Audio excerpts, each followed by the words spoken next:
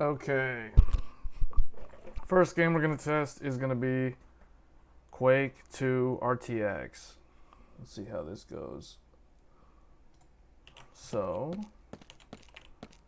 let's see. So I am running the game in a window, so that's why the FPS is so high. Because if I were to run this at 4K with global illumination, right now I have global illumination set to high.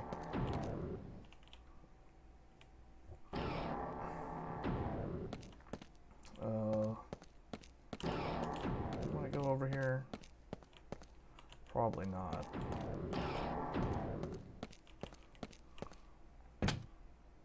How does that look?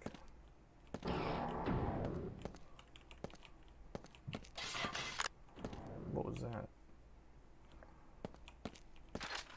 It's funny, I never played the original Quake, so my entire experience with Quake is with only the RTX version of the game. Whoops. Oh, wait. Was that what I wanted to do? I don't know.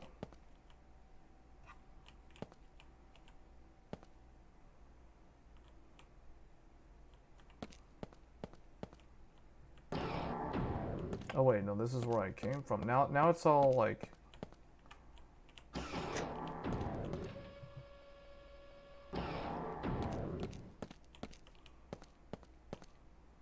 Hold on.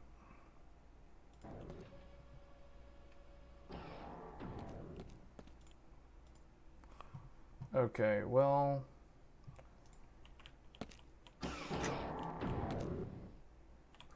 The whole idea behind this is to test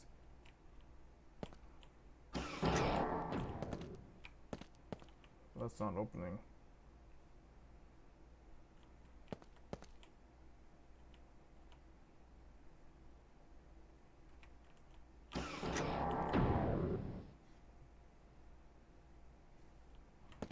Basically, the idea behind this is you want to stress test the card to see if it's running into that vapor chamber issue. I don't remember what I'm supposed to do. Oh, that takes me down. What the?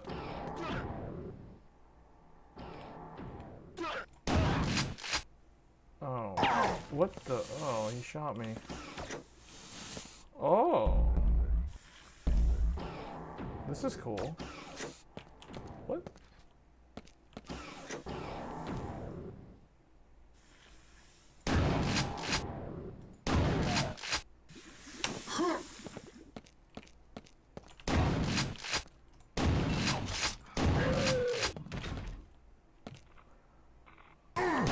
Oh, what the heck?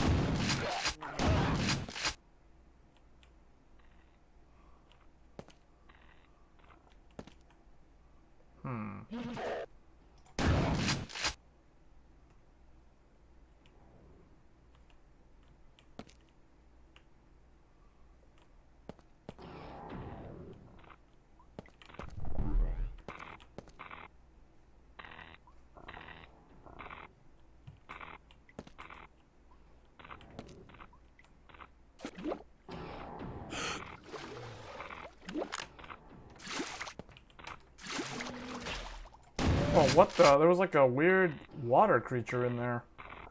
In the water.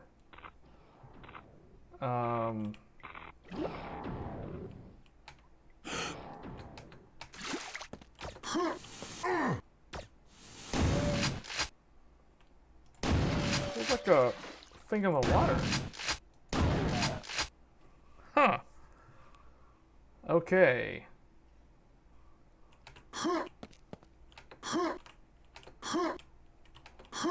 I never played the original, so like my only experience playing this game is with the RTX version of the game. Store is opened elsewhere. Is it that?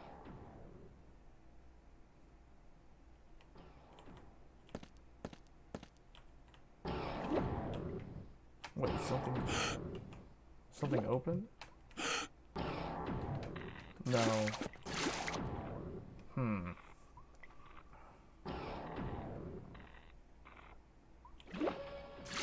Oh, okay, that takes me up. I think I've been over here before. So, somewhere over there. Or, no, it's the door. Wait.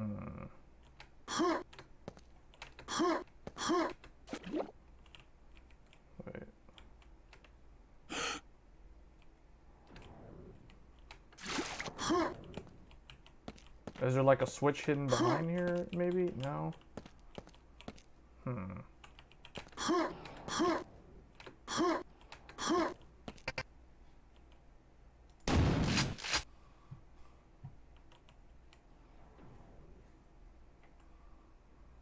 Hey, Joel.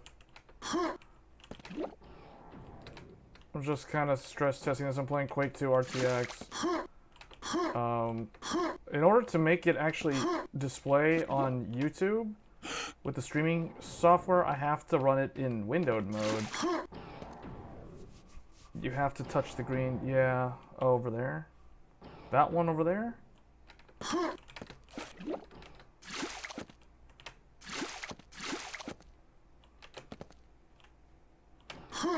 Okay, so it's a platforming challenge.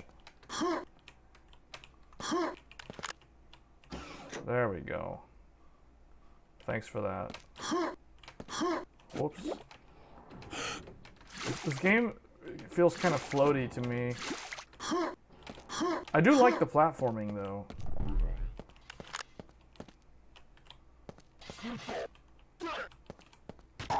Who was that? Where's that guy at? Oh, up there.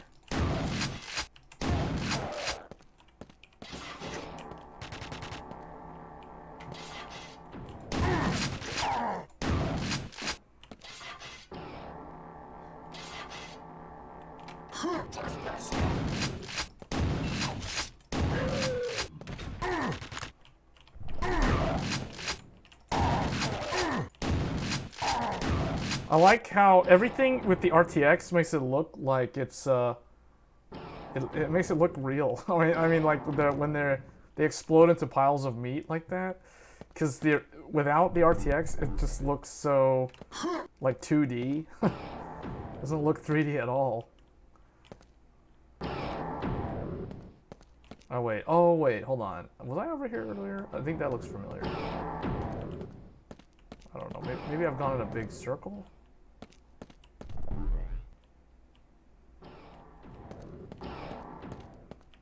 Are you using dynamic resolution to get... No. So the reason why is because I'm playing it in windowed mode. That's why.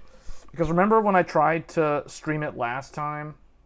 Like it'll display to Discord, but to display it to YouTube, for some reason when I run it full screen, it just doesn't show up. It's just a black screen.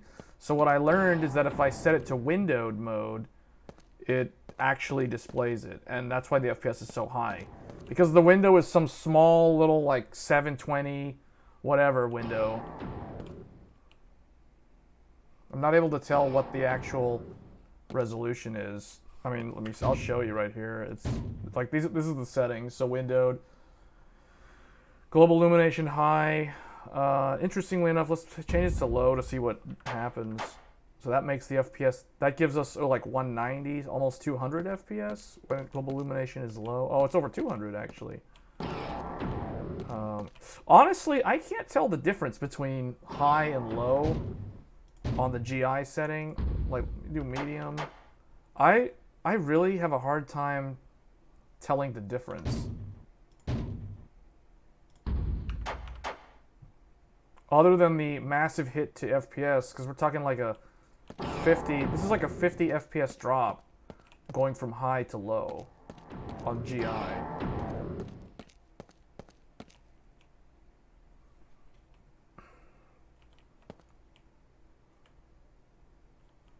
Oh yeah, I'm pretty sure I was in there already. Wait, maybe I am supposed to push this. No.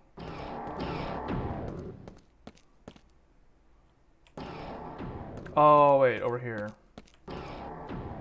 Yeah, I think this is it.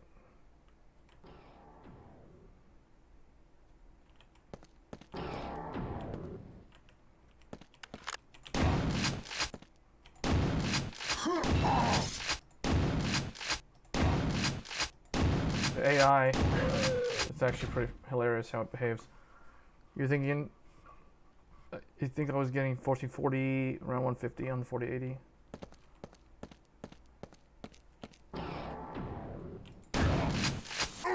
Yeah. Yeah, that graphics card is good for path tracing. Oh, is this might be how I advance to the next level? What's this? Power cubes needed. You need a power cube. I do kind of like this game. I like this game's puzzles and stuff.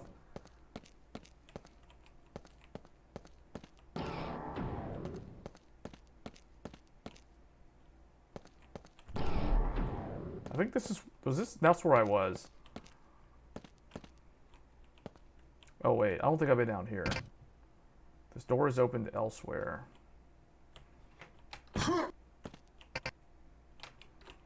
What?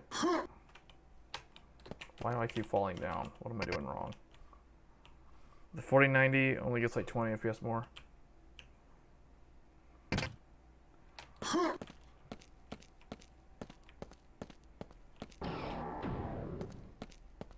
That's interesting, because I would have thought the 4090 would have had a larger lead.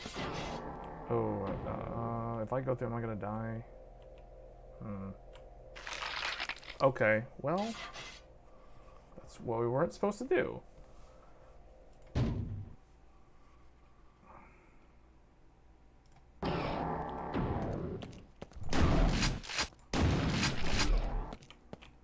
Computer. Oh, I gotta play the whole thing over again.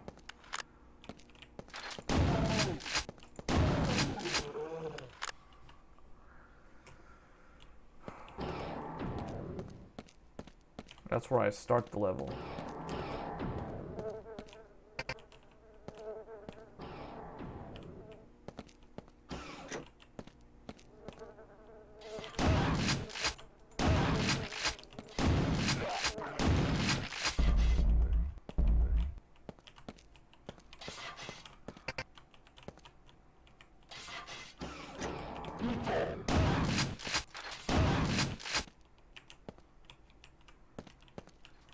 I can see how the repetitive gameplay, like if you have to redo the levels, you get better and better at each level.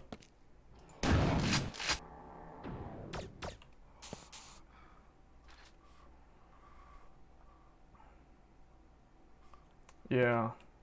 And see, that's the reason why the 4070 Ti is such a letdown. Because the 4070 Ti, it's like 192-bit.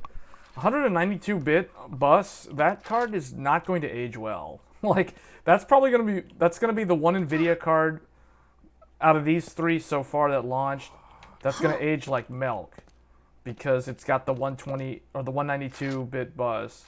Because what that means is that, like, the 4060 is either going to have the same bus, or it's going to be like a 128. And that's going to be pretty terrible. Because it seems to me like NVIDIA, the reason why I have a theory, my hypothesis about the 4090 is the reason why I think the 4090 is so much faster than everything else is because of that out of order shader execution stuff. I kind of think that's the, what happened? Oh, I took damage from that?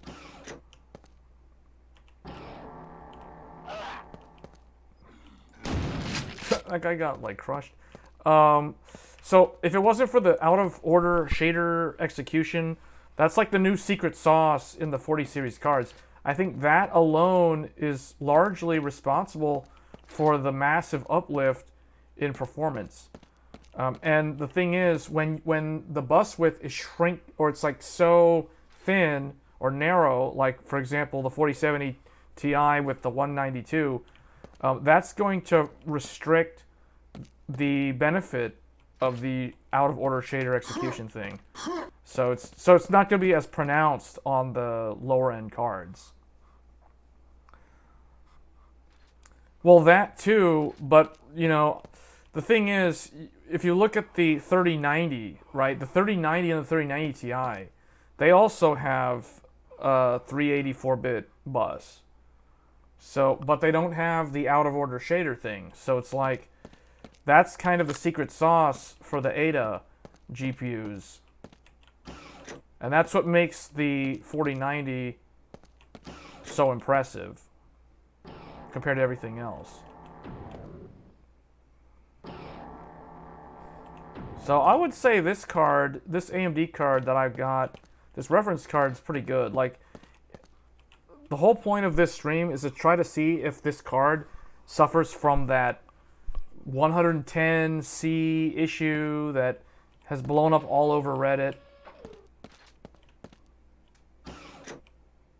And it looks like the one that I have here is good.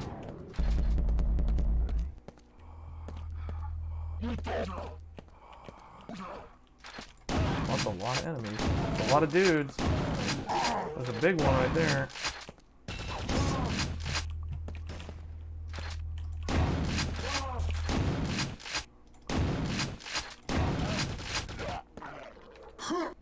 Smart to run zigzag at me.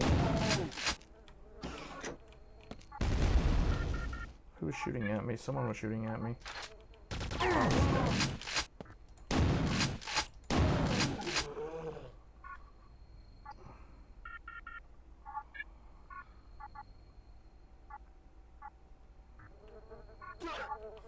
Someone's still around. There's a... Okay, there we go. Wait.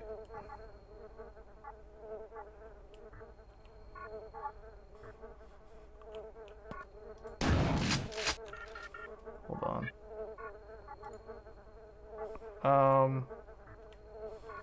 Hold on. DLSS doesn't work as well as the other cards. Who said that? Now, I watched all the reviews for the 4070 Ti. And all the reviews sort of basically dissed the card horribly. And I don't know. I think they were fair. The reviews were fair for what it is. Like, I don't think a 40 series card should cost $800. The only reason why they're able to do that is because AMD's cards, because the 4070, you gotta think of it like this. All of NVIDIA's cards and all of AMD's cards, they kind of literally just neatly all line up in a line in terms of their performance. In terms of rasterization, because at the end of the day, yeah, you can say ray tracing is cool and stuff, but ultimately, rasterization is what matters the most. So, in that regard, they all stack up in a line. So you have 4090 at the front, followed by the XTX, followed by the 4080, then the XT, and then you have 4070 Ti at the back of the line. So that's the reason why NVIDIA priced it $100 lower. I don't think NVIDIA wanted to price it at $800, but I think they ended up doing it for two reasons. One of them, because the AMD cards line up right in front of them, or right in front of the Ti, the 4070 Ti.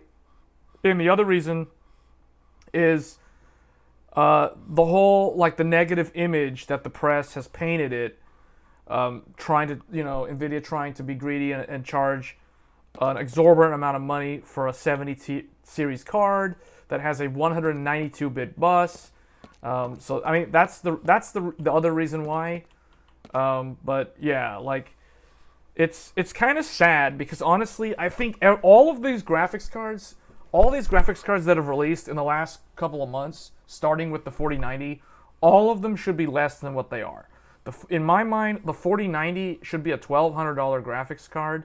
Maybe $1,500, but then that kind of puts it very close to its current price.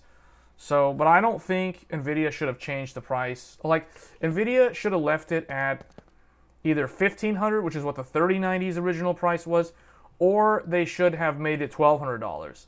Then that would have put everything else in a more natural pricing scheme. Like, that would have made AMD's cards... The XTX could have been, well, okay. So think of it like this. The 4090 is 20% faster than the XTX in rasterization. So that means the 4090 could have been $1,200. AMD's flagship card, so this card that we're streaming with right now, this one could have been $1,000. It would have stayed the same because it's 20% less, or the 4090 is 20% more. So, you know, 1,200 versus 1,000, so that makes sense. And then the 4080 could have come in under this one at 900, and then the XT would have been 800 behind that one, and then the 4070 Ti would have been like 600 or 700. See, everything would have lined up a lot more neatly than the way it is, because the problem is when NVIDIA launched 4090 so high up there at 1600, that created such a long runway for everything else, including AMD's cards. But AMD actually, so AMD didn't raise the price on their flagship, because you guys got to remember the 6900 XT, when it launched in 2020, it was $1,000. So the 7900 XTX is still keeping the same price. Now, what's bad on AMD's side is the price of the XT. The 7900 XT shouldn't be $100 less than the XTX. It should be more like $200 to $250 less. So that's those two are too close, and then NVIDIA's stuff is just moved too far up the stack in terms of the pricing.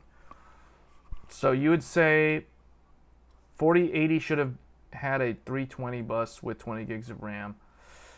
Yeah, I agree, Joel, and that's one of the reasons why I completely overlooked that card, because it should have had specs like the 3080. Yeah, I agree 100% on that.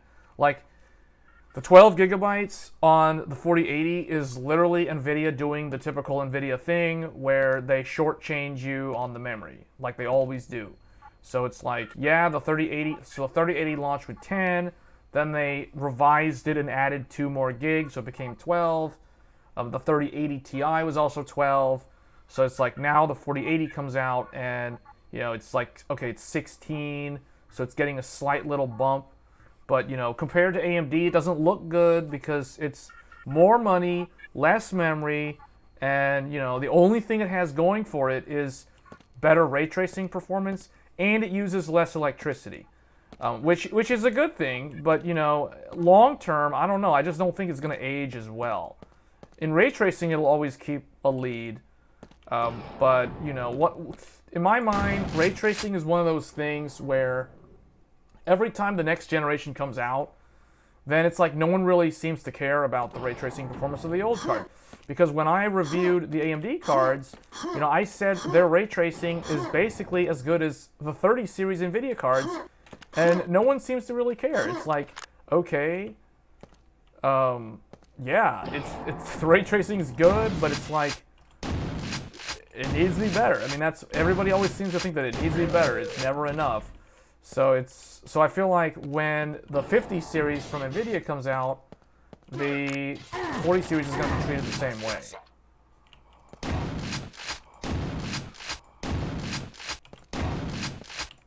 Yeah, I like the zigzag. GDDR6 versus GDDR6X. Remember that? Yeah, but GDDR6X is just kind of it's not like it's that much better than GDDR6 though.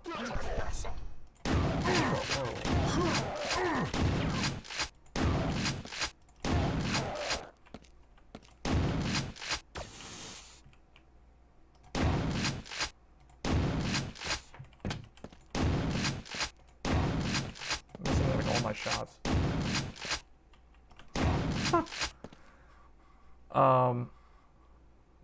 1500 for 4090. The 90 series have always been cards that people just want. The 90 series cards are the Titan cards, but I think NVIDIA is going to change that this generation if those rumors are true and there's a new RTX Titan. 3090 was basically Titan. That's the reason why there was no Titan during the 30 series. It's supposed to go 80 Ti, Titan. But last time it went 80 Ti, 90 Ti, no Titan. So this time around, there might be a Titan. So I don't know what they would need the Titan for, and how they would differentiate the Titan from the 3090. If there's a Titan, there's probably not going to be a 4090 Ti. You heard that the vapor chamber isn't a problem if the card is mounted sideways? If it's not a problem if the card is mounted vertically. We talked about this in the live stream yesterday. It becomes a problem. Oh, no, okay. If you have the problem, you have to have the card connected normally. So think of it like this. So if this is a graphics card, even though this is a PSP, if this is a graphics card and this is my motherboard and this is the graphics card, if you slot in the graphics card as normal, that is when you're going to see the problem. If you mount the card horizontally, so like for instance like this, like if you have a test bed and you plug it in like that where it's standing up vertical and the fans are like right here, then you won't see the problem. So the way my card is installed is just like I showed in the video on my channel. It's plugged in the natural way, the typical like horizontal way. So if my card has a problem, it will show up in this video because it's in the way that it's basically in the horizontal configuration, or it's mounted horizontally. You think the XTX is the best high value card, right? Yeah, yes, I do. I said that in my review. We just kind of talked about, like, NVIDIA basically screwed up everything with the way they set the price with the 90, which basically made everything cascade right behind it. And that's the reason why everything's so expensive. Because the thing is, AMD literally would have just followed behind NVIDIA. So if NVIDIA made the 4090, you know, $1,200, AMD stuff would... Well, okay. To be honest, I don't think AMD's graphics card would have changed price, regardless of what NVIDIA did. The only way the XTX would have been under $1,000 is if the 4090 was $1,100 or less. If the 4090 was priced at $1,100, then that means AMD's flagship would have had to been like $900, $850, somewhere around there. Because the 4090 is 20% faster than the XTX card in rasterization. So think of it like that. It's 20% faster. So that means if NVIDIA charged $1,200 for the 4090, then AMD's card could have stayed at $1,000, which is what it is, and it still kind of makes sense from a performance standpoint. Now, would AMD do that? I don't know, because AMD's brand recognition is not as strong, so they might actually end up pricing it at $900 if the 4090 was $1,200. But because it's so high up there at $1,600, you know, AMD can just, okay, we're just going to go with $1,000, which is what we did last time. But in terms of the best value, yeah, this card's the best value. Like, the reference card is the best value. So this one right here, the XTX, made by AMD edition, I think this is definitely the best value, because the AIB cards, though they are superior in noise and temperatures and just how robust they are, you just kind of have to weigh and justify if you want to spend what is shooting at me. You just have to justify if the extra cost to buy an AIB, like the extra $50 or $100 is worth it. Or in some cases, $200 is worth it. Because then it becomes the same as like a 4080 FE, and then it becomes a harder comparison. Well, there is actually an enemy up there.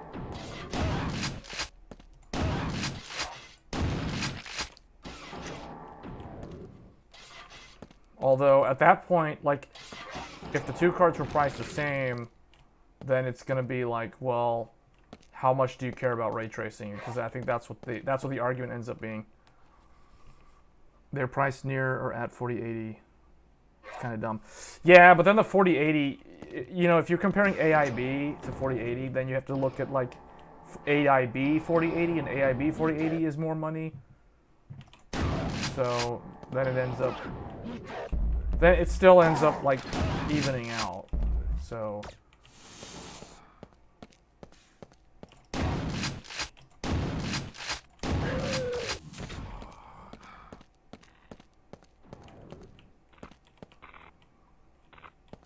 oh, this is the place that has those water things. There's like weird creatures in the water. Like that. This guy's over here.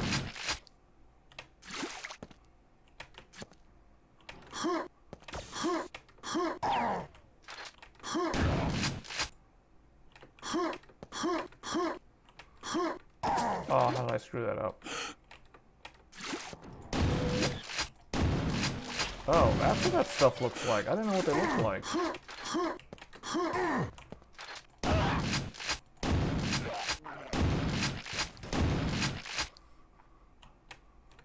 What? How am I not making that jump?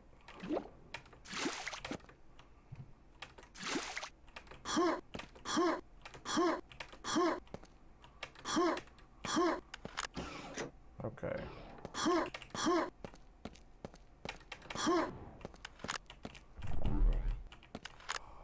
But I would say this card that I have is not affected because I've been playing Quake 2 RTX with the full, like I think we've got global illumination on high, you know, everything maxed in terms of ray tracing, except the resolution is kind of low because I'm playing it in a window so that you guys can see it on YouTube. Where is this at? Don't make me come up there.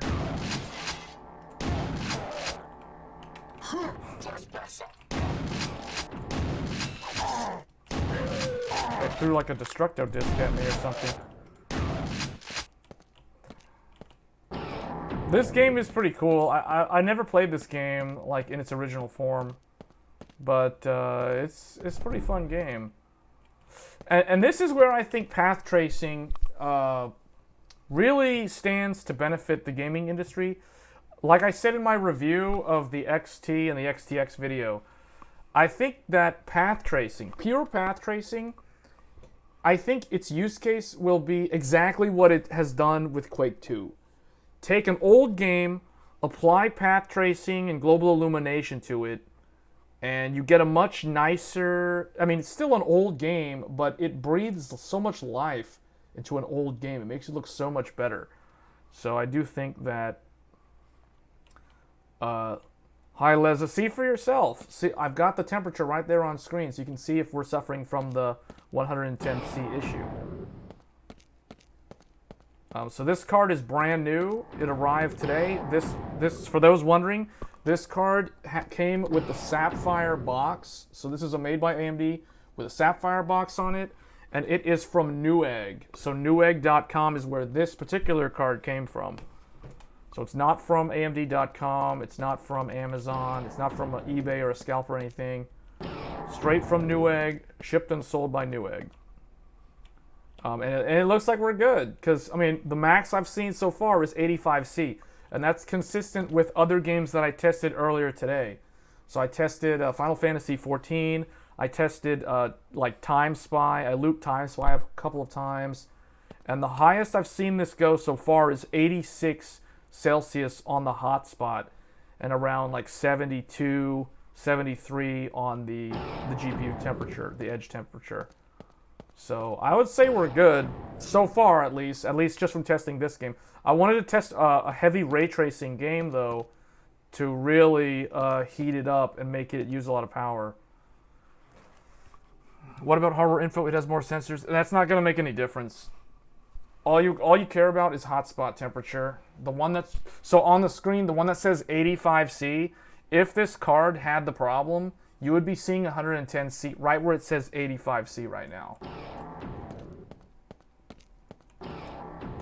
And you can tell my fan speed also. My fan speed is only about 1900 RPMs. The other sure way to tell you've got the problem is if your hotspot is at 110C and your fan speed is close to 3000 RPM. and it'll be really, really loud. You'll notice it. But so far, mine is at 1800. So I would say this isn't silent by any means, but it is not super loud. You can hear the fans. Like if I remove I can't hear the fans because of my headphones, but like if I remove my headphones, it's like I can hear it. I can hear it along with my case fans, but it's not intrusively loud. This is the stock power draw, so about 350 watts. Because remember, the TDP of this car, or the TBP, total board power, is around 355. And this makes sense because it is a dual 8-pin. So I'll tell you guys, my Red Devil uses about 380 watts playing Quake 2. So this is about, what, 40 watts less than my Red Devil. So, okay, we finally got to the next chapter. I want to save... Oh, wait. Let's get past these guys first. I want to save my progress.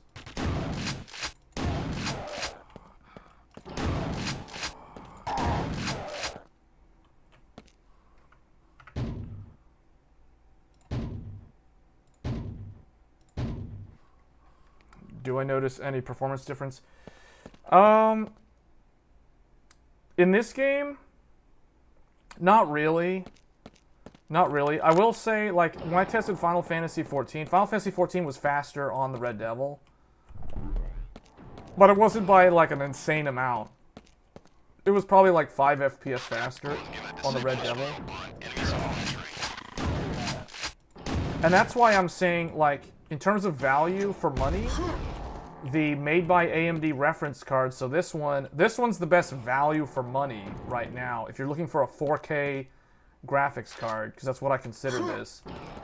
Because with the Red Devil and the Nitro and the, the XFX Merc, you're gonna have to pay like $100 more or $50 more depending on the SKU. And so it's like, okay, is the $100 worth it?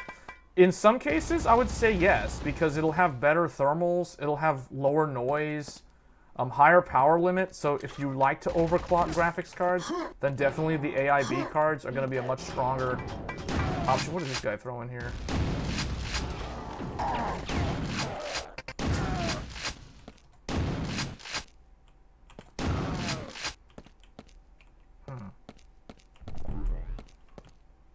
Red Devil versus Reference? Oh, your question was, do I notice a difference? There is a slight difference. The Red Devil's a little bit faster. But it depends on the title. Like in Quake 2, I can't really tell. Like, we're doing, what, 150, 160 in windowed mode? I think... It's been so long since I tested this game in windowed mode on the Red Devil. I think they're either the same, or the Red Devil's probably like 2 FPS better on average. But it's probably not noticeable. And the thing is, when the FPS is like 150 something like it is right now, it's kind of hard to tell the difference. Like visually, with my own eyes, it's kind of harder to tell the difference. Anytime it's above the refresh rate of my monitor, I'm going to have a hard time telling. Because my monitor only goes up to 144 Hertz. So we're already beyond the limit of what my monitor can display. So...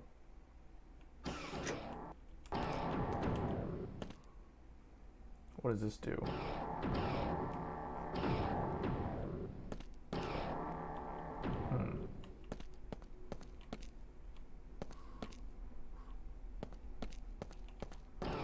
So that's why the AMD reference card is still really good value. Like, if it wasn't for the vapor chamber issue, man, this would have a much better reputation. Oh, that's where I died last time, I think.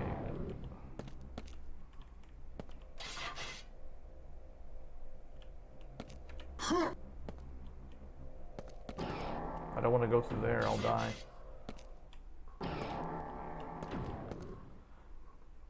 The better thermals allowing clocks to go high. Yeah, so definitely if you like to overclock and get better performance, I think the AIB is definitely worth it. Like, this card has no extra power because it's maxed out. Like, you got to think about it. Dual 8-pin is 300 watts. So that means both of the 8 pins is already delivering the 300 watts. So the remaining 40 to 50 watts is coming through the actual motherboard's PCIe slot. So that's the reason why there's not a whole lot of power margin or power budget left on the reference card for overclocking. And so that's why I feel like if you're somebody who just wants to play games and you don't want to overclock, you don't want to mess with the settings on the card, then the reference card is fine. Like it's ideal because you save money. But if you're someone who wants to get better performance, you want to overclock, you want to see what the limit of the silicon is, then definitely get an AIB card, like the Red Devil, or the Sapphire Nitro, or the XFX Merc, or the Asus TUF, or the ASRock Taichi. I mean, there's like so many of them. It's just because the card's only been out for almost a month. That's the reason why it's still early days for the custom coolers. So it's going to take some time, but eventually, you know, I would say by March, it's probably going to be relatively easy to get whichever custom AIB card you want. I think supply will have caught up with demand. I don't understand why this is what I need to do here. This? No. Oh, that. Does that do anything? What did that do? Oh, that just opens this.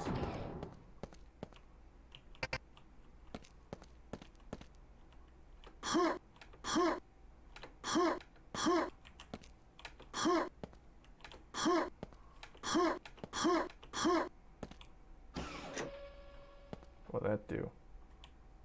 Did that open that? Okay, maybe not. Oh, it did. Okay, hello.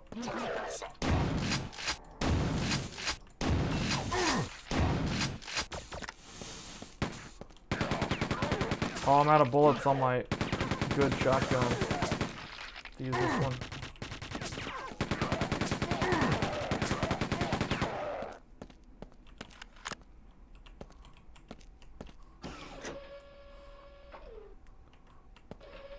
Sounds like Ronaldo. Yeah. Oh, I got the cube. Finally, I found one of these. Wait a minute. Hold on. I made everything dark. Made everything really dark. It's just like really hard to see. I think it made everything too dark. I don't know if the original game intended for it to look this dark, but this is extremely dark. Like, it's so hard for me to see where anything is. Maybe I should put that back. No? Okay, we'll go through here. I don't know where I am. Oh. That's cool. I don't know if the ray tracing meant for it to be that dark, though. That's, like, real dark.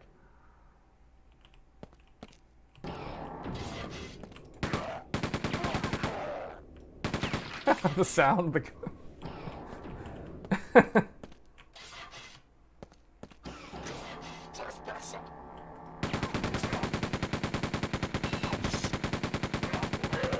It just like stood there and walked in place. He couldn't go in the elevator or something. That's hilarious. Let's follow this thing, I guess. Wait, what's that?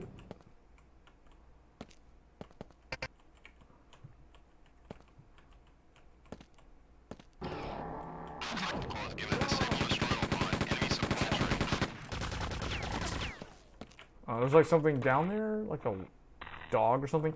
It's cool how they introduce different kinds of enemies the further you go into the game.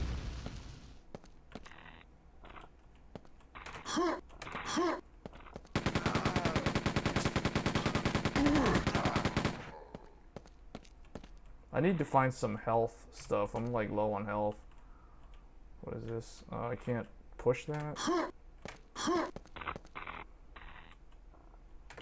This looks like a train or something. Thermal Take 750 air case at the CES show. You know, I saw, I didn't really see a whole lot. There was some interesting videos though, like, the only video that I found of CES coverage that actually showed the show floor So I don't know if anybody here used to watch. He doesn't really make a lot of videos anymore. There used to be a guy from Canada, Timmy Joe. Timmy Joe actually went to CES and he actually like walked the floor and like captured footage of a whole bunch of different stuff. I thought that was the most interesting video of CES out of all the ones that I've seen. And the only other one that I've seen so far is the one that Paul from Paul's Hardware, he filmed a bunch of Gigabyte stuff. But it wasn't really anything that interesting. It was just like standard. These are some laptops. Their Aero, their Aorus stuff. It's mostly Aorus branded stuff. Magnetic fans. Oh, that sounds interesting.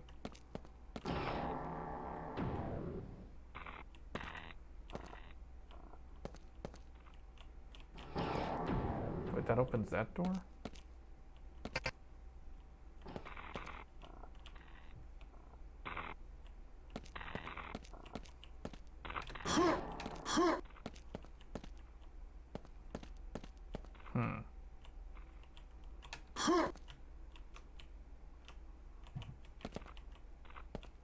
Oh, right here. Oh, it just like busted through the door? Computer updated. What? Oh. Whoa. Power cube. Tracks disabled.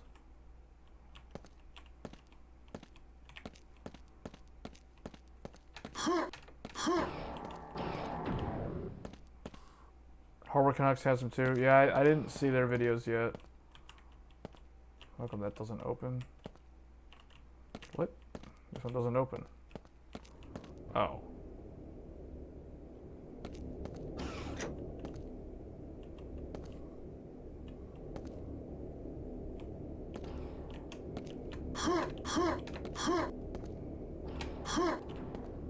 Wait.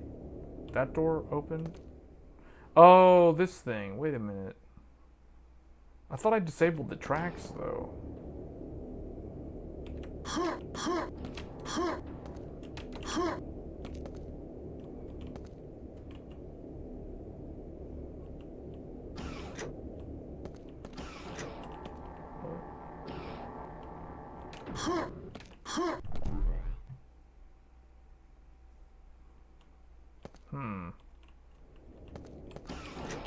Oh, there we go. What? It didn't go up fast enough. Or I didn't go fast enough. There we go. I guess that's the right way to go. I don't know. Something doesn't seem right here. Like, I feel like I need to press that button.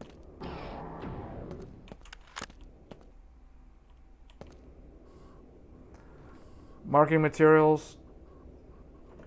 OEMs for PC hardware, despite having offices in Europe, Oceania, North America, they still have grammar and spelling issues on things like websites and manuals. Yeah. Well, yeah, I guess it depends on who makes that stuff. Yeah, it's weird. It makes you wonder, like, what do those remote offices do? What do the regional offices actually do then? If they don't help with CES. Okay, now I'm really lost. Now I'm, like, completely in the dark.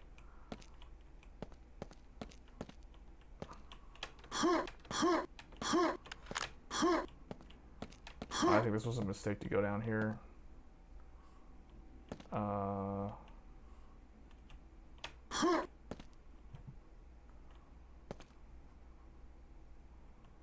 Is there like a light? Is there like an item that I have? No.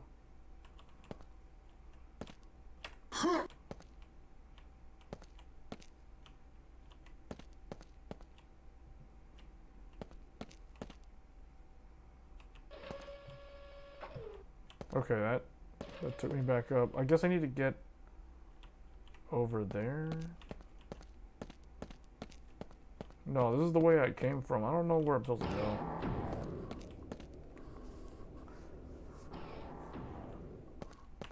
It's so that the reason why I wanted one of these was to test for the 110 Celsius problem. And I also want to have a reference card so that I actually have a baseline. Because if you do, like, if I compare, you know, another card in the future, if I use the Red Devil, then it's kind of like, it's not really the true stock reference card. You know what I'm saying? Like it's like if you were to take a EVGA for the win RTX 3090 Ti and compare that to, well, see, the thing is, some graphics cards don't actually have reference cards, like the 4070 Ti, so that makes it kind of awkward. But like, if I was going to compare the 3090 Ti for the win, you know, overclocked out of the box versus some stock 6950 XT or something. Like, see, it doesn't really seem like it's the most apples to apples comparison. Although ultimately it's still the same die, it's still the same GPU, but it's a different, like, the custom ones are supposed to be better than the stock reference ones.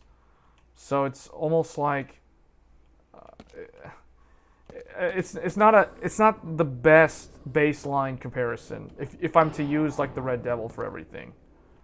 So yeah, originally I wanted the reference card. Like, I've been wanting the reference card since day one. Now I think what ended up happening is people stopped buying this graphics card because they're afraid of the whole 110 Celsius issue, which, you know, I'll be honest with you, I was thinking that there's a high probability that this graphics card would have that same problem, because I don't know if they have fully removed the affected vapor chamber cards from the circulation, from the supply chain.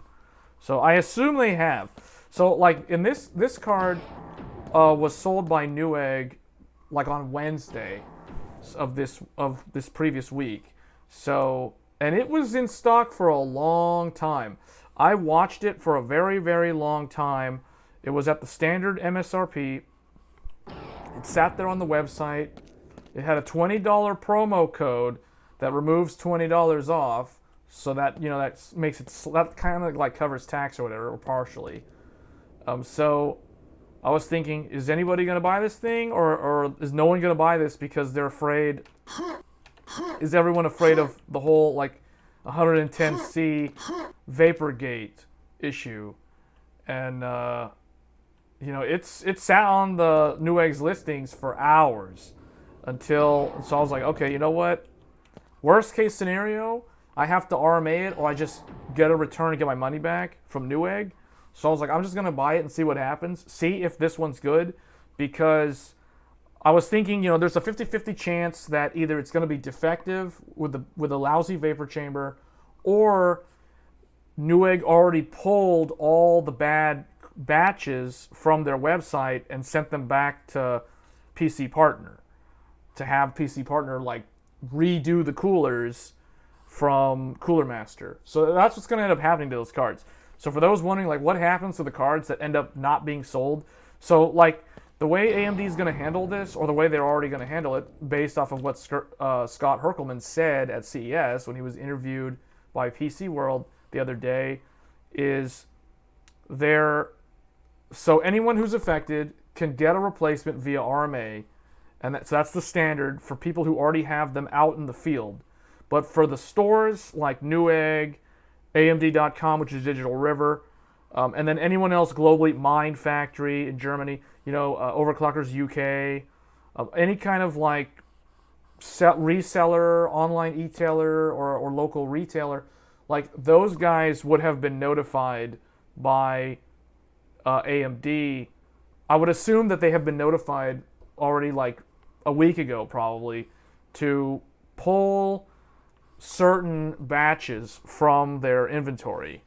And then anything that's in transit from like FedEx or UPS being shipped to the stores is basically intercepted. So it's like, hey, turn this around, turn the truck around and send this right back because this is a bad batch. I'm pretty sure that's what AMD was doing for like the last 2 weeks. So when I bought this card, I figured, you know what? it's either going to be defective, and Newegg hadn't pulled it from the store shelves yet, so I'm going to have to send it back, or I'm just going to have to do RMA, or just return it and get my money back and just be done with it, you know. Or I get lucky, and I go with my gut feeling, which was basically what I just said. I feel like they already pulled all the bad cards from the stores, and just get a good card, right? And so it looks like it ended up being the latter. So I ended up getting a good card. Because, you know, we've been playing this game with FPS at like 170 something or whatever, full ray tracing, and we are only hitting 85 Celsius on the hotspot. And the fans are only going at 18, almost 1900 RPM. To me, this is a perfectly good card. Like, there's nothing wrong with mine. So you can call me lucky or you can whatever, but it's like I kind of think that the whole defective vapor chambers have probably already been pulled, and we won't really see them anymore unless someone was unlucky and already bought one in the last 2-3 weeks, and you know they just ended up with one of the bad ones. And I have no idea where I'm supposed to go. I guess I'm supposed to go this way.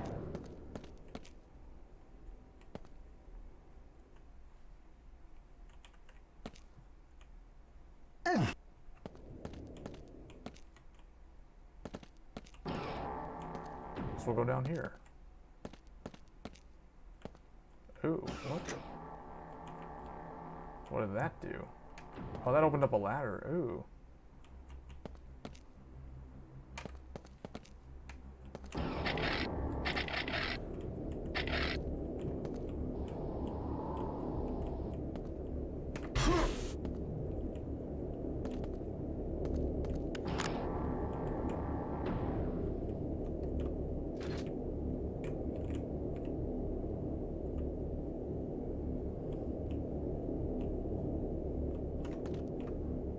So I think like a month from now, this whole issue will be resolved.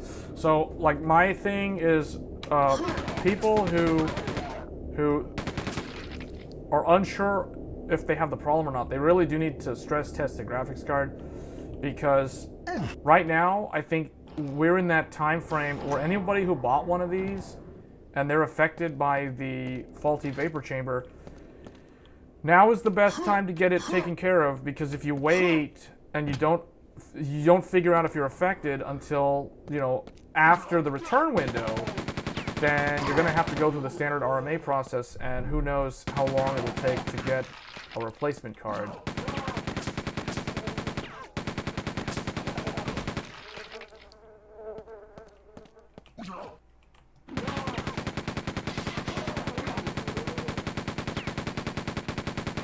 That guy's just gonna run in place. That's hilarious. He like can't go on the platform for some reason.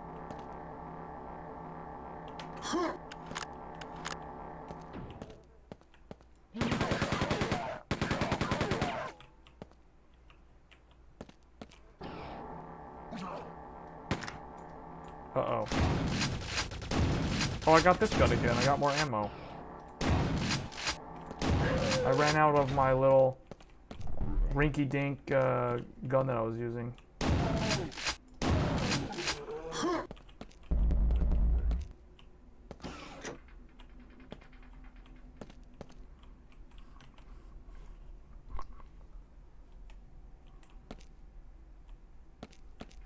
Okay, I think we're good.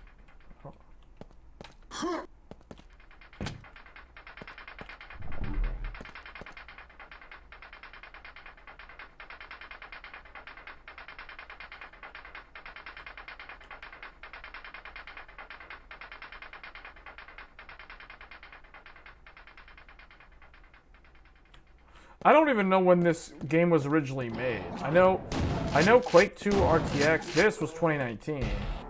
But in terms of like when the original was made, I think it was like a 90s game? Or late 90s? Maybe early 2000s? Oh, am I down to this? I don't have any more good ammo? Oh boy. Hold on. How do I not have any...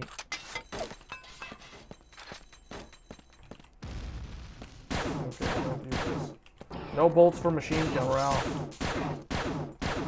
I don't even know if this can kill this guy. Oh, I guess it can.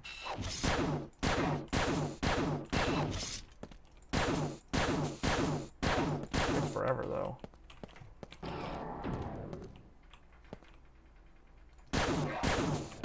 Guy's gonna chase me around like he's Mr. X. Oh, he just died too.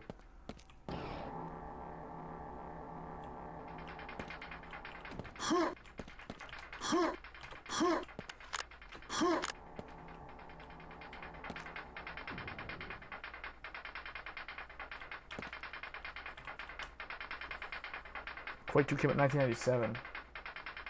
Yeah, I thought it was a 90s game. Just because of the way the art style and stuff looks, it looks like it's a 90s game. It looks kind of like Duke Nukem.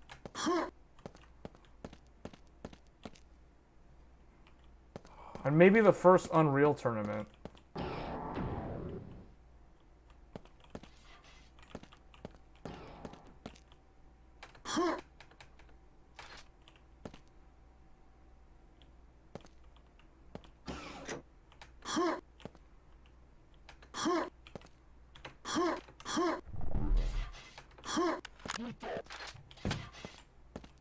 Somebody's there.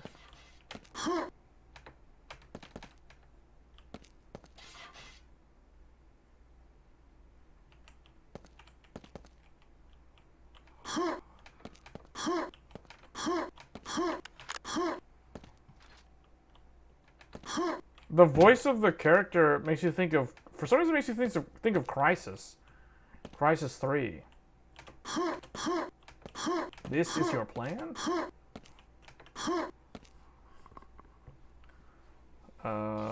Where'd I go? I press that button. Is it here? Oh, okay.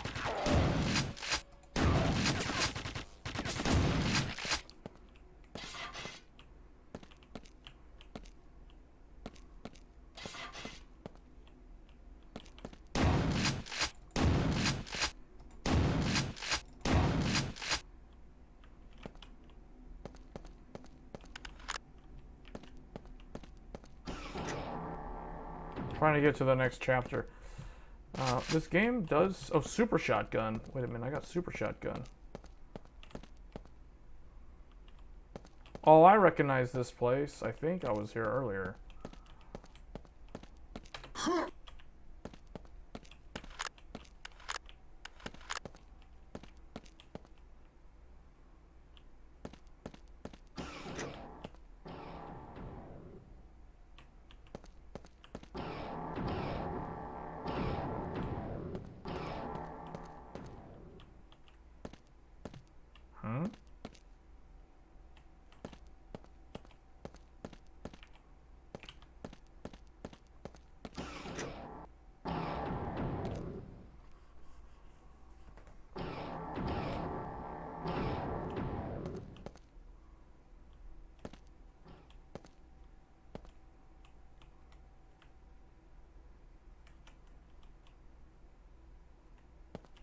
I think I need to go through that door.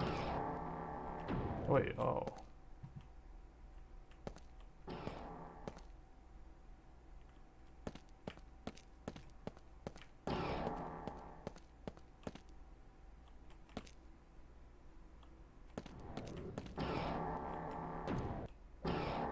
Is this it? Oh. Oh, wait, I was here before. That's what killed me. I had to redo the level. So, I still need to figure out. I feel like I'm backtracking.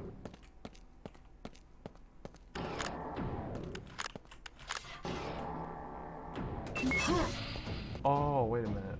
What? Okay, we did something correct now. I got backtrack. What does that do? That opens that, or opens something somewhere.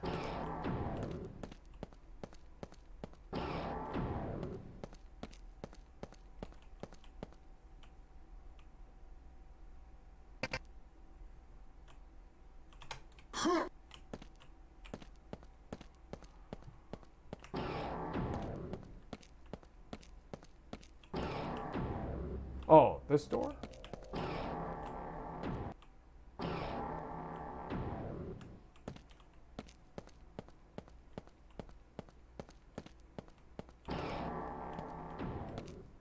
No, that door's still closed. Oh wait, now it opens. Well, now it's like super dark though. Oh, wait a minute.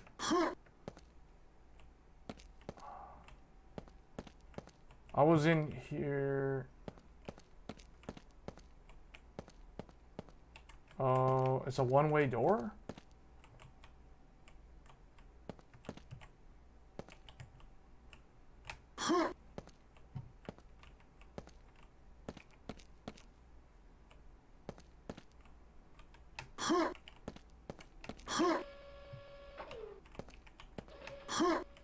I thought I could put it back in here. I guess not.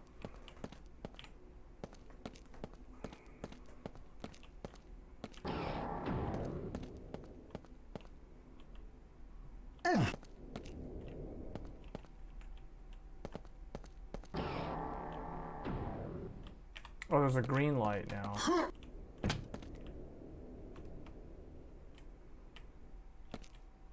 That doesn't go anywhere.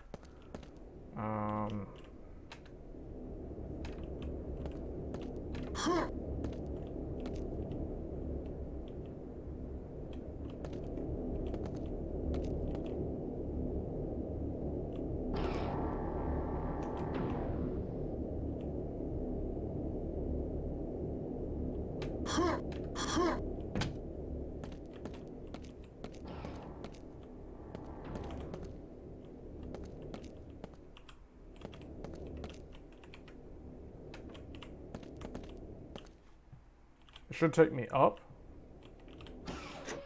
Oh, or down. Oh, I guess.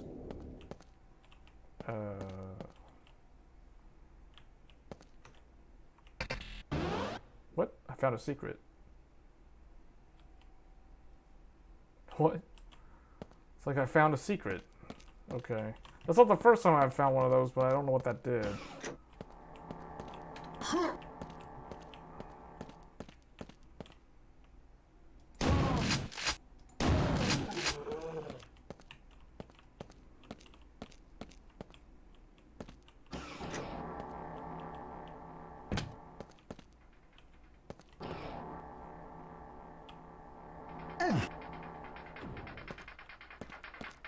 Oh, this place again.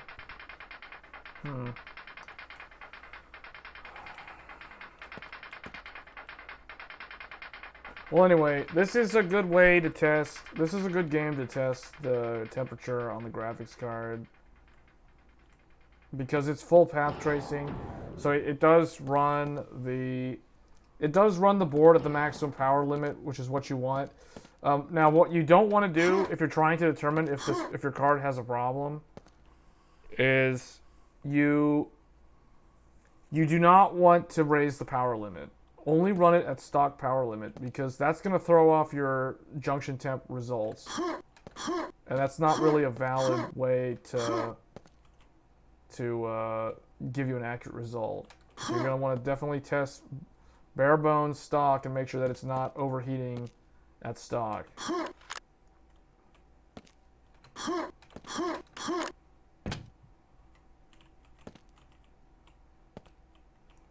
Okay, this game genuinely has lost me. I don't know where I'm supposed to go.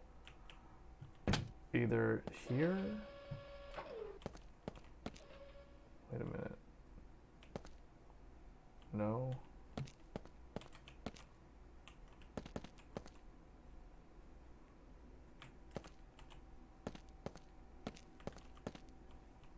Okay, I've been over here before.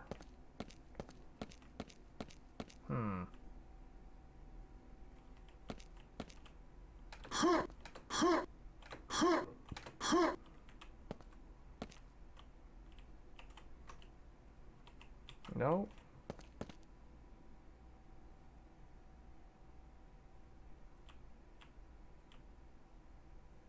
I feel like I have to do something to get that to move. Or to grab this thing?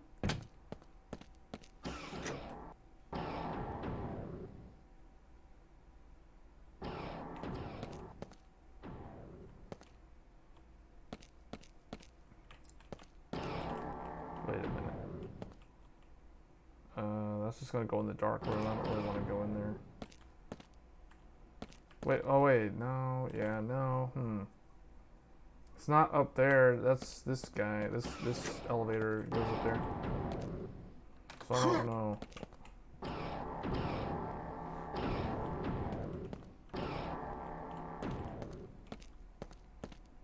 feel like I've been to all this, I think I've seen like everything that's over there. So I guess I need to go back to this area and figure out how to disarm this thing.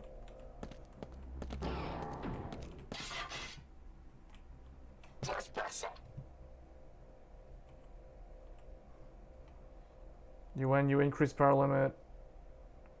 Yeah, but see, you don't want to be increasing the power limit. That's not going to give you an accurate indication of whether or not your vapor chamber is bad. Because the thing is, when you raise the power limit, you're... What the heck? Somebody fell in there?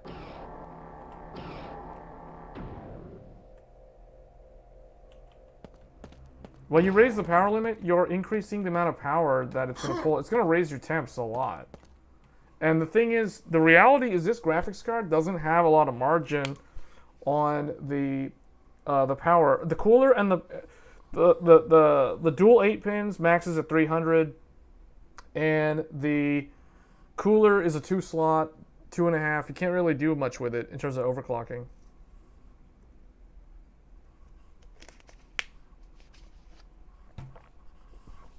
Well, okay, edge temp.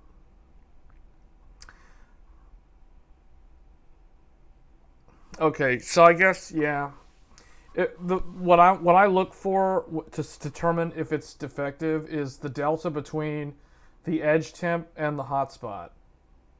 Yeah, so you're seeing 110. So that's like a 50-degree delta. So that's indicative of the problem. And the other thing too is, what is the fan speed? The other question that I always ask people is, what is the fan speed when they're hitting 110? Is the fan maxed out at like 3,000 RPMs? Because that usually means that you're running into the problem. You have a bad vapor chamber. Yeah, I have no idea what I'm supposed to do. I think we're gonna try a different game. This is a cool game. I like this game. I like it. You know, it makes you realize like old school games were actually a lot more challenging with their puzzles than modern games. Fan will always be maxed at that temperature.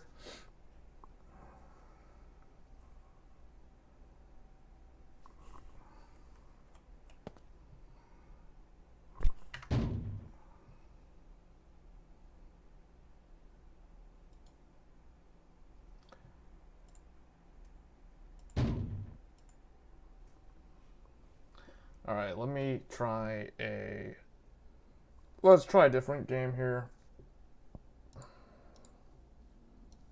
Find another one to test.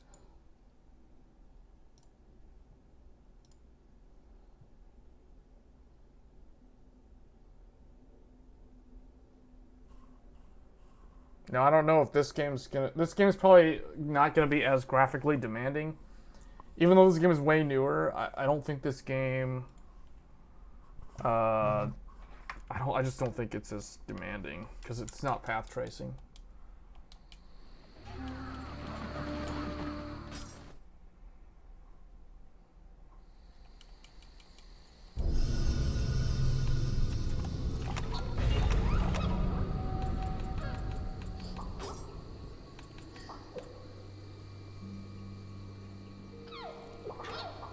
Alright, so let me bring this up now.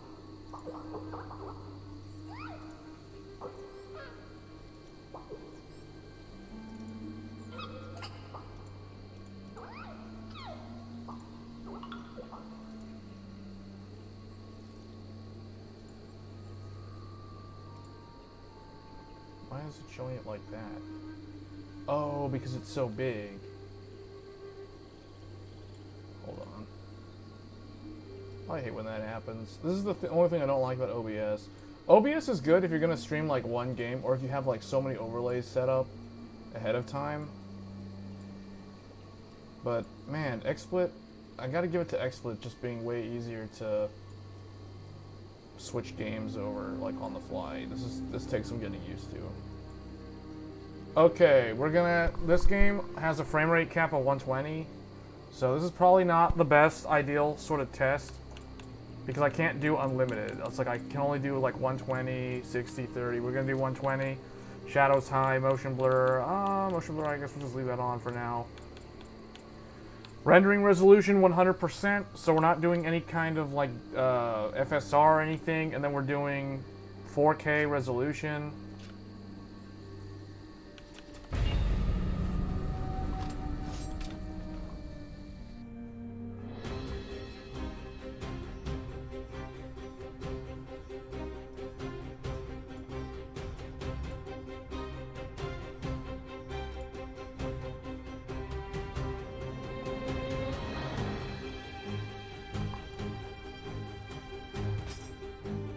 Alright, let's see how this game does. I'll just do... Let's just get rid of anything that's like... why is this here?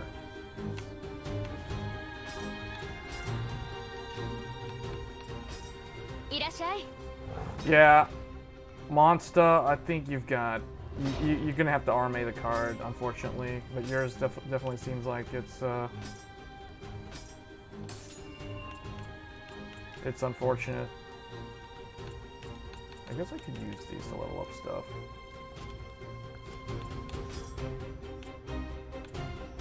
Man, I can't wait for Wolong Fallen Dynasty. I end up playing this because I can't wait. I gotta get rid of all these greens, send them to the item box.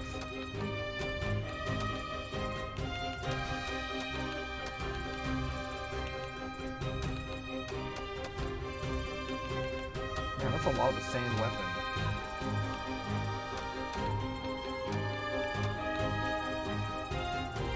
Alright, so that should be... Oh, we still got these. There's so many greens. Sort by rarity? What's my storehouse look like? My storehouse is gonna get maxed out. This is gonna max out my storehouse. This 160 needs to go. There's like 160s in here. Why is there item level 160s? Alright, these two need to be deconstructed.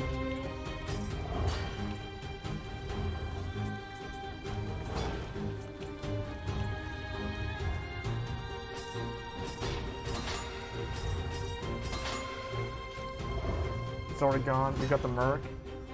Okay, well that's good. That solves the problem. Try a AAA title. I don't have Modern Warfare 2, so I can't do that one. Oh, what am I doing? Oh, no wonder.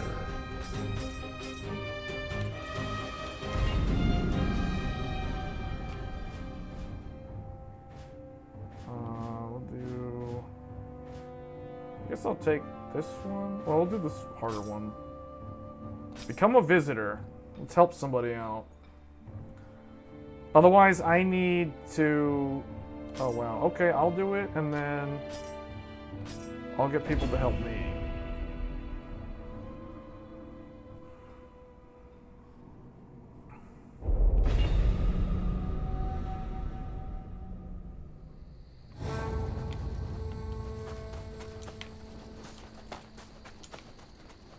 I gotta remember the buttons. What was the button to... Okay.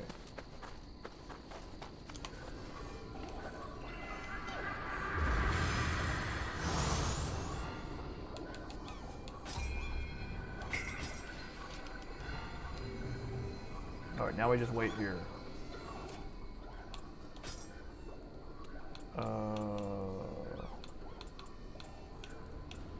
I guess if I could only level this up. I think all my gear is item level 200. I need newer ones of these. And then my weapons, I need like item level 200 weapons.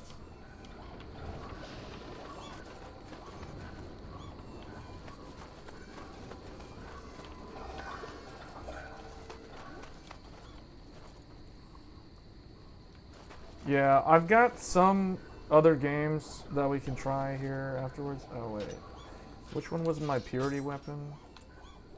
Okay, so the Odachi is the purity. So for fighting yokai, I need to use my big weapon, and then for fighting regular dudes, we use the sword. EDC Games has joined. Yeah.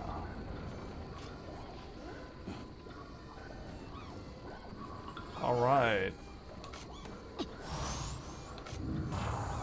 Oh, we got another one.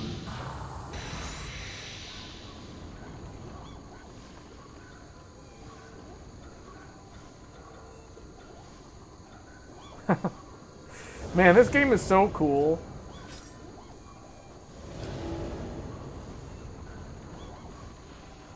Kaka but not pro. Alright guys, let's do this. Let's run this through.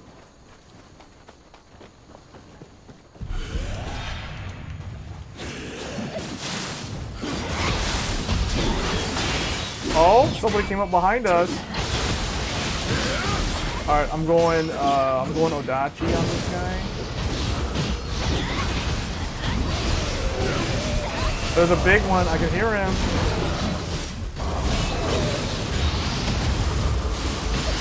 Oh man, okay. Alright, I'm going low stance. I'll just go low stance.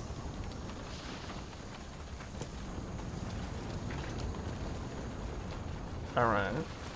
We can go down there, we can either go like through here, just run through. Spiders. Big spider.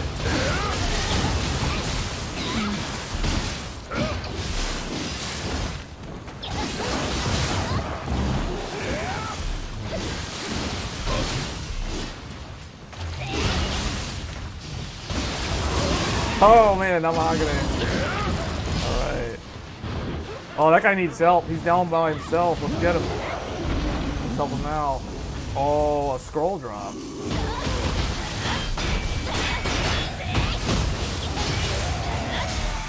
See, this game, I can never get enough of this game. It's like just too action-packed. I keep thinking that guy's name is Epic Games, even though it says EDC Games.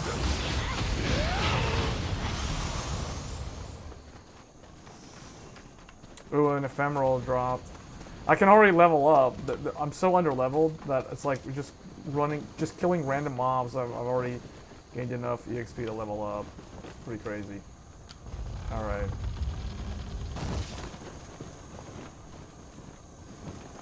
Yeah, but see, the temperature is 85. Like we're doing. Uh-oh. Alright, let's go with sword.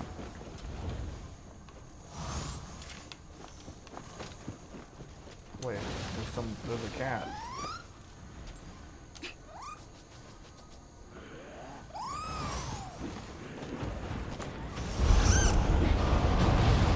Okay, here we go.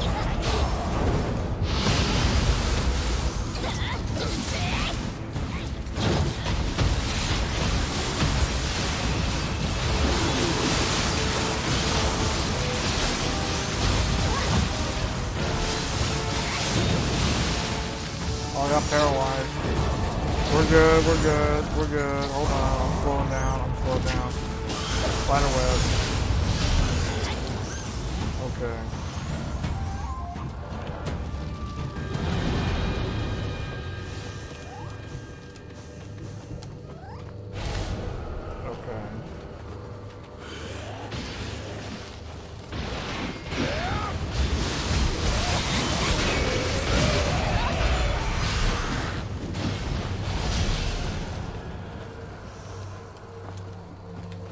Anybody who played Elden Ring, I highly recommend you try this game.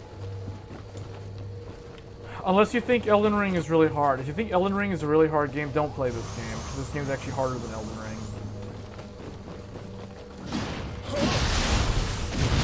Although this game is a lot more action-packed than Elden Ring. Should we go up there? Do we go up here? I guess we do.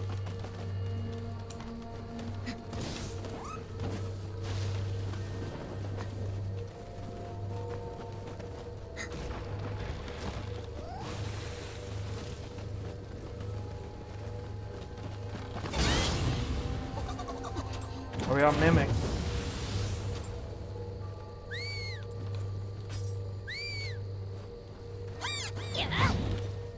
At least in this game, you don't have to fight the Mimic if you don't want to.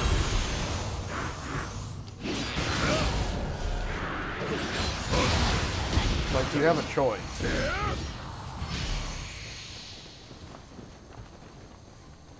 Where am I supposed to go? Oh, okay. Oh?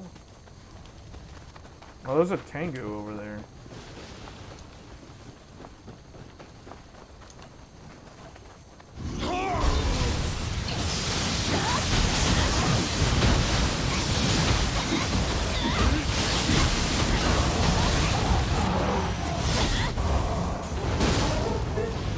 I think the difference between this game and Elden Ring is this game is harder than Elden Ring, but this game you can actually become very, very OP. In Elden Ring, never do you feel like you're OP, even if you're like super over leveled, because in Elden Ring, if you play sloppily, you can still end up dying. Although, you know, the same thing can happen in this game. But at least in this game, like, you can do cheesy things. Like, you have an invulnerable transformation. Like, my particular build makes it so that I don't have to heal so much because my health constantly regenerates if I'm between 70% and 100%.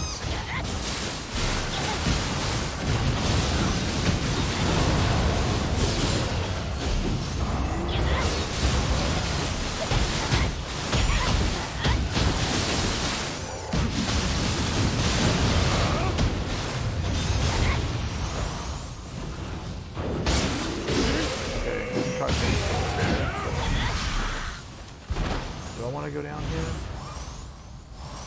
I don't think I need to go down there. Oh, there's a shrine. Okay, well...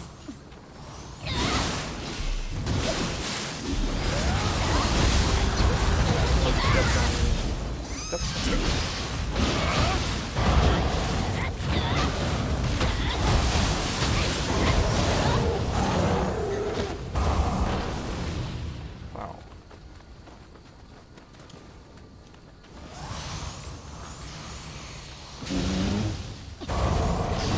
All that 5 stacks.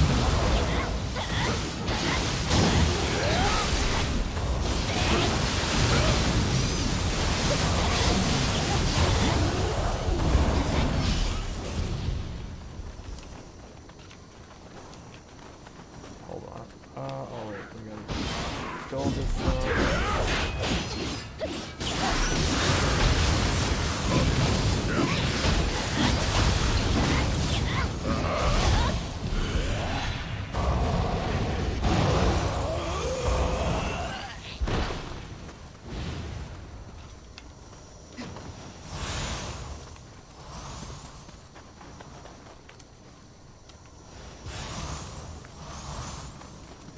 Alright, let's do this.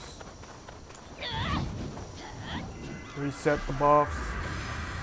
I can level up actually. This game looks cool. Yeah, it's one of my favorite games actually. So I had to test it out. Okay, ooh, I get +4 on these. I think we'll go for 70 on hard. I like how they're just like killing things while I'm trying to decide what I want to level up. You just hear like something getting... smashing on him. Okay, here we go. Oh, this guy's the cursed enemy too. I didn't even get a chance to do my buff. We'll burn him down with a wheel of fire. Oh yeah, okay. Alright, I need to buff us guys. Like, what are we doing? We're just like sniping people and stuff? Alright.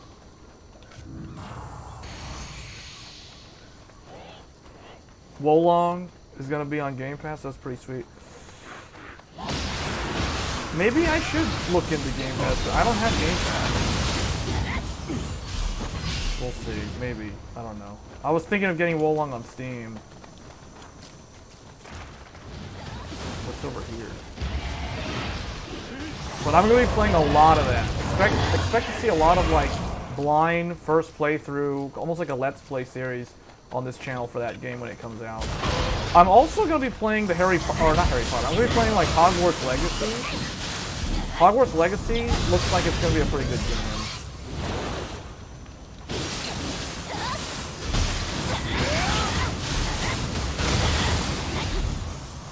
The cool thing about this game, and I wonder if Wolong will have the same game mode, but this game has something called Expedition Mode. You can actually play with your friends, or up to 2 other players, basically as a squad like it's Apex Legends. And you just basically do the entire, you can do any mission in the game. Like you can just play through the story mode together, so the whole thing. Man, that guy's got some really high level abilities.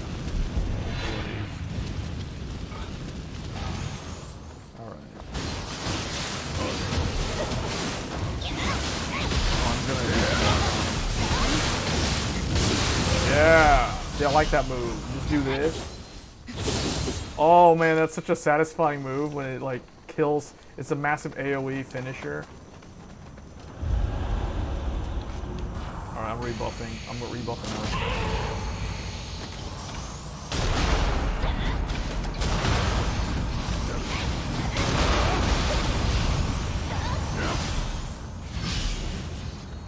This game, the way I describe it to people, think of it like Diablo. It's like Diablo 3 in terms of the loot, mixed with like Elden Ring's, sort of like Elden Ring. I don't always like to compare it to Elden Ring, but I know a lot of people play that game, so I feel like it's an easy way to let people know the difficulty of this game without them having played it. Because this game's actually harder than Elden Ring. You're playing Plague Tale on Game Pass right now. That Tengu. Let's get away. Yeah! So here's the source of the Dark Zone. Or the Dark Realm, or whatever they call it in this game. Alright, we're going down. And we're gonna rebuff.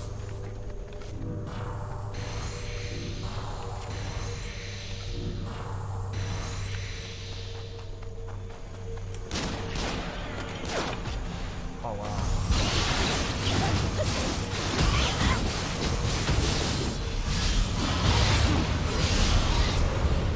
Oh, there was a demon wall right there.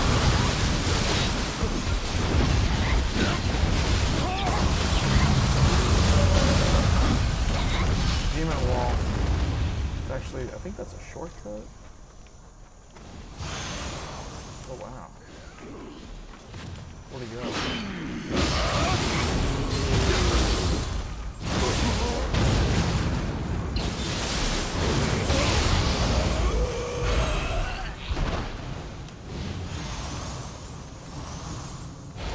Okay, let's go. Let's go this way. Wait, what was that?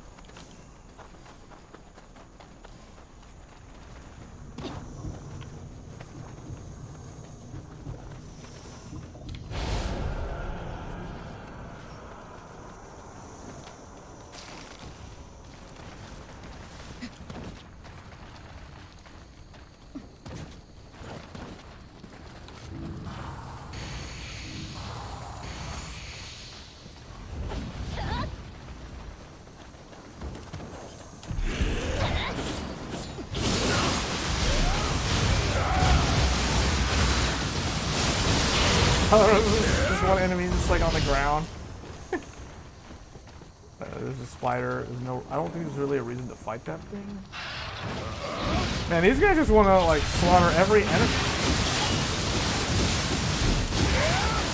I mean, that works for me. That's more EXP, so I'll take it. If they want to literally crush everything on this level. Is it this way? Look, there's a dark realm over here. Which way do we go? I guess, yeah, I guess that's it.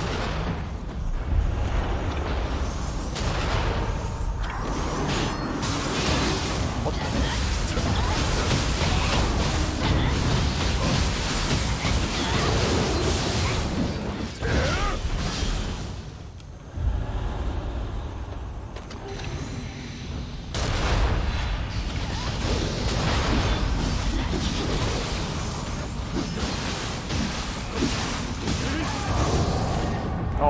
yokai saved me. I got paralyzed.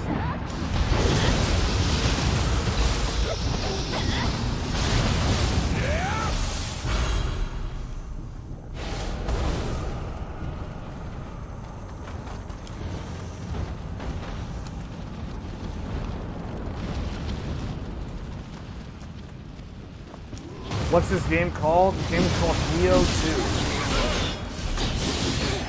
2. Very good. It's so sad. Those finishers, those obliteration techniques, dating back to Ninja Gaiden 2 on the Xbox 360. Alright, let's get him. Bam! Slice him up. Oh man, that's so cool.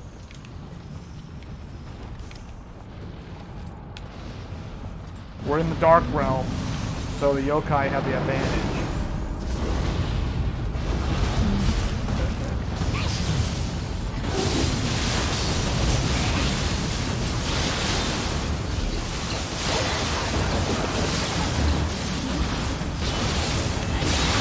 What the? This thing's like stuck in the corner. It can't do anything. Normally this guy's like one of the most threatening enemies in the game. He just got stuck in the corner. Oh, there's another one too. What? Man, this game is so fun to play with 2 other players. It's like, I don't know. First of all, it makes the game way easier. But second of all, it's just more likely to see hilarious things happen, like what happened just now. You got all these boss souls and stuff. Okay. Yeah, we'll get heart to 70. Since I am maining the Odachi and the sword. My Odachi's the purity weapon. Oh wait, this dude's over there. Is this the way we're going? Oh no, this is the way. Alright, boss fight time, I think. Hold up, hold up, hold up. They just go in. They don't even care. They just go, look at that. They just go in.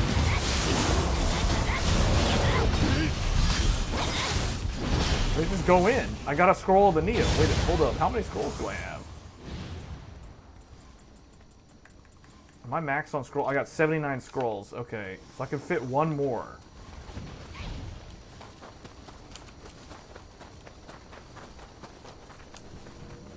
The green's running around like she's Naruto. This is hilarious. Okay. Alright everybody, time to do super buffs. Here we go. Alright, here we go. Boss fight time. Let's do it.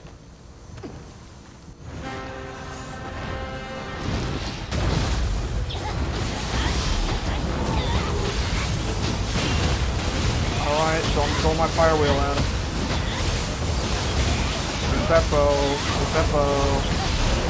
Peppo, hit him. Oh, he's in the air. He's in the air. Alright, I'm gonna shoot him in the face. Alright, that's it. I'm transforming. That's it. I'm going all out. I'm going all out. Here we go. Yeah. Look at that. Oh, man. Transformation. See, unlike Elden Ring, in this game you feel like your character can be very OP. Because when I'm in this transform state, I can't take any damage. I'm basically invulnerable.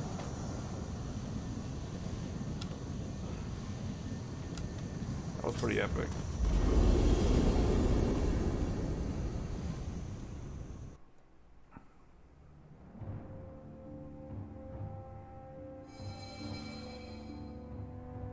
We got Demon Arm Fist. And then I got the final boss of that level's special soul core. So I should probably remove the, oops. You guys don't need the temperature thing, because I think it's pretty clear at this point that this graphics card is not really affected. So we'll, what should I do here? I guess we'll just remove that. I'll bring it up again if it needs to, but I'm pretty sure this card's good.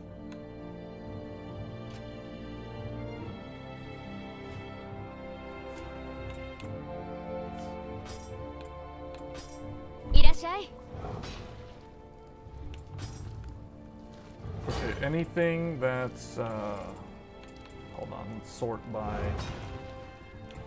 rarity.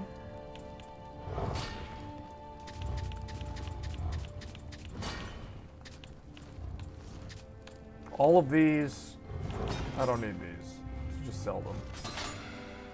And then for the armor, I don't need any of this stuff either.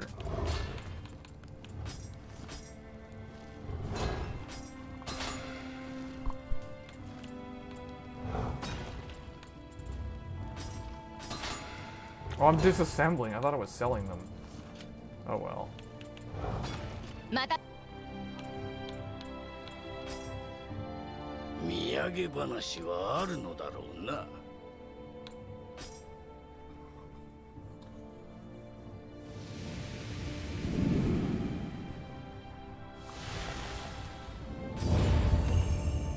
Yeah, red's always winning because more new people to this game will join the, I think it's the Toyotomi clan. I think that's the reason why red almost always wins. But blue is, or white, it looks like blue, but they say white has the more advanced perks.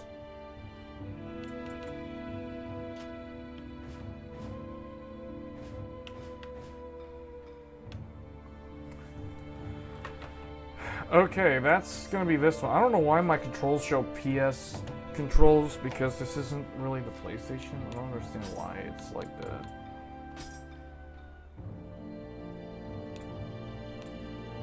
Because it's supposed to be the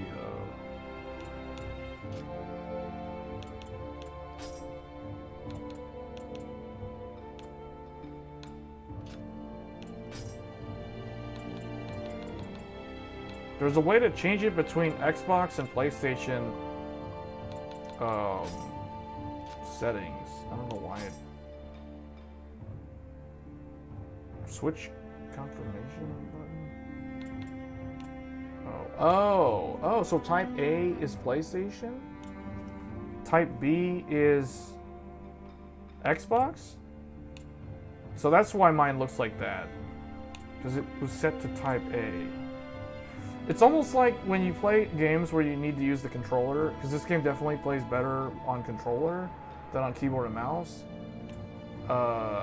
It's almost like you gotta learn two languages. You gotta learn how to speak PlayStation language, and you gotta learn how to speak Xbox language.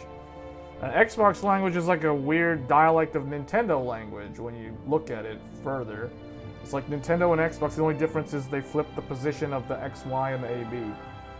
So we'll go with this, because this is actually what I'm using. I'm using an Xbox One controller, or an Xbox Series S controller, for those wondering. So we'll go with that. I should have been doing that from the start. How's the coil whine of the card? There isn't really any that I can tell. I can go over there, because we're literally sitting at 120 FPS, and from what I can tell, it's not really making any noise. Well, I gotta go really close to it.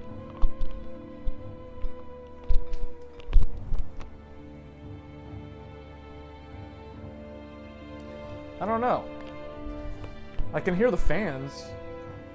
Like when I go and lean my head next to the side of the case, I can hear the fans. But I'm not really noticing any crazy coil whine.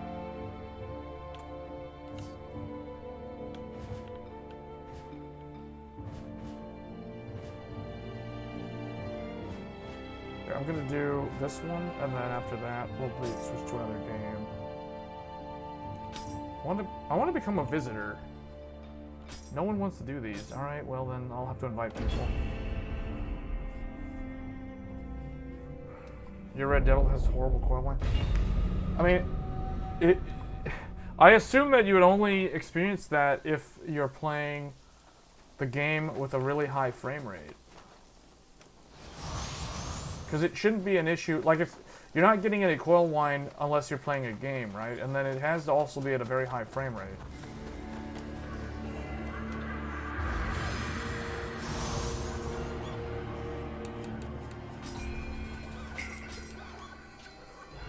Alright, we're gonna summon 2 people. at random.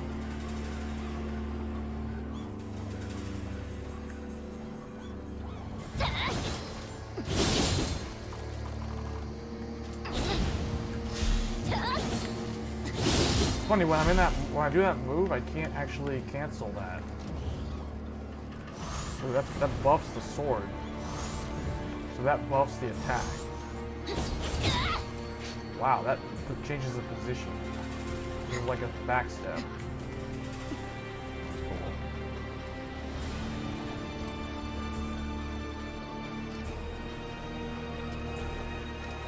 Hold on, why do I only have 6,000 HP? I thought I had like 7,000 or something.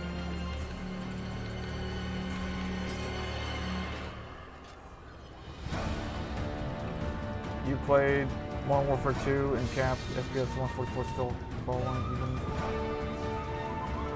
See, I don't think undervolting is going to help with coil whine, but underclocking might, because the coil whine is coming from the inductors. It's the inductors.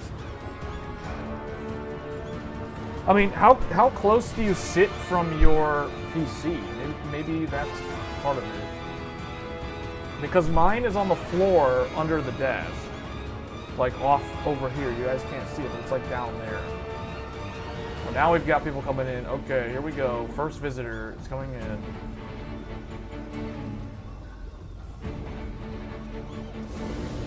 You really want XTX next stock.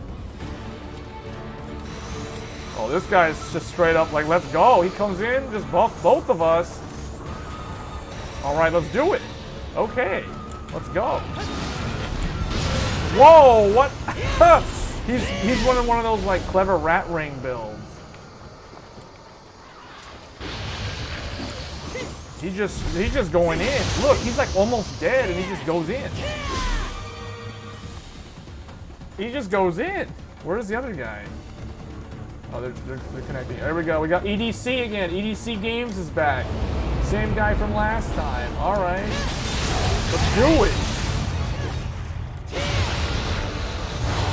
Oh, man. Everything died.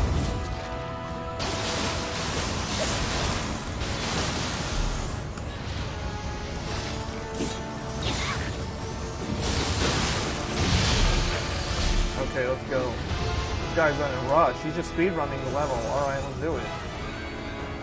I'm just gonna speed run it then. Don't want to open the shortcut. I'm gonna grab it. Stands on the desk. That's why.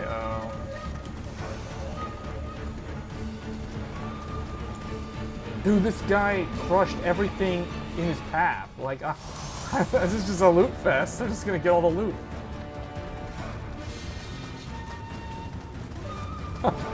What? This thing's dead too already. Okay, let's do it.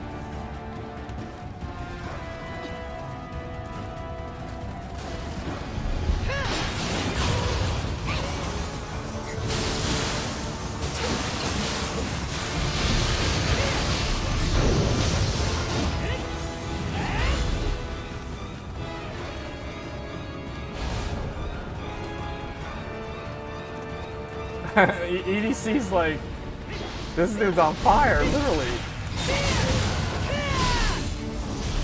He's using a very glass cannon build though, because it's like if his HP is so low that if he messes up, all right, watch. I'm gonna rest, and then he's gonna like spam. Watch. He's gonna. Oh, I can already level up. Wow.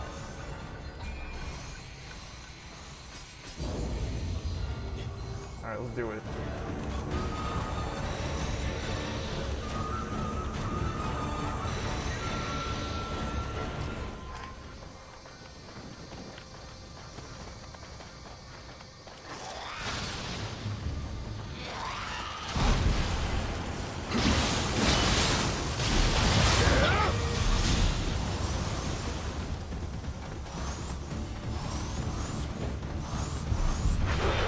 Alright, I'm just gonna grab the shortcut for that guy.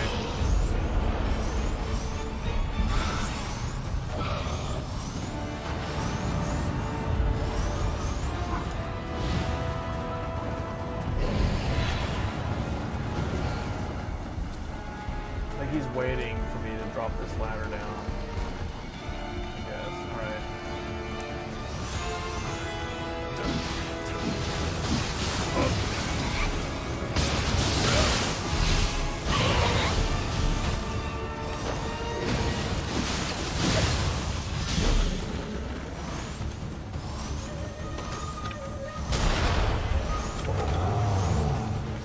Oh, there's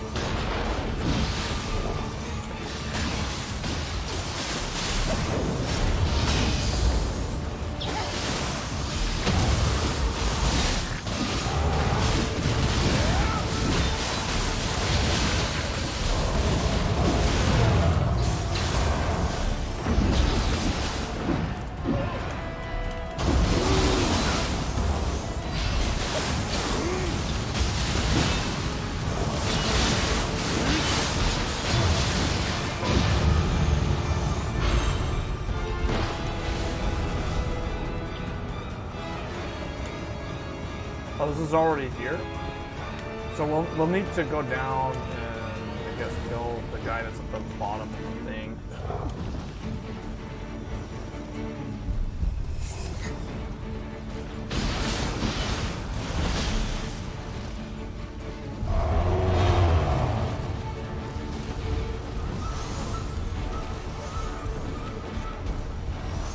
Alright, well. What?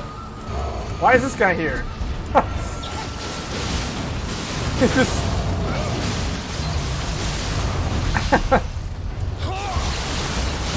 he's like, he let me buff and he like dropped down and like, you know I'm behind you, right?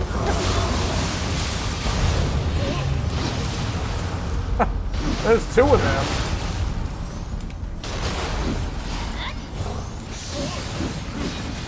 I'm gonna go for the big sword. This guy was good.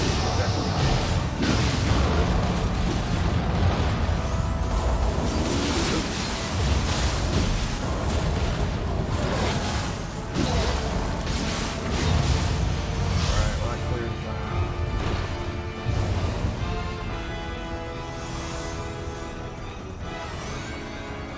What do you think I should try a third time? See, I don't know, because I think that because your PC is like on the desk, there's a good chance that there's probably just gonna be coil wine. But I don't know, like how bad is the coil wine? Is it really that bad? It's possible that I could have had coil wine on mine or one of mine in the past and just never noticed it because it's on the floor.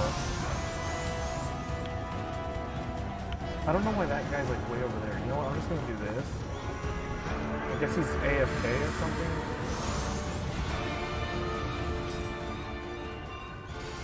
Okay, now he's ready because he knows that we're gonna do the boss fight.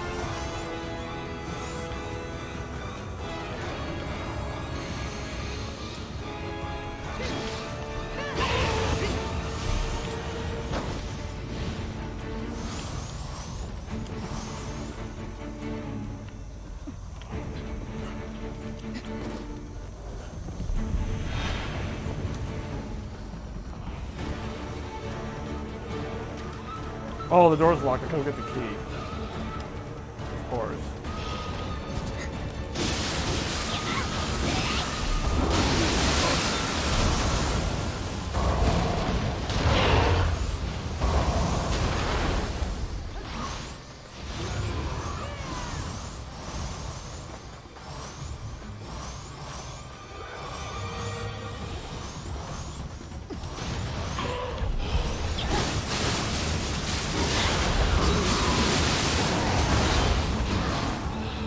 Where's the key at?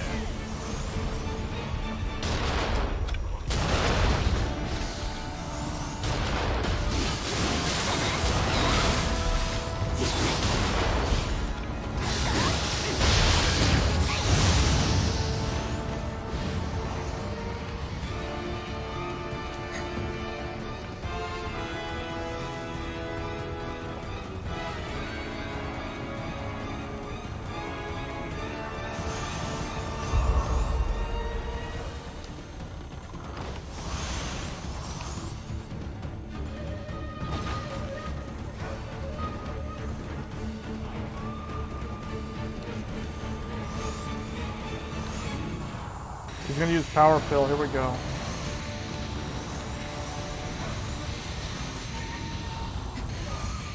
What game is this? This game is called Nioh 2. Alright, boss fight time. Here we go, boys. Don't mess it up. Oh yeah, I dodged that. Bro. New Peppo. Bam. Okay, I got him. I'm hitting him with purity. That guy's going all out, though. That guy's going straight up all out. I'm transforming. Yeah. Transformed, and it's already over.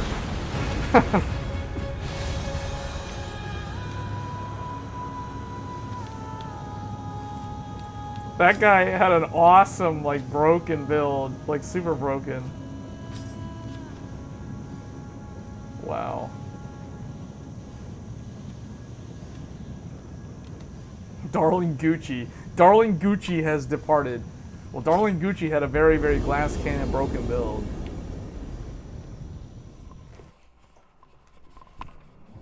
It's usually the power supply that causes the whining. You have an EVGA Supernova, and those are notorious for whine with AMD cards. For me, it wasn't too loud. So are you saying the coil line is coming from the power supply instead of the graphics card?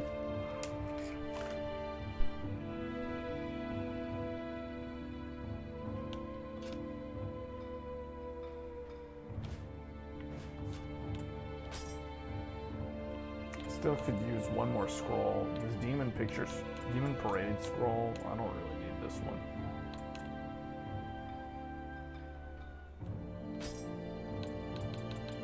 Destroy that one. Some of these I gotta get rid of, like this. This doesn't have anything useful.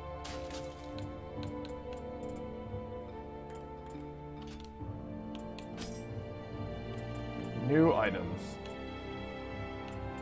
Like these need to be, I don't know, what do I do with this?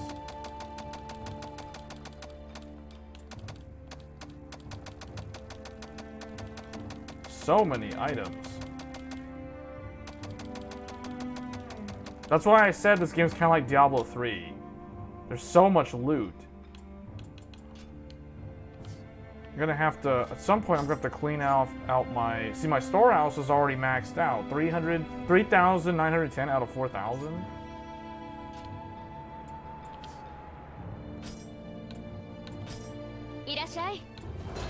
Give her that smithing text because I don't need that anymore.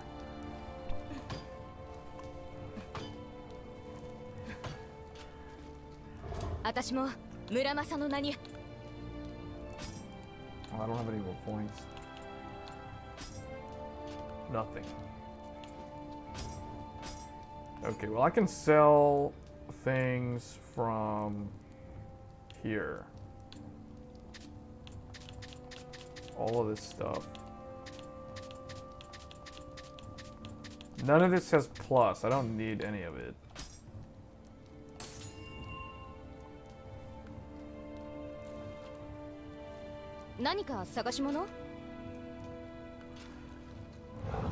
You have the exact same power supply that I have. The Corsair HX1200. That's the exact same power supply. If you guys watched my unboxing video of this graphics card that went live earlier today, it shows the PC has the exact same power supply.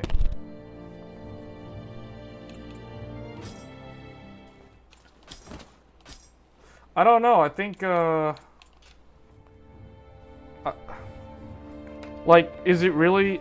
So the thing that surprises me is you say when you cap the frame rate to 60 frames per second, at 60 frames per second, are you seeing the coil line?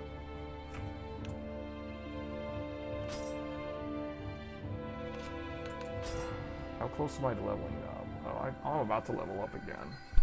I need 2.1 billion Amrita to level up.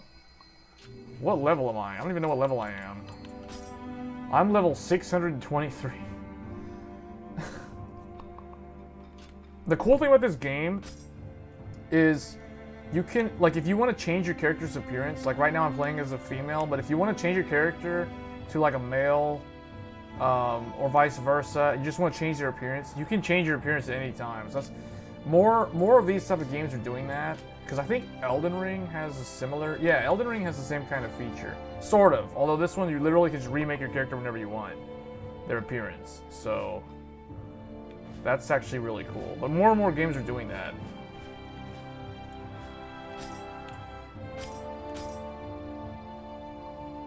At 60, it is fine.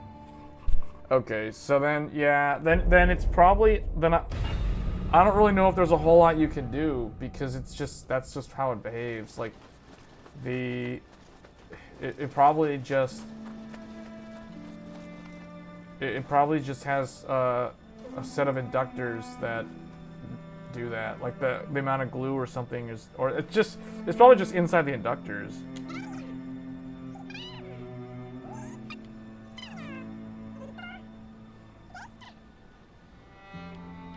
I highly recommend this game. If you like really challenging games, this game is awesome. But although Wolong Fallen Dynasty is coming out in early March, and that is basically the spiritual successor to this game. So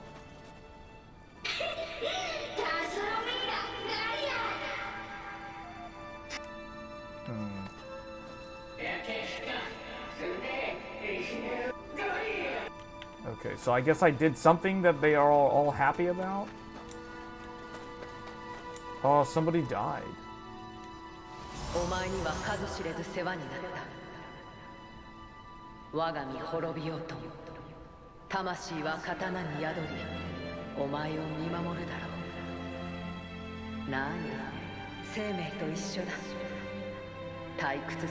Seimei's still here, but she's gone. Oh, she had the cool armor set. I know who that was. She's the one who had the armor set that I took forever to get. But this game, if you like Fashion Souls, this game has way better like customizing your armor. You can glamour your armor. So basically, this armor set that I'm wearing, like, it's a bunch of hodgepodge random stuff, like Lone Wolf's gauntlets, Veteran's waistguard, but I've glamoured all of it based off of a matching set. So, or most of it. I think the headpiece is glamoured to something different.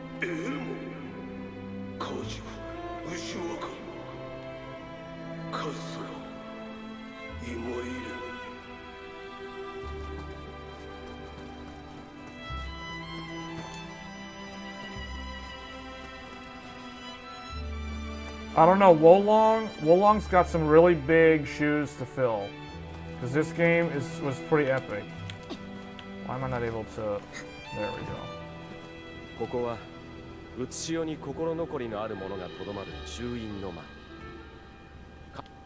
Okay, so basically, this is where you can go to talk to NPCs and get some side quests.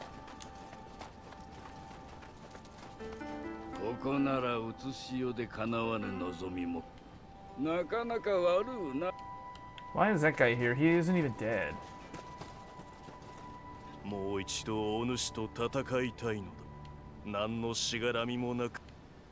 Oh, he doesn't want to add like a mission for me or something?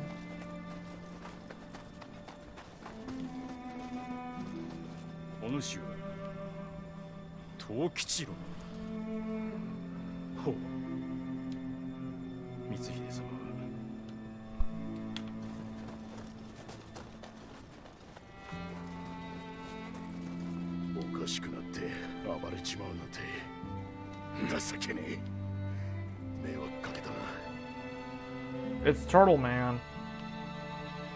Okay.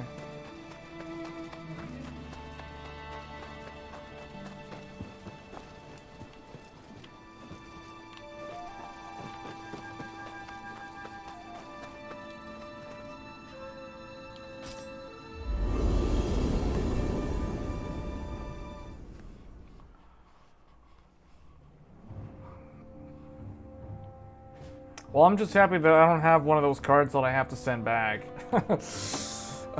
I was afraid that this card would require me to RMA it. I was scared. Like when it arrived, it literally arrived. It arrived today. Like this was purchased from Newegg on Wednesday, for those wondering. So they had a batch that came in, and I figured I figured it's either they've either already pulled all the bad ones, so there's no way I could get one that has a defective vapor chamber, or I'm just taking a massive gamble because I think earlier this week was when it was the height of this whole like 110C fiasco. Because I think Der Bauer's video went up like earlier this week, his latest one, and then he had like another one. The most useful video that he did was the video where he like tested the cards and then he rotated the cards like from horizontal config to the vertical config. So when he did that, I think that was kind of the best test he did, where he showed like if it's vertical, you're not really going to see the problem. So meaning you could have a faulty card and not know, or you could have a faulty vapor chamber and not know. But when he did the whole like test it in horizontal, which is basically the way most people would mount their graphics card, you know, then the problem shows up. So.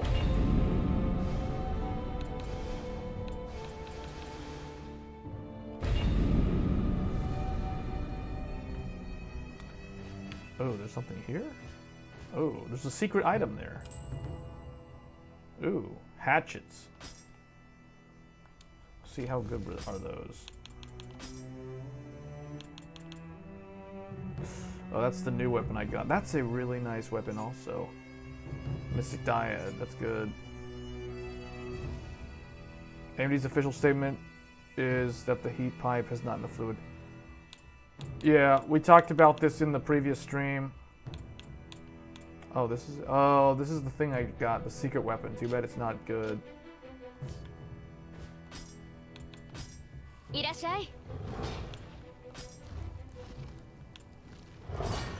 Disassemble it.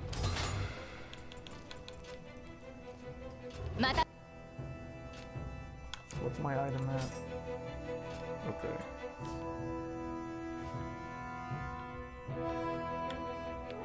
Don't really see any other secret items anywhere. What about Shadow?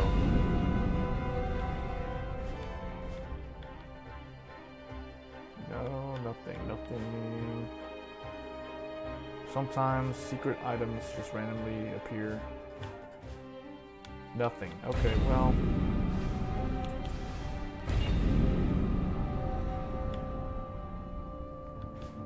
Okay, well, I think that's this game.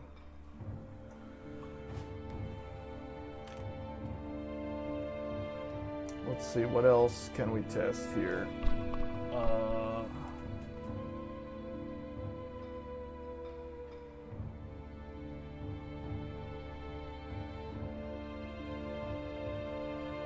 Horizon Zero Dawn, although I already...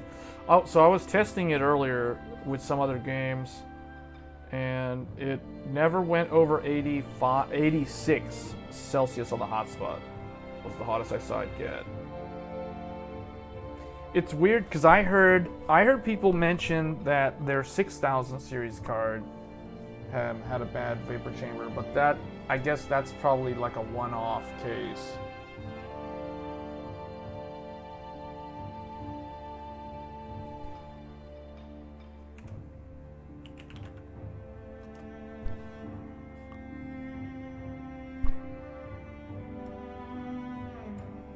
Here, let's do this.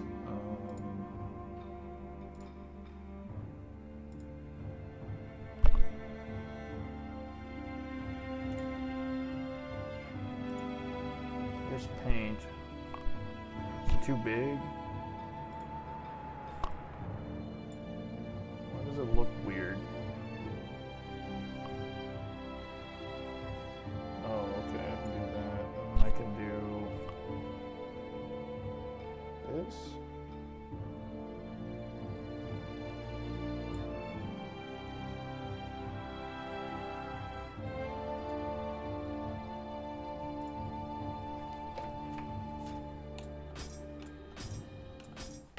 Okay. Yeah, so the problem the problem here with these, well, we already talked about that. So, but the problem I think with this generation is the price. Everything is just way too expensive.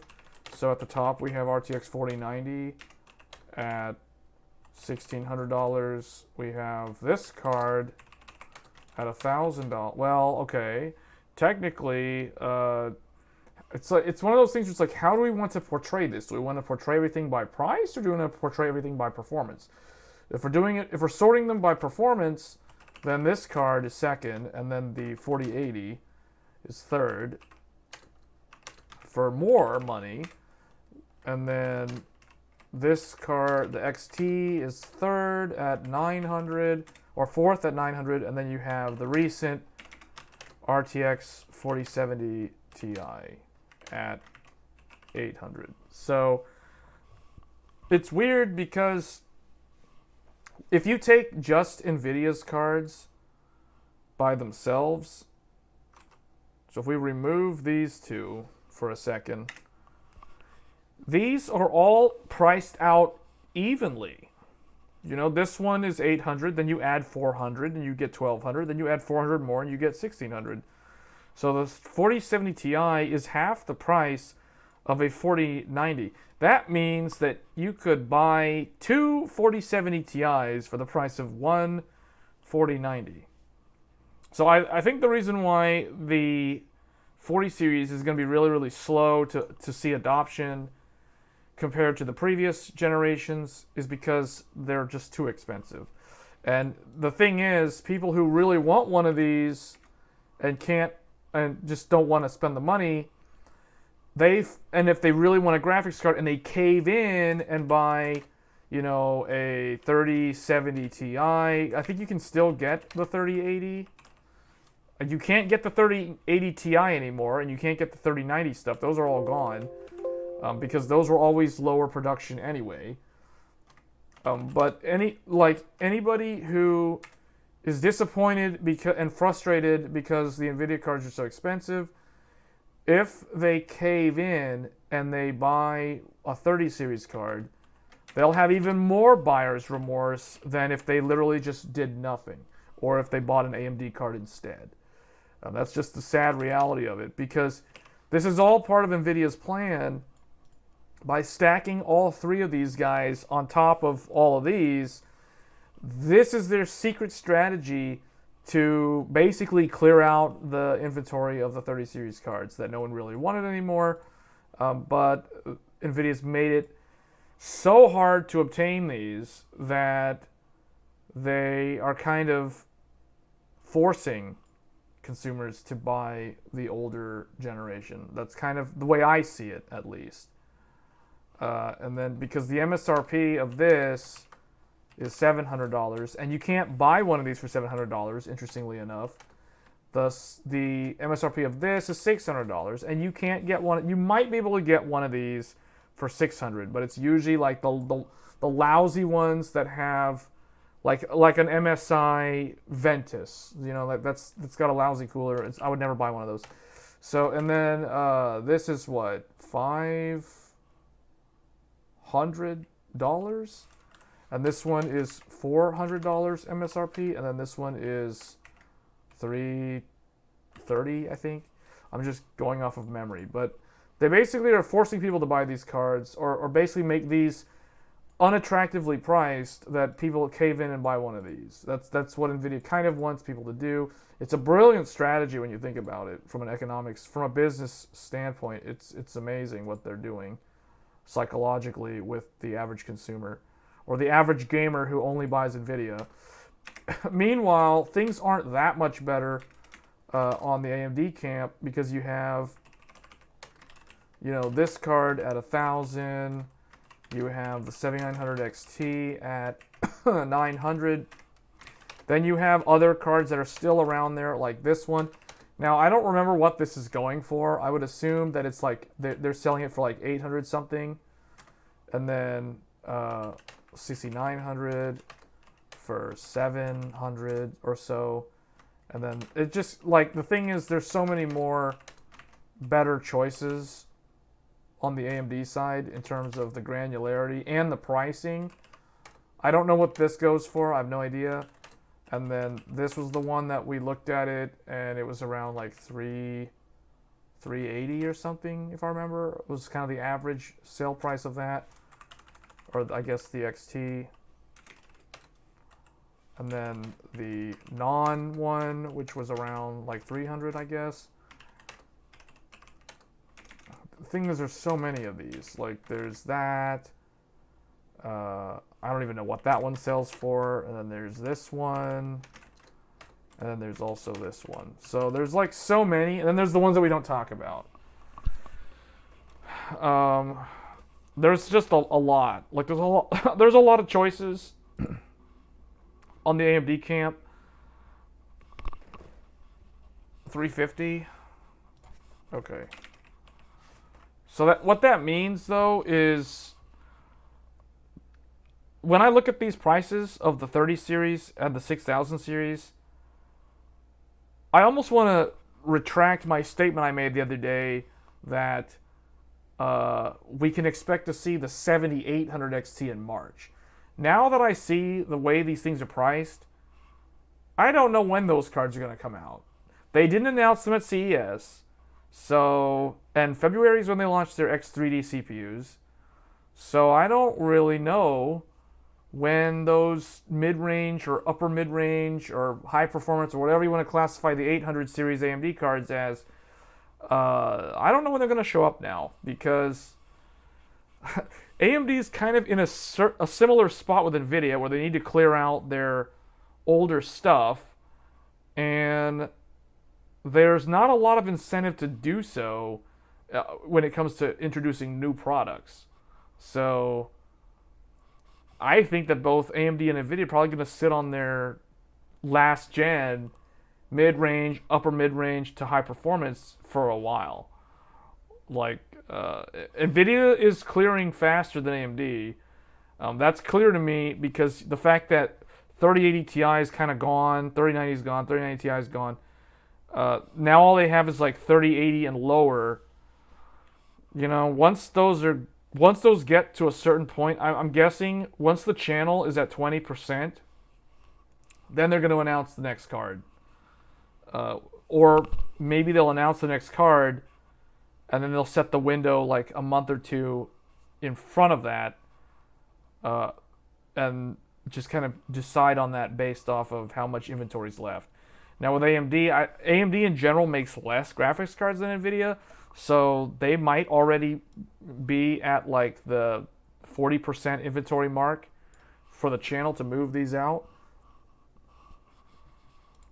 I'm pretty sure these cards are not really manufactured new anymore from TSMC. I think the only ones that we're going to see, and I just realized I forgot another one. There's also this one, and I don't know what this one goes for, probably 450 or something. And then this one's probably around 500.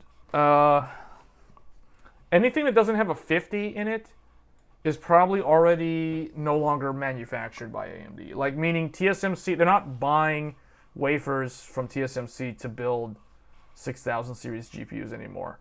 Now, they might be still building the 50s. So this one, we'll just bold that one, this one, and this one. Because these were last year. These are kind of like the super cards from NVIDIA.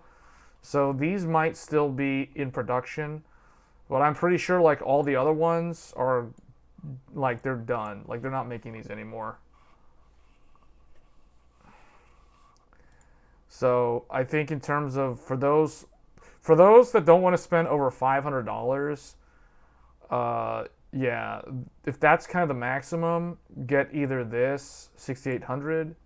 Try to get a 6800 is what I would tell you, because a 6800.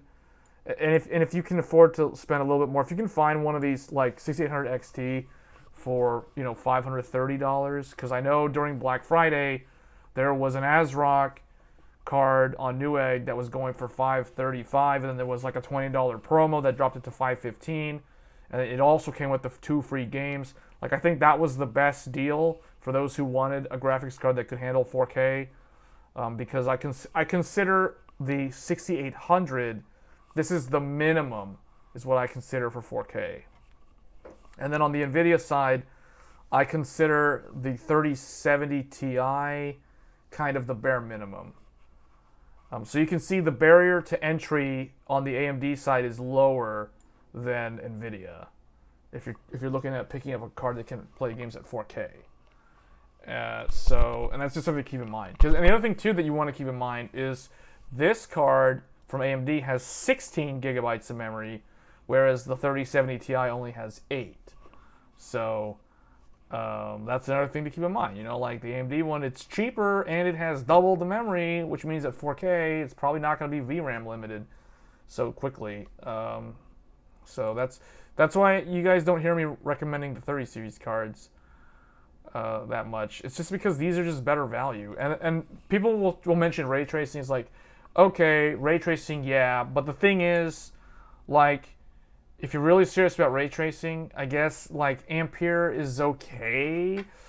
But you're probably better off waiting for some of the other NVIDIA cards to come out. If you really, really care about ray tracing, I would wait for like a 4060 or you know, at the very least the 7800 XT, which will probably have Ampere's level of ray tracing, unless you really want to buy last gen, but you're still going to be overpaying relative to what the competition offers. So I don't know, it just seems like it's a really bad spot. So it's really hard to try to find the value options, because anything above 500 is kind of bad value right now.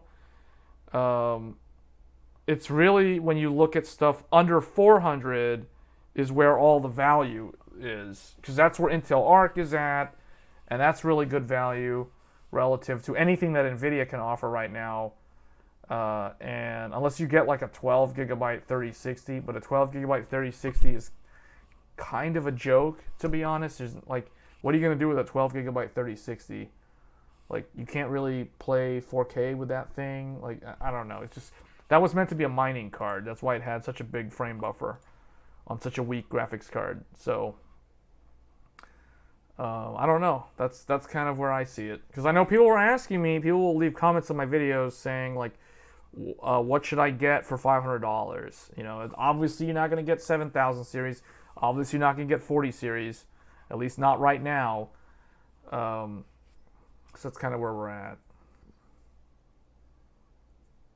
Yeah, if your budget is like 350 to 400, either get Intel Arc or get one of the AMD cards that is faster than the Intel card and it's within that price range. That's what I would say.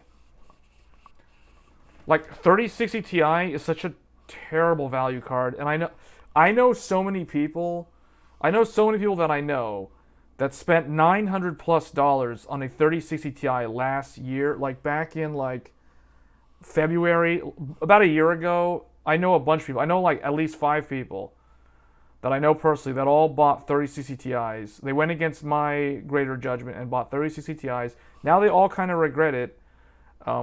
And they wanted to play like Star Citizen of all games. Like, come on, really? You bought a 3060 Ti to play Star Citizen? That's such a stupid choice. But anyway, yeah, that just makes me just cringe just thinking about that.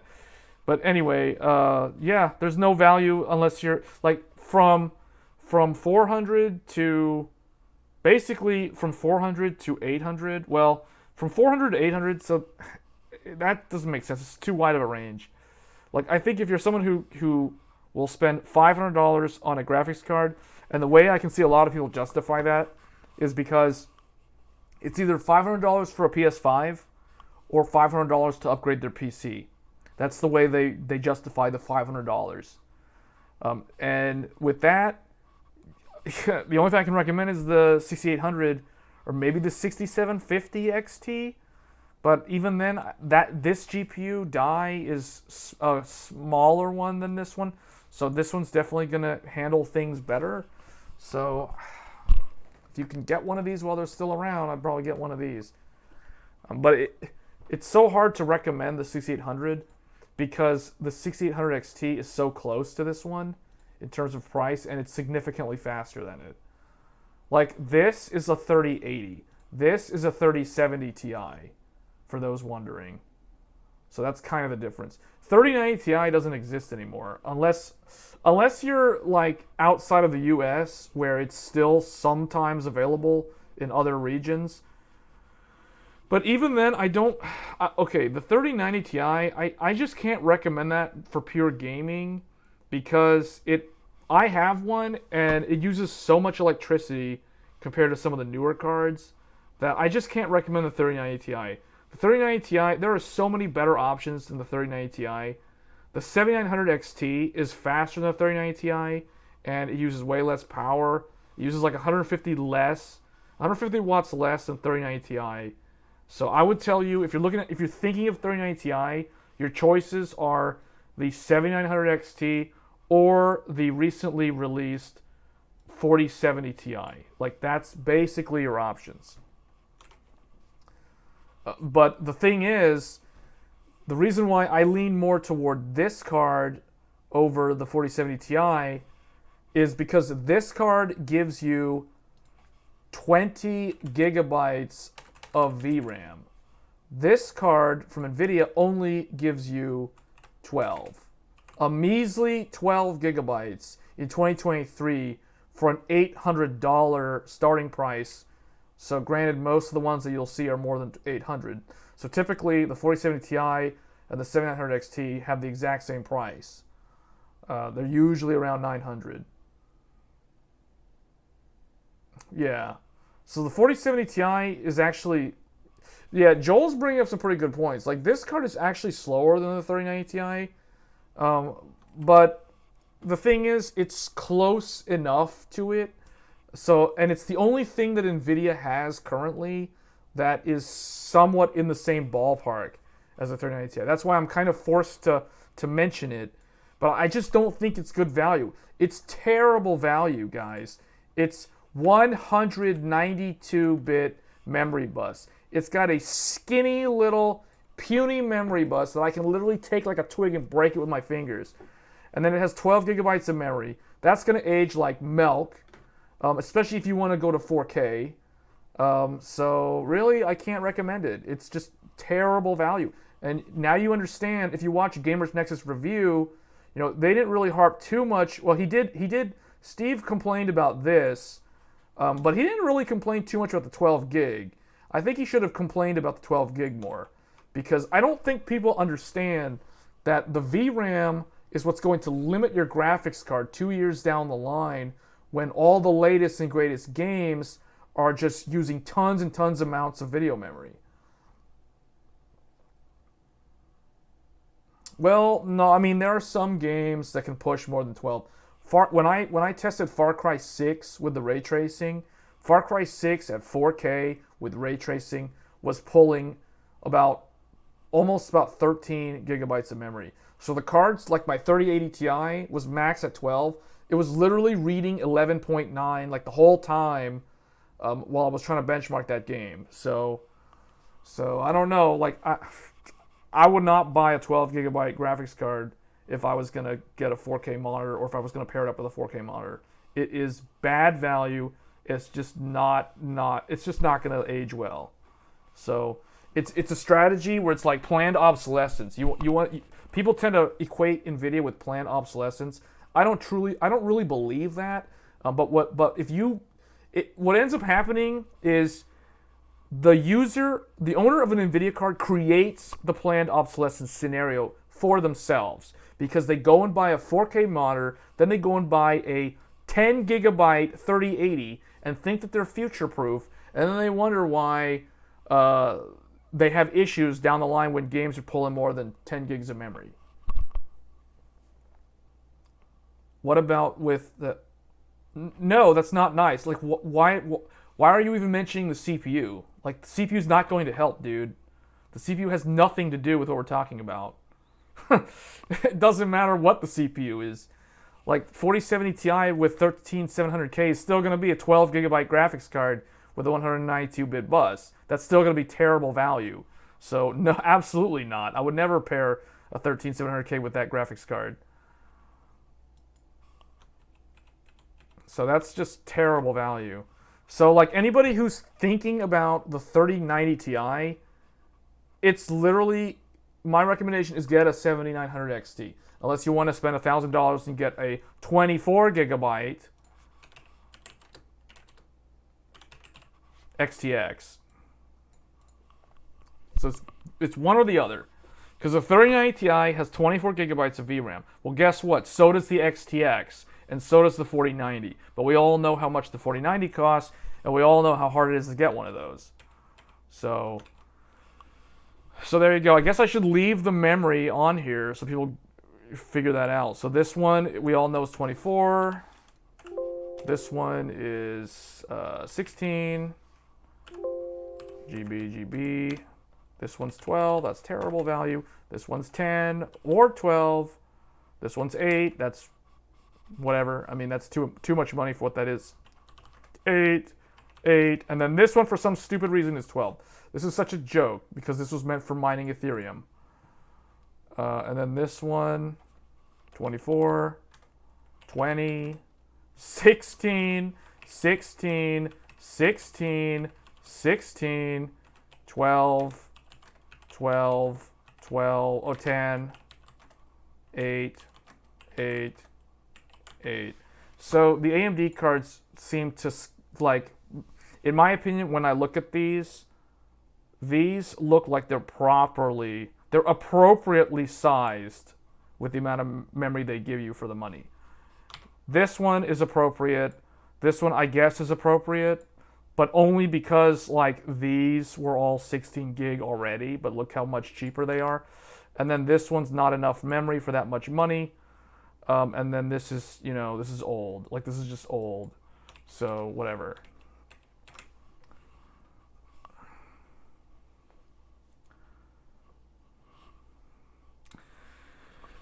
So I can't recommend the 4070 Ti. Like, if you want a 3090 Ti, get a 7900 XT. Or a XTX. That's my answer. But I think these will disappear in a few months. These will also disappear in a few months.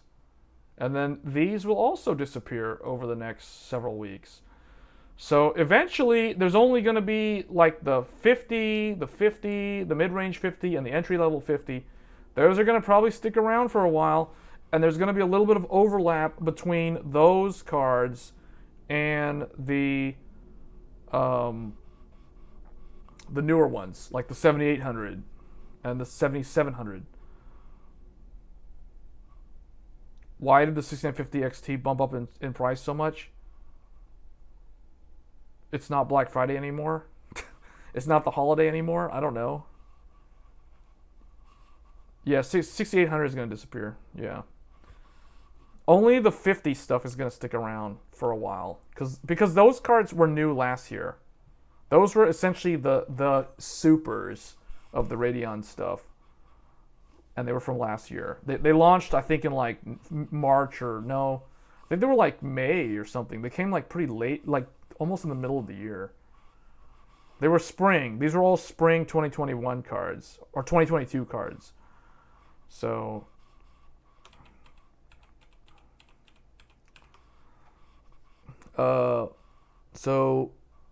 Gosku has the 6800 XT Tai Chi, and you love that with the 12900K. That's actually a really good pair. Yeah, that's a really balanced computer build. Like, you grab the MSI Trio for I think that Reach, I think that's just like a regional.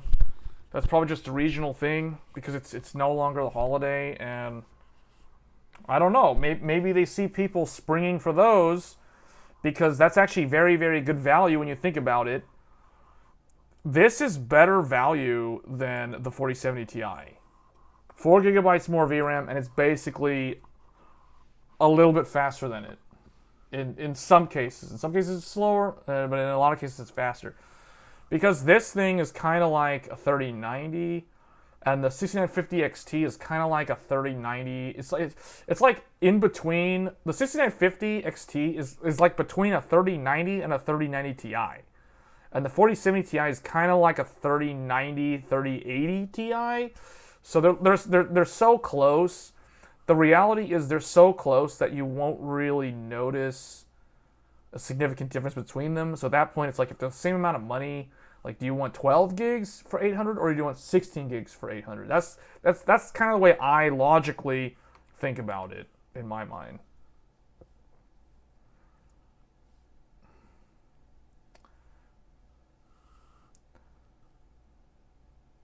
See, I'm not right now. On average, it's like 800, but you could find one for like 700 something. Like during the holiday season, these were like $730. So with tax is probably like another 30 something dollars on there. So you're gonna need to upgrade the CPU soon since you have the 10700. Yeah, the 10700 is not doing too many favors for you. It's only PCI Gen 3 for one thing. Although I will say that you can technically side upgrade to an 11700K, and that will get you PCI 4.0, provided your motherboard is a Z590 motherboard. If it's not Z590, then you're kind of stuck. If it's Z490, then you have PCI 3, and that's it. So, I think if you're gonna upgrade the CPU, probably wait for the 7800X 3D reviews. That's what I would tell you. Because I'm pretty sure the V-Cache, the X3D, is probably gonna be the way to go. If you want to pair the 4080 up with something that's gonna be really fast.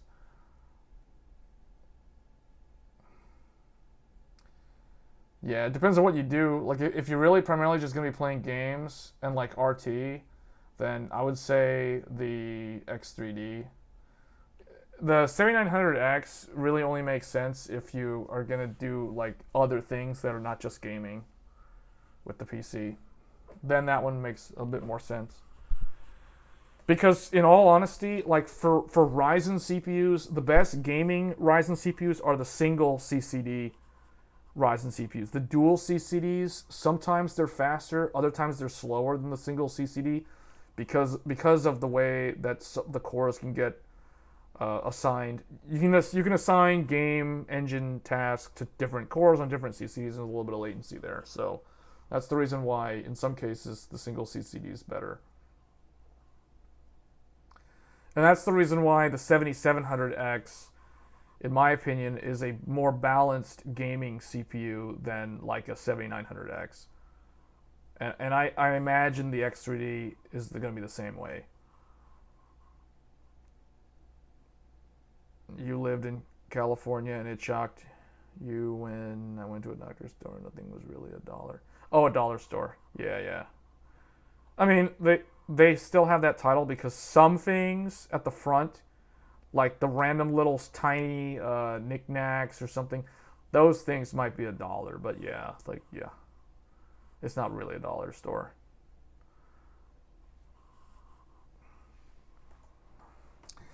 Yeah.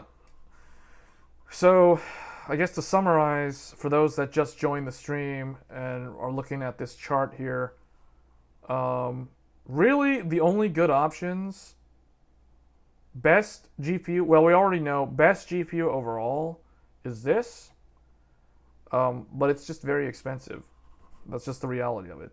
And the only one that I would recommend out of all the 4090s is the FE, because it's the only one that you can get it at a guaranteed MSRP, unless you spring for like one of the custom ones that are also 1600. But at that point, I would still just get the FE. Yeah, the price is just way high up there. So it's not really feasible for a lot of people. So it's kind of a no-no for a lot of people. So that's the reason why, if you want 4K, if you want like 4K gaming, high refresh, this is the more optimal option because you're saving $600. And it's a similar experience overall. The difference between this card and this card is 20% in favor of the 4090.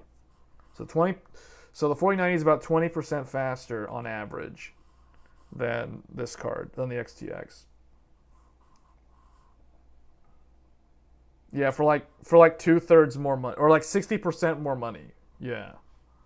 Well, not double the price, but 60% more money. 60% more money for 20% more performance is not a good deal.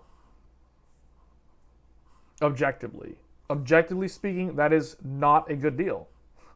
If you input that into a computer AI, they'll tell you it's not a good deal. Okay, well, yeah, if you're talking about the Asus Strix, the Asus Strix is $2,000. Asus Strix is $2,000. Let me find it actually. Hold on, where is I think it's still on here. Should be on here. Strix, are you there? Strix. Oh yeah, there we go. Okay, check this out. Hold on. Where's my...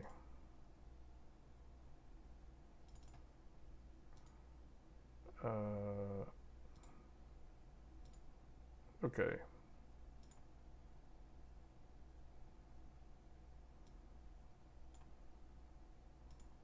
Okay, here we go.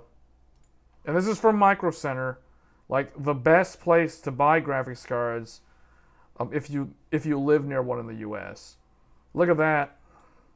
Just $50 shy of $2,000 for an Asus Strix RTX 4090. These things sold out day one, and I've never ever seen them come back in stock.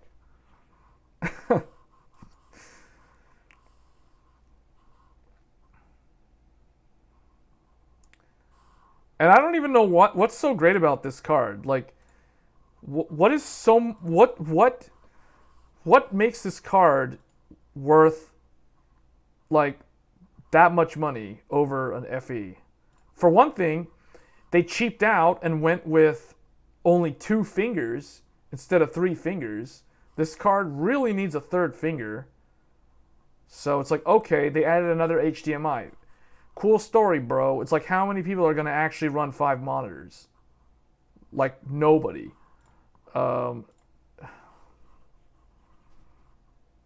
It looks terrible. You don't like it? You don't like the random red and blue and purple and teal and stuff? you don't like the Raspberry Pi, Blueberry Pi look to it? The dessert look? The Just Desserts look? The only advantage it has is the extra HDMI. Yeah, see, so basically Asus is charging, like $300 essentially for another HDMI port. Good job, Asus. Good job. You sold out of these on launch day, and I've never seen these come back in stock ever.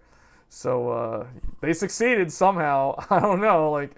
There's enough people that oh look, oh check this out, here's another one. Okay, there's another one. there's the ROG Strix overclocked. There we go. $2,000. There we go. I found it, guys. I found it. You like the crystal look? How do I feel about the palette? The palette one?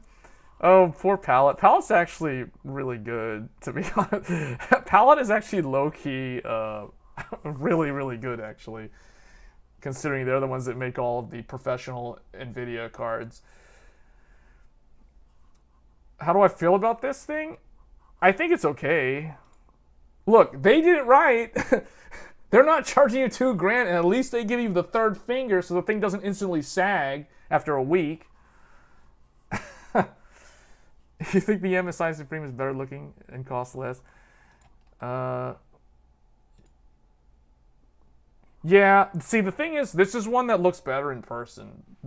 I saw this one. I saw this one at Micro Center. I saw the 4080 of this at Micro Center when I bought the Red Devil, and yeah, I saw it on the box. It definitely looks better in person though. The picture here doesn't do it justice because that's actually like a machine. That's like a aluminum finish on the shroud. So yeah, this one actually does look nice. And they do the 3 finger. In my opinion, every AIB who's going to sell a 4090 should have 3 fingers on their I/O plate. Like, that is inexcusable to put a flimsy little 2-finger thing on there and then expect everybody to put a support bracket or whatever to hold the thing up so it doesn't sag. Because the problem with the dual finger, the 2-finger one, will cause it to overhang, and then it will just start doing the sag like after like a week. It's ridiculous. And I can't believe Asus is this stupid to, like, you know, charge this much money and then give you 2 fingers? What? Like, what is this? What is this nonsense? Does this come with a support bracket? If it doesn't come with a support bracket, that's even worse. This better have something in the box that helps support this thing. This thing looks like it's going to be so heavy, it's just going to, like, ruin itself in like a month. It better. Normally the pictures usually show everything in the box. So, here's a Zotac. So we talked a lot about Zotac yesterday. I'm not going to talk about Zotac again. Zotac is getting a little bit of heat right now internally from AMD because of what happened with the vapor chamber. Well, I mean, it's not really Zotac. Zotac didn't make the vapor chambers, but they are the ones who did assemble the graphics cards. And they're the ones that tested them, and they didn't test them horizontally. The Tesla Zotac. I like the Zotac. Honestly, I really like the Zotac. I mean, like, look at this. This one is MSRP. Like, I said this during the 4090 launch. I said, and I'll say it again because I still stand by this. If I was going to buy a 4090 and I wasn't going to get the FE, this would be my top pick. Like, it's basically this or the FE or literally nothing else. Like, this, they did it right. 3 fingers. You know, they give the triple display and the single HDMI. That's the most optimal setup for me because I run triple DisplayPort monitors. So, and I would rather not run an HDMI cable from one of my side monitors because it's just kind of annoying. But I mean, I could live with it if they did like dual HDMI. I'd be okay, but it's just a minor nuisance. I'd rather run everything off a DisplayPort instead. So, but this one looks really nice. Like, this one, there was a YouTuber that did I forgot which YouTuber got one of these in for review. I think it was Robbie Tech. I think Robbie Tech did an unboxing of this Zotac card, and it looked really nice in the video. I like the fact that it lines up. Oh, yeah. It looks, you know what I think of when I look at it? It, to me, looks like a sneaker. It looks like a shoe. At least the bottom or this side of it looks like a shoe. It's kind of got like a sandal look to it, sort of. Just the shroud. But this is my favorite AIB NVIDIA or RTX 4090 card. Like, this is the one that I would get. Yeah, so it looks nice. Like, this doesn't look like it deviates that much from the sort of industrial look that NVIDIA is going with on their Founders Edition cards. It's got the same kind of color scheme. You know, it's got like the silver, almost like a pewter kind of look to it. It's got like that silver lining around it. So yeah, this one's pretty decent. And it's also MSRP. It is also MSRP. So that's the other reason why I would choose this one. I think it looks nicer than the palette one. So then, like, you know, Asus is out of touch with reality. MSI is also sort of out of touch with reality. But the Supreme does look good. It does have the triple fingers. I just think it's just they're asking for too much. You know, maybe $16.99, but, you know, drop it by $50 and then we'll talk. But this does look nice though. Like, in person, this looks really good. It's all metal. They do 4090 palette. Yeah, palette does all of them. For those who don't know, palette is... Oh, you said palette. Sorry, I thought PNY. Palette? Yes, palette does it too. But I just don't think that palette sells much in the US. Palette is more so in the... I don't know how big they are in the European market, but Palette's pretty big in the Asian market. So like China, Japan, India, Korea, like those places are where you'll see Galax and Zotac. And then you obviously Asus is there too.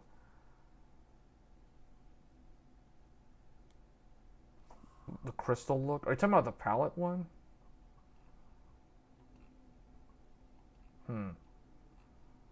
Yeah. So it's like if we look at let's look at the 7900 XTX.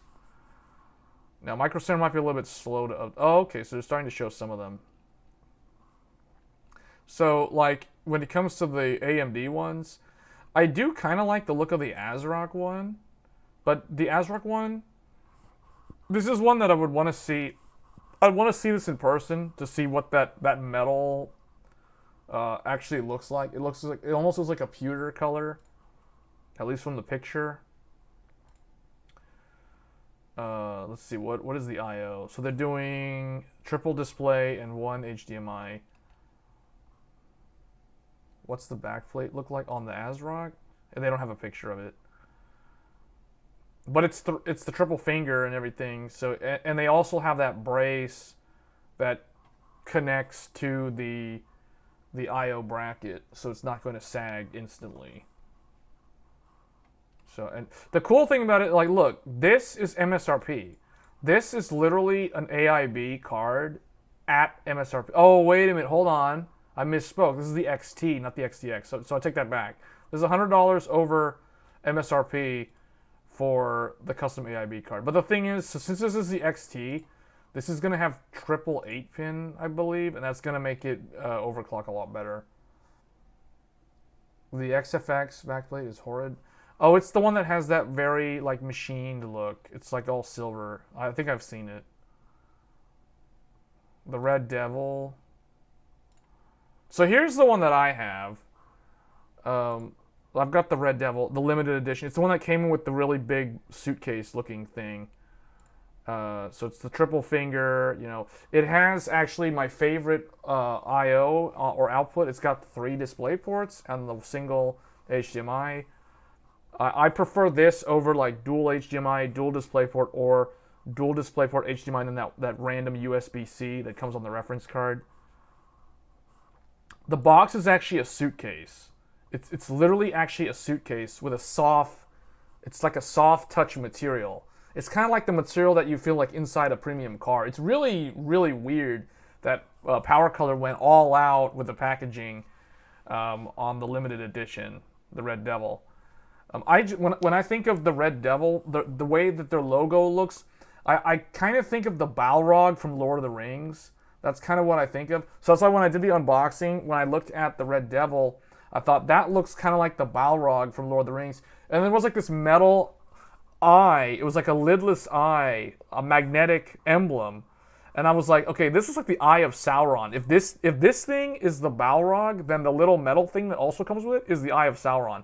So I don't know what it is with Power Color. Maybe they need to, I don't know, they obviously can't like use Lord of the Rings naming conventions, but it's interesting. It's not my favorite style of branding, but it's pretty cool. Hey, Alex. So, we got a super chat. Thanks for the tip to disable 0 RPM mode on the reference. Oh man, I need to fix the font on that.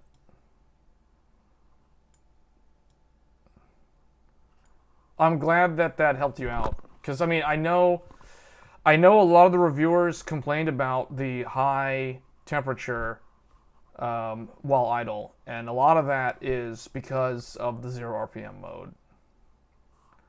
So that's kind of a trick that I found years ago with like the 5700 XT, that I figured, oh, I'll just turn off 0 RPM mode and it'll just, you know, it won't have high idle temps. So you're getting 95. That's your junction. What's your GPU temp? So if your junction is 90, that's going to be the hotspot temp. But what's the other temperature? Because I was testing mine. Mine gets up to 86. At least when we were testing it earlier, I saw 86 on my junction temp. So it's kind of close to 90. 80, 85. So I would say that's normal because, and when you're testing it, what sort of game are you playing when you see those temperatures or application? Because I would say that to me that looks normal. And the reason why I say it's normal is because the delta between the two of them is not wide enough for it to be a problem.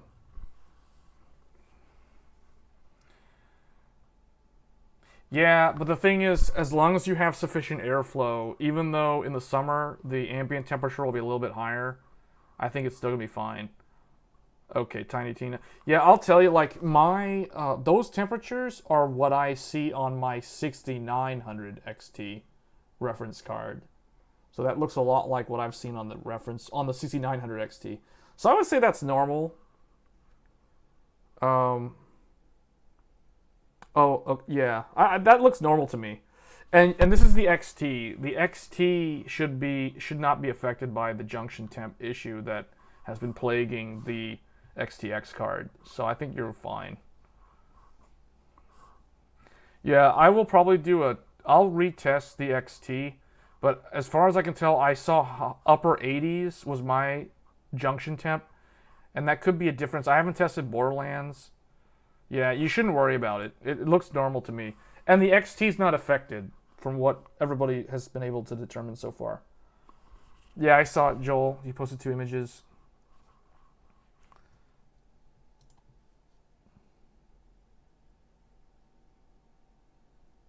Founders Edition. Caps on the back of the PCB. So wait, that's the... Zotac has the cheap caps on the back. Oh, so they actually use the really high-end ones on everything there. Zotac is using... So yeah, the Zotac one is actually the way the 3090, the 3080, the 3090 Ti. So yeah, so that's a really good, interesting observation. I didn't even think to look at that. So it looks like the Zotac is using... Let me go back to it here. So what Joel's saying is these capacitors on the back of the PCB, so on the Founders Edition card, if we go over here, see, the Founders Edition. Well, no, the thing is, yeah, okay, the actual ones that are retail probably also use this. But I was thinking maybe there's a good chance that the review sample might have these, but the retail one might have the one that the Zotac is using. But no, I think they're probably supposed to be like this on the retail ones. I'd have to go back and watch like Gamers Nexus teardown to confirm that this is how the retail units look. But that shouldn't really be a problem though, because the problem that EVGA ran into was that they put the cheap ones. So the cheaper ones, for those wondering, are the black solid ones. EVGA ran into a problem in the past because they put essentially the black ones in the middle. So they just put black ones on everything. So I think as long as the middle ones are these higher end ones, I think it's probably fine. So I don't think it should be a problem. But let me see, because this is the one that's MSRP. What about the one that's like above MSRP? Is that one also that way? Okay, looks like that one's also the same way. Is the 0 RPM thing a bug? Because why would 0 RPM cause power draw? No, 0 RPM does not increase. 0 RPM doesn't change the power draw. The power draw is caused by the multi-monitors and high refresh monitors. So it's all because of the... It's because, like... I guess I can try to illustrate it for you. Essentially, what's happening is... just make this larger, I guess.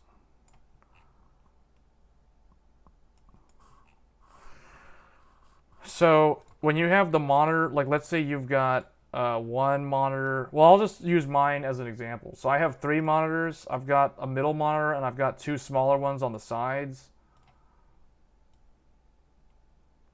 So this guy in the middle is 4K 144 hertz. But the thing is, there's something called a blanking interval. I think that's what it's called. There's a blanking interval and there's a refresh interval. It's part of the refresh interval. So I'm just going to use arbitrary numbers because I don't remember the numbers on mine, but I'm just going to use easy numbers. So let's say this one has a blanking interval of 5. And then this one over here, which is a 1440p monitor, has a blanking interval of 3. We'll just say this one's 3. And then this one's identical. So this is 1440p with a blanking interval of 3. So what happens is when these connect to the graphics card, so we'll just say like down here is the GPU with its fans. I don't know why the middle one ended up being smaller than the other one, but whatever. So these connect via their cables, right? So this guy's going to go around. So the graphics card has to balance the refresh intervals of all 3 monitors. So normally, if you have, and I guess I should have specified, these are also 144 hertz. But the thing is, what's weird is in Windows, these guys show up as 143 hertz. Well, what I have noticed is when I had an NVIDIA card installed, so for example, the 3090 Ti will read the Sony InZone M9 as a 144 hertz refresh hertz interval. But it'll see the Agon, whatever this was, it's like a 24-inch something. It'll see these two as a 143, even though they're 144. What's interesting is when I plug these into the 7900 XT, it reads them as 144. So it says to me that this is a 144 hertz monitor and this is a 144 hertz monitor. So what I think is there's some level of rounding that's happening here. But it doesn't matter because the reality is the blanking interval is different. And when it's different, you know, these two on the side are sending refresh cycle update requests to the graphics card, let's say every 3, you know, maybe 3 microseconds or 30 microseconds or whatever the interval is. And then the Sony is doing it every 5. So the Sony one, in this example, the Sony one's a little bit slower than the other two. Now, it could be the other way around. I'm just giving you like arbitrary numbers as an example. When you use the NVIDIA card, it read 144 as like what? Yeah. Les is right. So that's exactly what I saw. So it's some weird number. Yeah, it's like for some reason NVIDIA is like rounding it down by 1, and then AMD rounds it up by 1. So AMD reads them as 144. But what's interesting is NVIDIA read my Sony InZone as 144. Like, I found that interesting because I never had a 4K monitor before. Then when I got the Sony InZone, NVIDIA reads it as 144, and AMD also just reads it as 144. But AMD's always read them as 144. So, how's it going? It's going good. But essentially, to answer Alex's question, the blanking intervals are updating at different rates, right? So the Agon monitors in this example are requesting refresh updates from the GPU every 3 microseconds, and the Sony's doing it every 5 microseconds. Because there's an offset, because there's a mismatch between them, the graphics card has to update, like, you know, asynchronously at varying rates because the monitors have different refresh rates, refresh cycles, and different blanking intervals. So what AMD does to overcome this, because what would happen is if AMD like just dropped the power consumption down to 15 watts, you would end up with occasional screen flickering. Every so often you get screen flickering. This is what happened in the past. Like the screen would flicker because one of the monitors was refreshing faster than the other, or something like that. So what AMD's answer, so the way Radeon is set up, for Radeon, there is there's the memory clock. So the VRAM has two clock states. What AMD calls a 2D clock and a 3D clock. So the 2D clock is very, very low power. I'm talking like 50 megahertz. Now, I haven't seen the 2D clock on mine in a very, very long time, because if I wanted to see that, I'd have to disconnect two of my monitors, and then even at 144 hertz, it might never show me the 2D clock. So I would have to change the refresh rate down to 60 hertz for me to see what the actual 2D clock is. So I'm guessing what this number is. I don't actually remember what it is. But the 3D is maximum speed. So in this case, I have to go look at GPU-Z real quick, or I guess I can look at, I guess I can open up Radeon settings to see what it is. So 2000, in the case of so the example I'm using is the XTX. So for the XTX, the maximum is 2485 megahertz. This is the memory clock. This is not the GPU clock. This is the memory clock.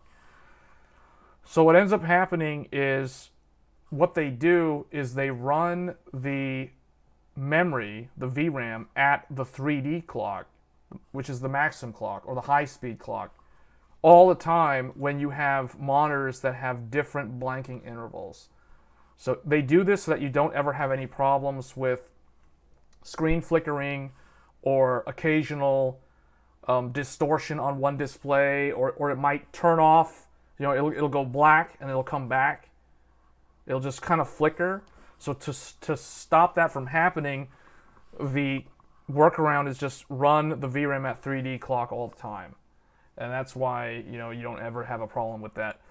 Now, what I think they should do, and I said this in my video where I unboxed the reference card, is they need to introduce an intermediary clock. So we'll talk about what NVIDIA does. So, because the way NVIDIA handles it is the way I think that AMD needs to handle it. So for GeForce, we'll just use the 4090 as an example. Just whatever. It's just arbitrary. All the NVIDIA cards and all the AMD cards behave the same. But yeah, so I know these clocks, sort of, so that's why I'm using those numbers. I don't really know what the 4080s is, but I'll just tell you. So for GeForce, what they do is they have a like the 2D clock, and then it's some you know, like 50 megahertz again, but then they have like a higher clock, an intermediary clock. So we'll call it like a medium one. It might be like 225 megahertz, and then they'll have another one which is like 732. I'm trying to remember what the ones I saw on the GeForce card. It's like they have like a level 2, a level 3, and then they'll have the max 3D, or I guess we'll just call it the 3D clock, which is just like AMD. It's basically maximum speed, max speed. So the difference between GeForce and Radeon, and this is the reason why GeForce doesn't have the problem, is because what they did a couple of years ago, well, it's actually a lot of years ago now. I think NVIDIA introduced this back with like the GTX 970. It's a long time ago. They introduced intermediary VRAM clock states. So depending on how many monitors, what the refresh interval is, and how different the blanking intervals are between them, NVIDIA will choose an intermediary speed. So, like, for example, if all of the monitors are identical, which means they all have the same refresh interval, same refresh rate, same blanking interval, then NVIDIA will be able to run at, you know, a lower clock speed. If they're different, like in my case, you know, I have 3 monitors, two of them are identical, but one of them is different, and then they have different blanking intervals, and they're all high refresh, and the refresh is slightly different. We're talking 143 point something versus 144. Then NVIDIA will choose, a faster speed, but NVIDIA will try to choose. It'll try to go down as low as it can, so while trying to maintain stability, so that your monitors aren't flickering or blanking out or that sort of thing. So that's how NVIDIA handles it. I really think AMD needs to at least, if not already, investigate this sort of behavior. Like, it's kind of mind-boggling why they haven't really done anything about it. I kind of alluded to why I think they didn't do anything, because what ended up happening was when NVIDIA introduced this with like the 900 series, or maybe it was the 700 series, AMD was moving to HBM. So the R9 Fury, the Fury X, and then Vega 64, Vega 56, and Radeon 7. During that era, AMD didn't have this problem on any of the cards that used HBM, because HBM had, the 2D clock for HBM was like 150 megahertz, and the 3D clock for HBM was like 500 megahertz. So HBM never really ran that fast, and it never used that much power because it never ran real fast. It was like right next to the GPU die, almost like it was cache, and it never had to ramp up so high to like 2400 megahertz or whatever. So bottom line is, AMD avoided the problem with their HBM cards like Vega and Fury, but when they went to GDDR6 with RDNA 2 and the 5700 XT, the problem resurfaced again.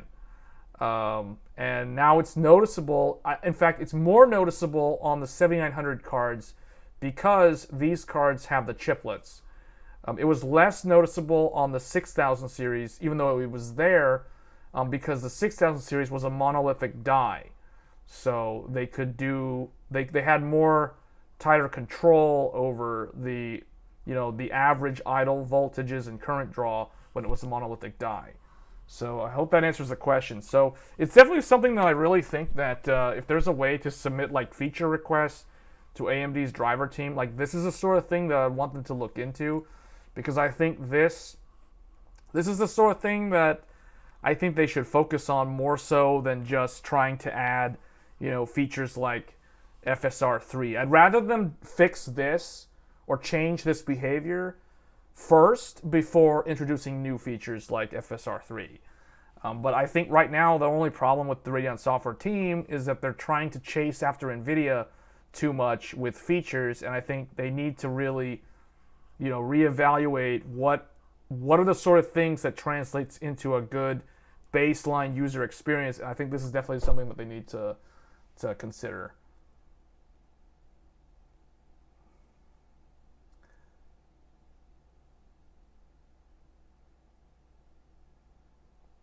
What's the problem? What is just AMD norm?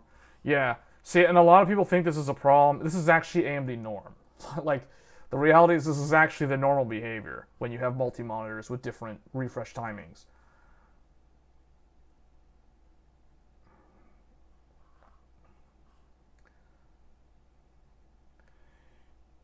Leza, you're saying you can through Radeon software? When you use an NVIDIA card, last it read. Oh, yeah. What can you do through Radeon software? Because you can't. So the thing is, if you're running multi-monitor with different refresh intervals. Oh, yeah. Send feedback. Yeah, but it's usually like a bug report. I mean, I guess. But these are the sort of things, like, if I was on the driver team at AMD, if I was like a product manager or something, like, these are the sort of things that I would be prioritizing, because I think, like, because NVIDIA has so much more market share, you kind of have to follow what they do. And the fact that they don't, like, AMD doesn't really use HBM memory in the consumer space anymore, so, and that was kind of their way to avoid this problem, but because they're not using that memory anymore, they kind of have to readdress this problem. I mean, and technically it's not really, in their minds, they probably don't see it as an absolute problem, But I do think that because they're using chiplets on their new GPU, that is what is making the problem far more noticeable than in previous generations. Because I think each MCD and the GCD, all of those together consumes more power when you have multi-monitor versus just a one monolithic die. And that's the reason why we're seeing people talk about, oh, my GPU idles at 100 watts doing absolutely nothing. Well, it's doing that because you got multi-monitors. And a lot of people don't know that's why that's happening. Because, oftentimes what you'll see is someone will post something on Reddit saying, I think I have a problem, like why is my GPU doing 100 watts when I'm doing absolutely nothing? And then, somebody might reply to that post saying, you're doing something wrong because I have the exact same GPU and my GPU only idles at 20 watts or 15 watts. And the reality is the person who's typing up that kind of response only has one monitor connected to the GPU. And it might be an ultra wide or it's just a single monitor. And that's why they'll never see the problem versus somebody who has multi-monitor. Thoughts about slapping a 120 or 240 mounting kit and mini heat sinks to the reference card for 100? You get better thermals.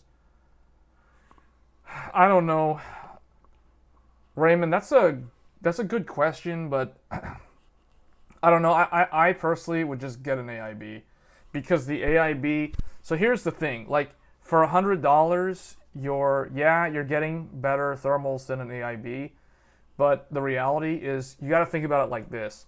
Because when you said for $100, I immediately thought of the Red Devil from Power Color because that's $100 more than the reference.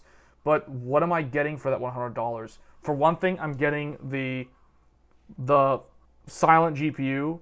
I'm getting dual BIOS, so I can run my GPU in different configurations, whether I want silent mode or I want OC mode. I'm getting the support bracket stuff. I'm getting all the random knickknacks like the magnetic eye of Sauron, whatever. You get a bunch of random extra stuff for that $100. Namely, the main thing is the fact that the card is dead silent, and you get dual BIOS. Like those two things alone, to me, is worth the extra $100, and the 3x power connector. So, yeah, no, I mean, if you've got the AIO and you're able to do all that, then go ahead. But I don't think it's worth it in my mind. Like if you don't already have those parts available to mod it, no, I wouldn't bother. I would just get an AIB instead. Because the thing is, like when you look at the AMD cards, they're not really that much more.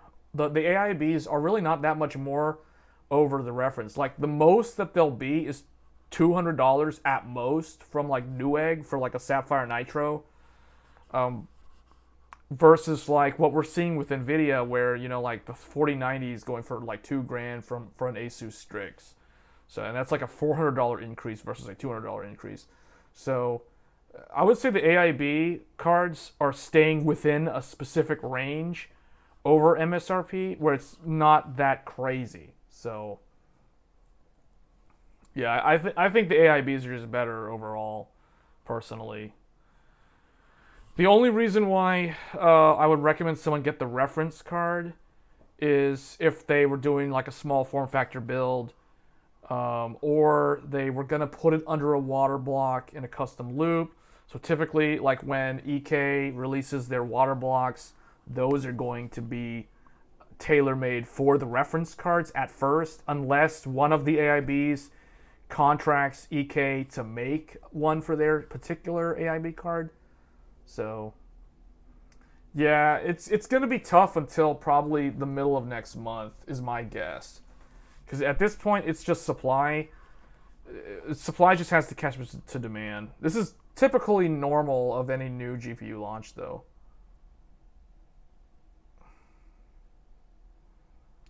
Founders Edition has never gone above 60C under 350 watts. Yeah, but the reason why that is because they stuck the 4090 cooler on the 4080. That's the reason why it doesn't get that hot. Because think about it like this. Like, the other reason why I don't like... So, I'll just kind of just to kind of piggyback off of that. So NVIDIA learned a good lesson with the 3080 Ti. The reason why I really don't like my 3080 Ti Founders Edition is because this card is a 350 watt card on a skinny two slot cooler. So NVIDIA basically learned their lesson. It's like, okay, we probably should have put the 3090 cooler on this thing. Then it probably wouldn't be so loud. So what did they do with the 4080? They listened to their own advice and just put the really big 4090 cooler on there. And that's how they fixed the noise issues. So that's why it doesn't go above 60C. It's because this cooler is designed for a 450 watt TDP card. That's the answer to that.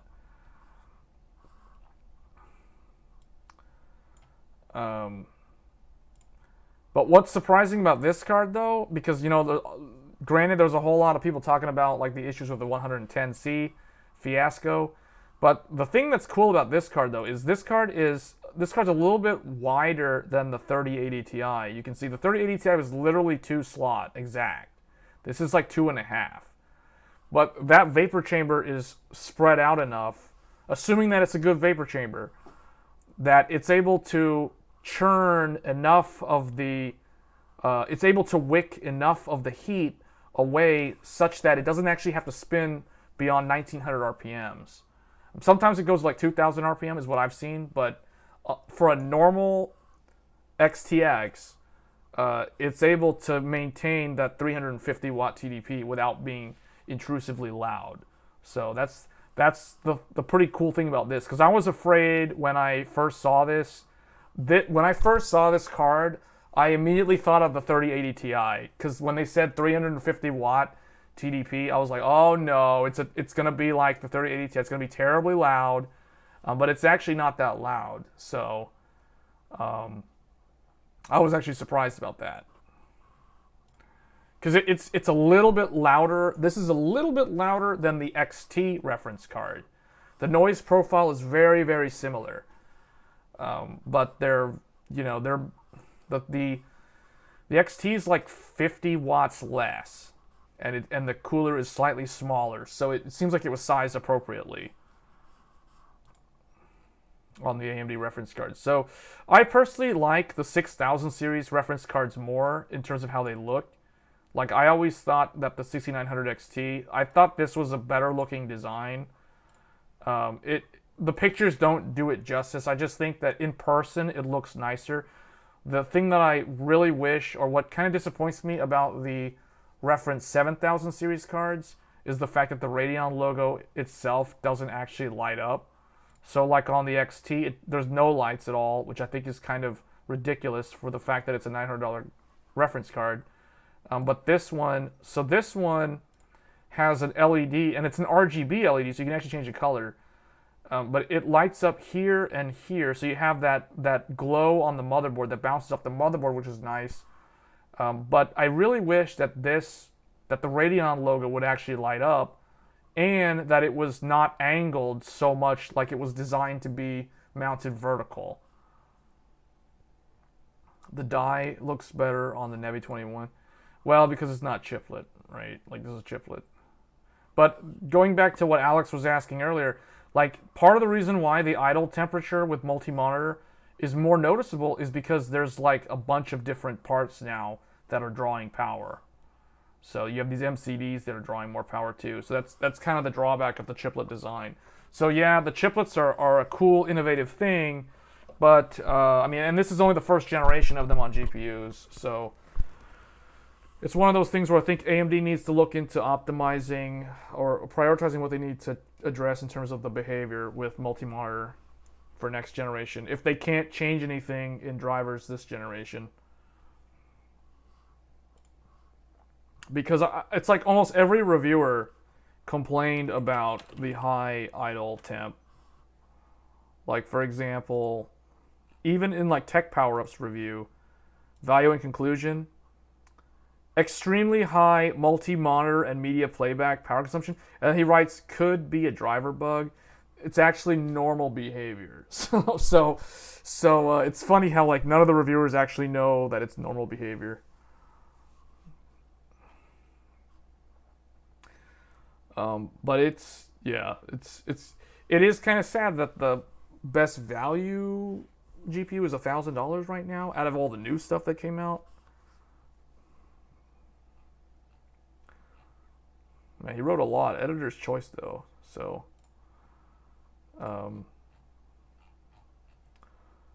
yeah, because what I typically do is I just come here, I just pick one of these guys. So like it's funny, you know what they did to show the 4070 Ti? Because the 4070 Ti doesn't have a reference design, like Tech Power literally just copy pasted the 3080. They just copy pasted the 3080's cooler, the front of it where it doesn't show the logo. Just to have something as a placeholder. Signify that it's an NVIDIA card. That's just something that they say because they're aware of the behavior. But the reality is that it's always behaved like that on previous generations. So it's just, that's kind of how it is. So it looks like 4070 Ti, according to this, the closest GPU to the 4070 Ti is the 3090 and the 6950 XT. And then 3090 Ti is like 5% faster, XTX is 6%, 4080 is 22, XTX is 26, 4090 is 52, 4090 is 50% faster than that. I don't know. Sometimes I don't know. Like this is obviously, it's going to be dependent on the games that were tested, because these percentages are very different from what like Hardware Unboxed shows, but it's still, in general, these are still kind of in the same ballpark. Your Micro Center has Red Devil. Yeah, the one where I am close to, that one had a bunch of them. It completely sold out. It completely sold out throughout today.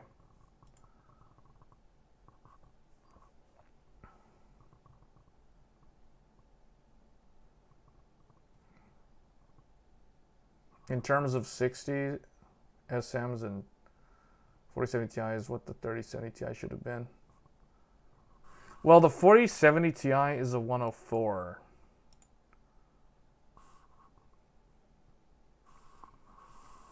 You have found the idle power drops from around 100 to around 20 when you turn on FreeSync. Really? What's your monitor setup? Like, what's your monitor setup for that? Because I don't know. Maybe I should investigate that a little bit more. The full GA 103 of the 30 series was 58 SM. But see, you only have a single monitor. See, so it's easy to control the problem. Yeah. So when you turn on FreeSync, the thing is, the FreeSync is able to vary the refresh interval on the monitor, and that's the reason why it goes down.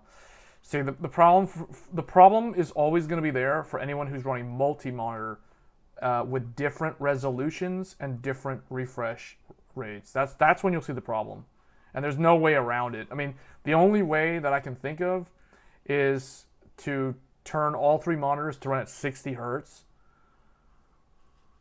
And maybe that will fix it, but even then it's not guaranteed, because it depends on what I was referring to earlier. It depends on the blanking interval.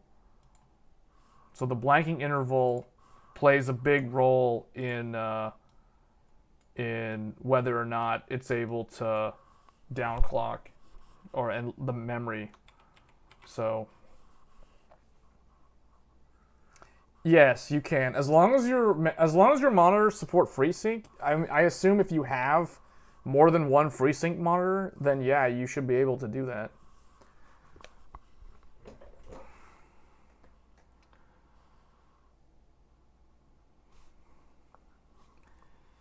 But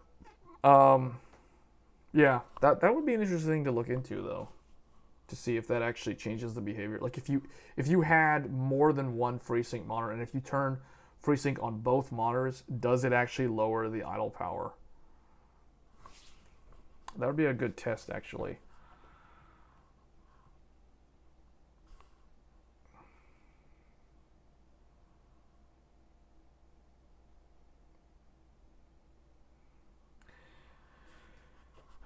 Yeah, if you connect that, you'll see what we're talking about with the high idle power. Because you have the XTX. So yeah, the XTX idles, the high idle power on the XTX is like 100 watts. The XT is more like 80 to 90 watts for idle power.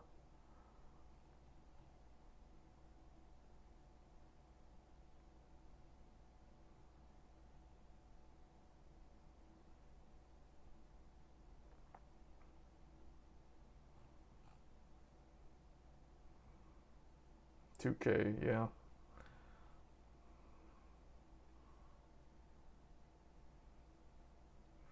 Yeah, the only other thing that I saw from CES, well, actually, we can probably just look at, see what Tech Power Up. Did Tech Power Up announce anything?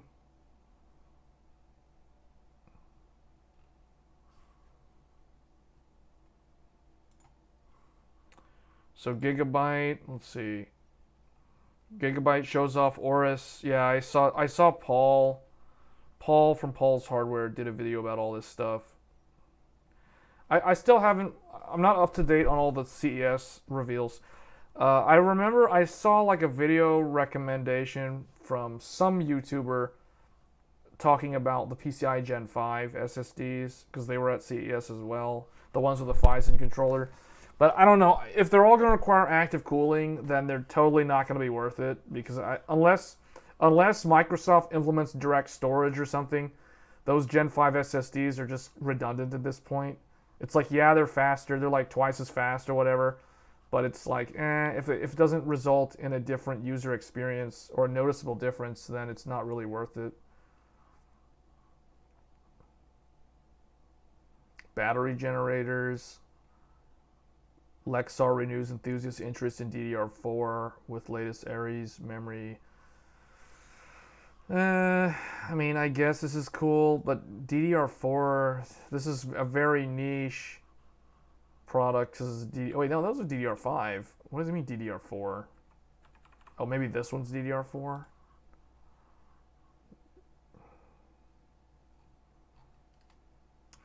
Yeah, I've been meaning to do a video on memory overclocking. I need to figure out what exactly I want to talk about on that. Because I was thinking that the Intel processor could clock really high. But that's only true if you're using 2 DIMMs. The minute you try to add like 4 DIMMs, Intel, it's going to run into the same problem that AMD has, where you try to run 4 DIMMs of DDR5. It can clock a little bit faster, but you're not going to be able to do, like all these people talking about like 7,000 megahertz RAM. You can't really do that with 4 DIMMs, and that's unfortunate. Because I was hoping that the Raptor Lake IMC was improved. It's improved, but as soon as you put 4 DIMMs, it's not really that improved. And then AMD's one is just first gen DDR5 controller, so that I don't expect much from that.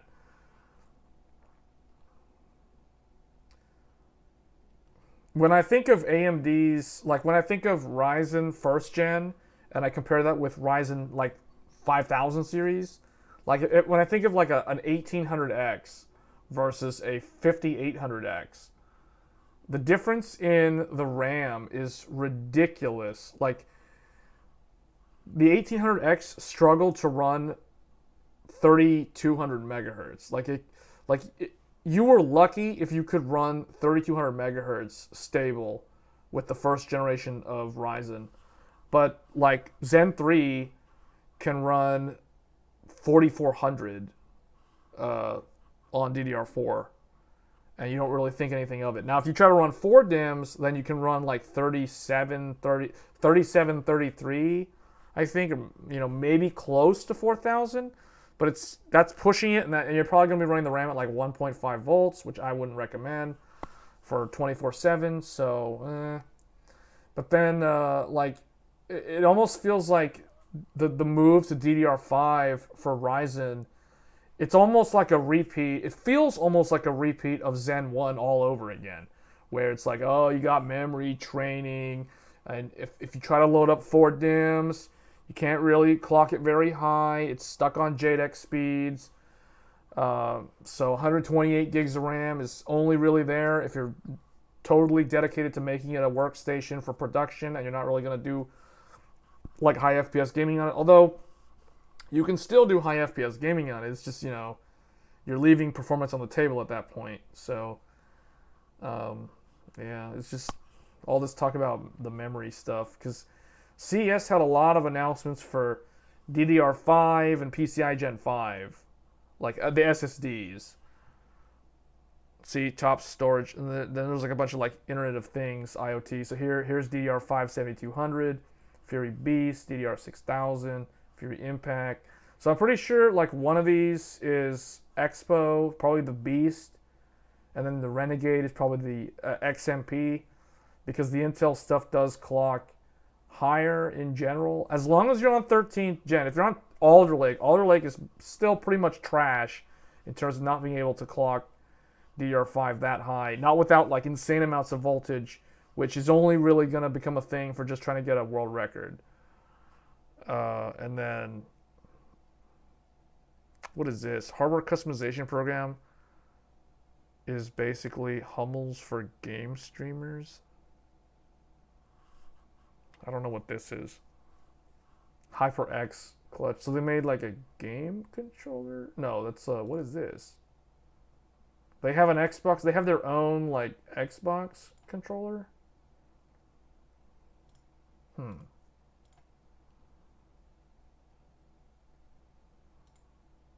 Okay, they got some pretty fancy looking packaging for those new Vcache CPUs.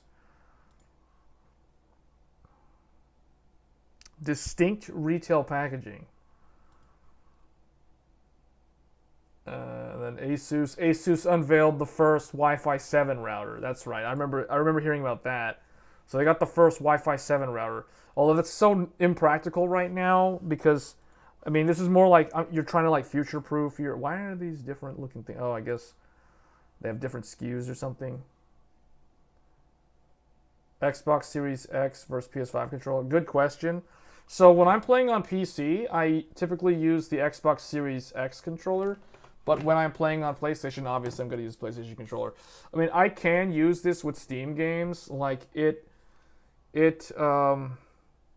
works most of the time. But occasionally there's a game where the button prompts, they don't have the option for the PlayStation button layout. So it's like you're stuck having to constantly translate in your mind. Triangle is Y, X is A, and that sort of thing. It's like I was saying, I said this like very early in the stream. I said like having to playing with a controller on certain games on Steam, you basically have to learn 2 languages. It's like you have to learn the language of PlayStation, which is basically triangle, square, X, and circle. And then you also have to learn the language of Xbox, which is A, B, X, Y, which is basically the same language as Nintendo, but it's like a different dialect of Nintendo's language, because you interchange the A, B, and the X, Y. So the Xbox Series X controller is better for shooters. Really? The one thing that I have mixed feelings about on the PS5 controller is the games that utilize the haptic feedback. Sometimes they overdo it to the point where, like, there was a game I was playing on the PS5. I'm trying to remember what it was, where you have to use the it was the Forspoken demo. So I was playing the Forspoken demo the other day, and when you make her shoot her little fireball spells, they use the haptic feedback, so they make it really, really stiff to pull on the trigger buttons, and it really like tired out my finger. I was like, man, okay, I gotta like turn this setting off or turn this down or something.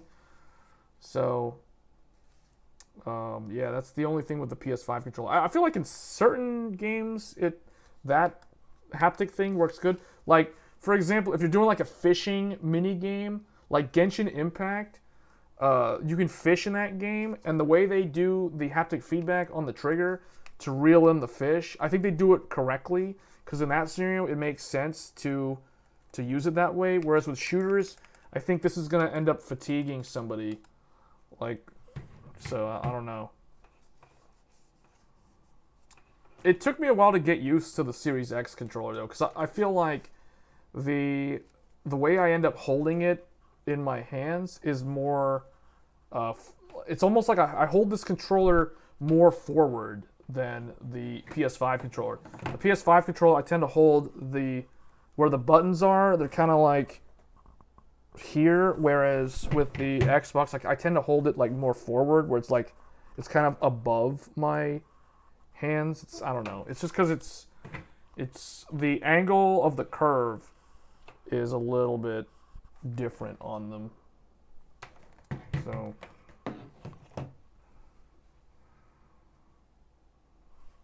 but see, like with the Xbox, I don't have any batteries in my Xbox controller, so I always have it connected via the USB-C cable. You ran around in Forspoken with no idea what you were doing and then got bored?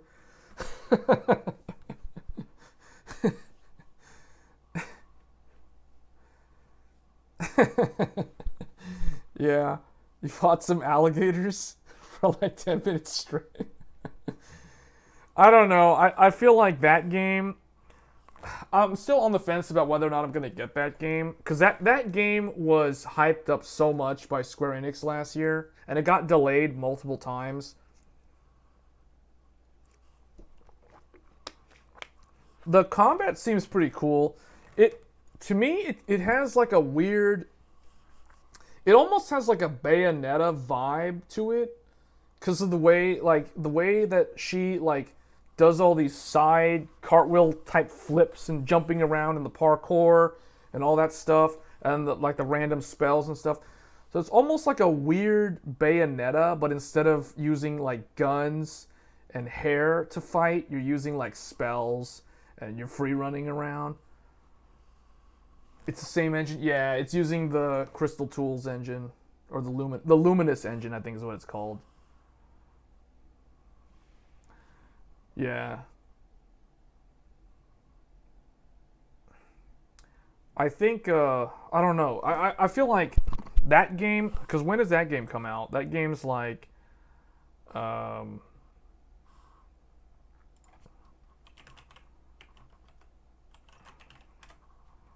when is that game? Like, Forspoken is January 24th. So that's later this month.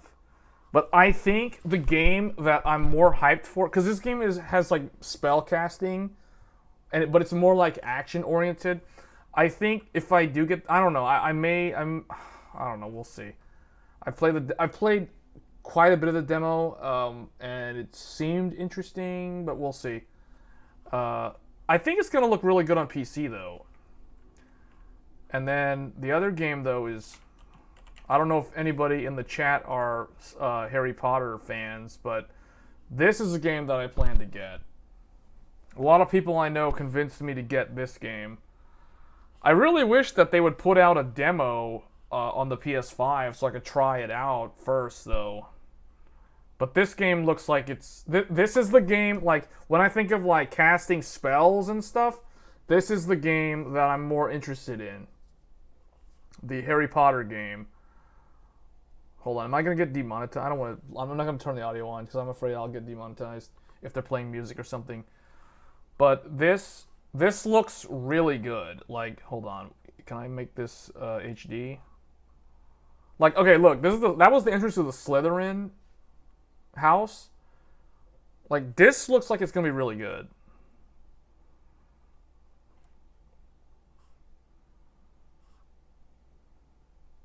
Wait, so I'm just kind of skip through here.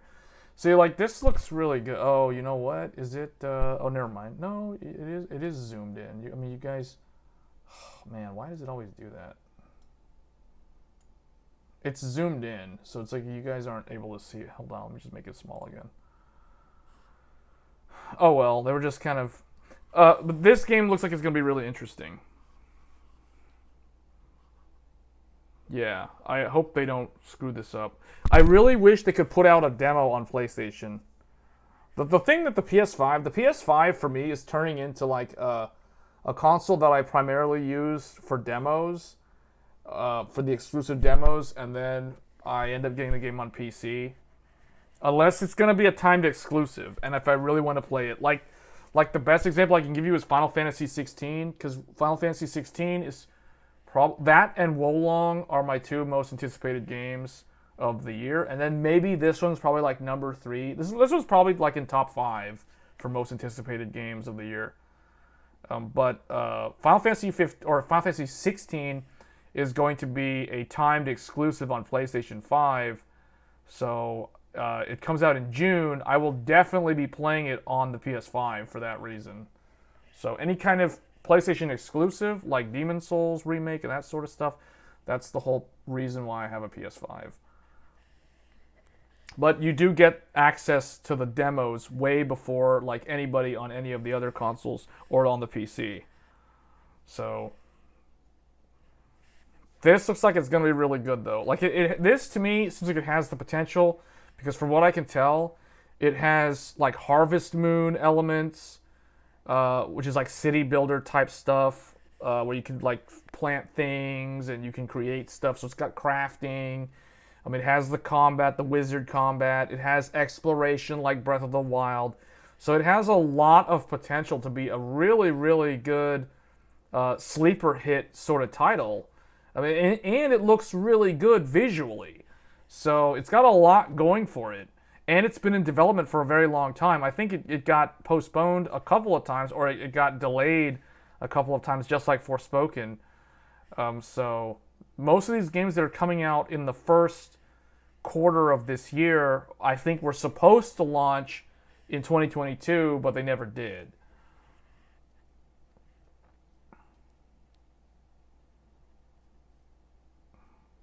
Yeah, like I have Horizon Forbidden West on PS5, because that's probably not going to show up on PC until next year at the earliest. Because look at how long it took Zero Dawn to show up on PC. That was like a game from 2017, and it only showed up on PC last year.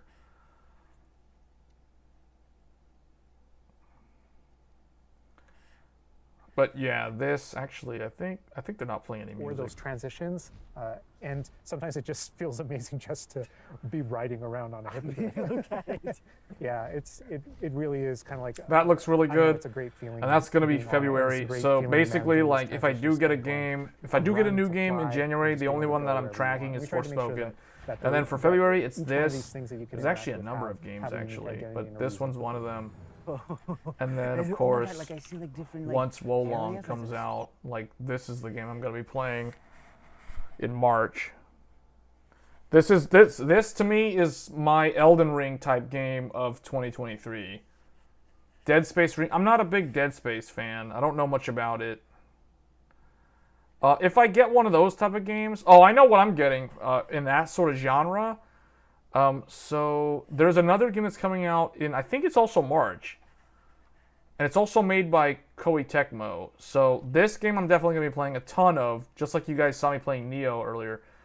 But the other one is Fatal Frame Mask of the Lunar Eclipse. So this game is terrifying. Like, if you want to play something that's like really scary,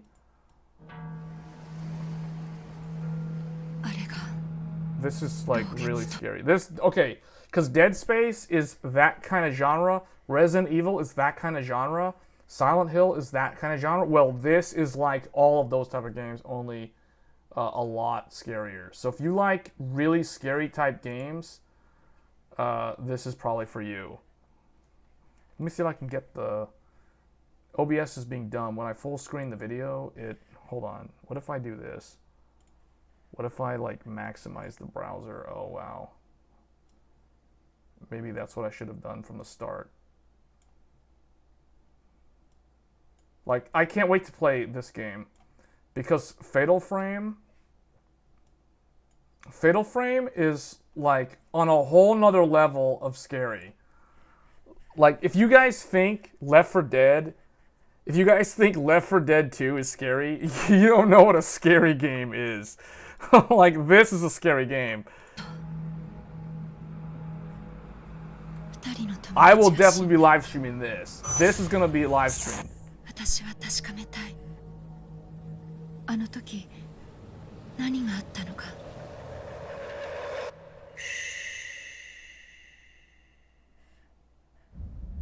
音楽とともに Because this is the only Fatal Frame game that I've never played.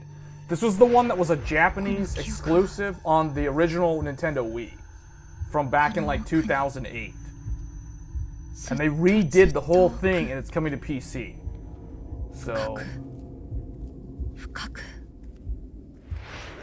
探さないと。 I used to be on Twitch, but I left that platform a long time ここ ago. にきっと何かあるはず。 Maybe I should start dual streaming or something. 思い出したくなかった。 Oh wait, hold up. I might get demonetized. I don't want to play any songs because I don't want to get demonetized. But this is true. This is a true thriller type game. I'll just put it that way. Like ancient curses. You can't actually kill the ghosts because they're real ghosts. You can't actually kill them. So it's more like you're essentially helpless. You can just kind of like stun them with your camera and stuff. So yeah, this is the only one that I've never played though, so I don't know anything about it. The remake, this remaster looks really good though. So like, yeah, this is another one of my most anticipated games of this year. You feel like I could have a really big following on Twitch? So I tried to do the Twitch thing years ago, like way back, like 2015. And I got up to like 200, 300 something followers, but it takes a lot of effort on Twitch. I feel like it's easier to build a following on YouTube. And YouTube seems to, I don't know. If you really think that I mean, I could try it, but Twitch is really just for gaming. Like, if I do, like, how good do you think videos about this sort of technology stuff would even do over there? Like, if I were to stream stuff explaining things like this, I don't know how big of an audience there is on that platform for this sort of thing. Because I think this is more of my core following is more of like the technology piece with occasional gaming. I think that's kind of what this channel has become.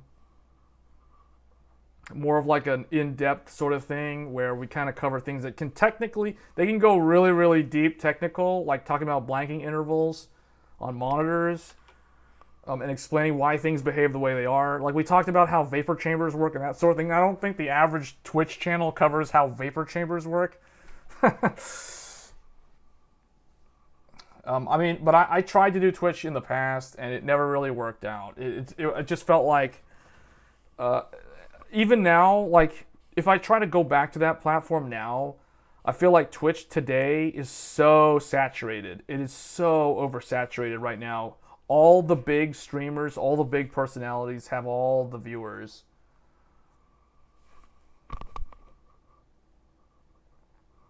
Yeah.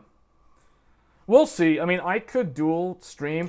The problem is, like, I'll have to go back to using XSplit. So that's the cool thing about XSplit versus OBS. OBS is much harder to dual stream. You essentially have to, I think you would have to open up 2 instances of OBS, but then you're doubling your resource utilization on the PC. So I could try it and see what happens.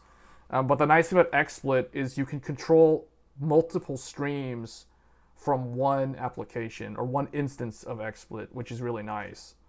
So that's why I feel like XSplit, even though XSplit is not free the way OBS is, it definitely feels like it's more tailor-made for live, professional, like studio level production versus OBS, which is basically like free and it's open source and the devs that work on it just kind of throw things together. But they do a good job. Like OBS is definitely very, very good.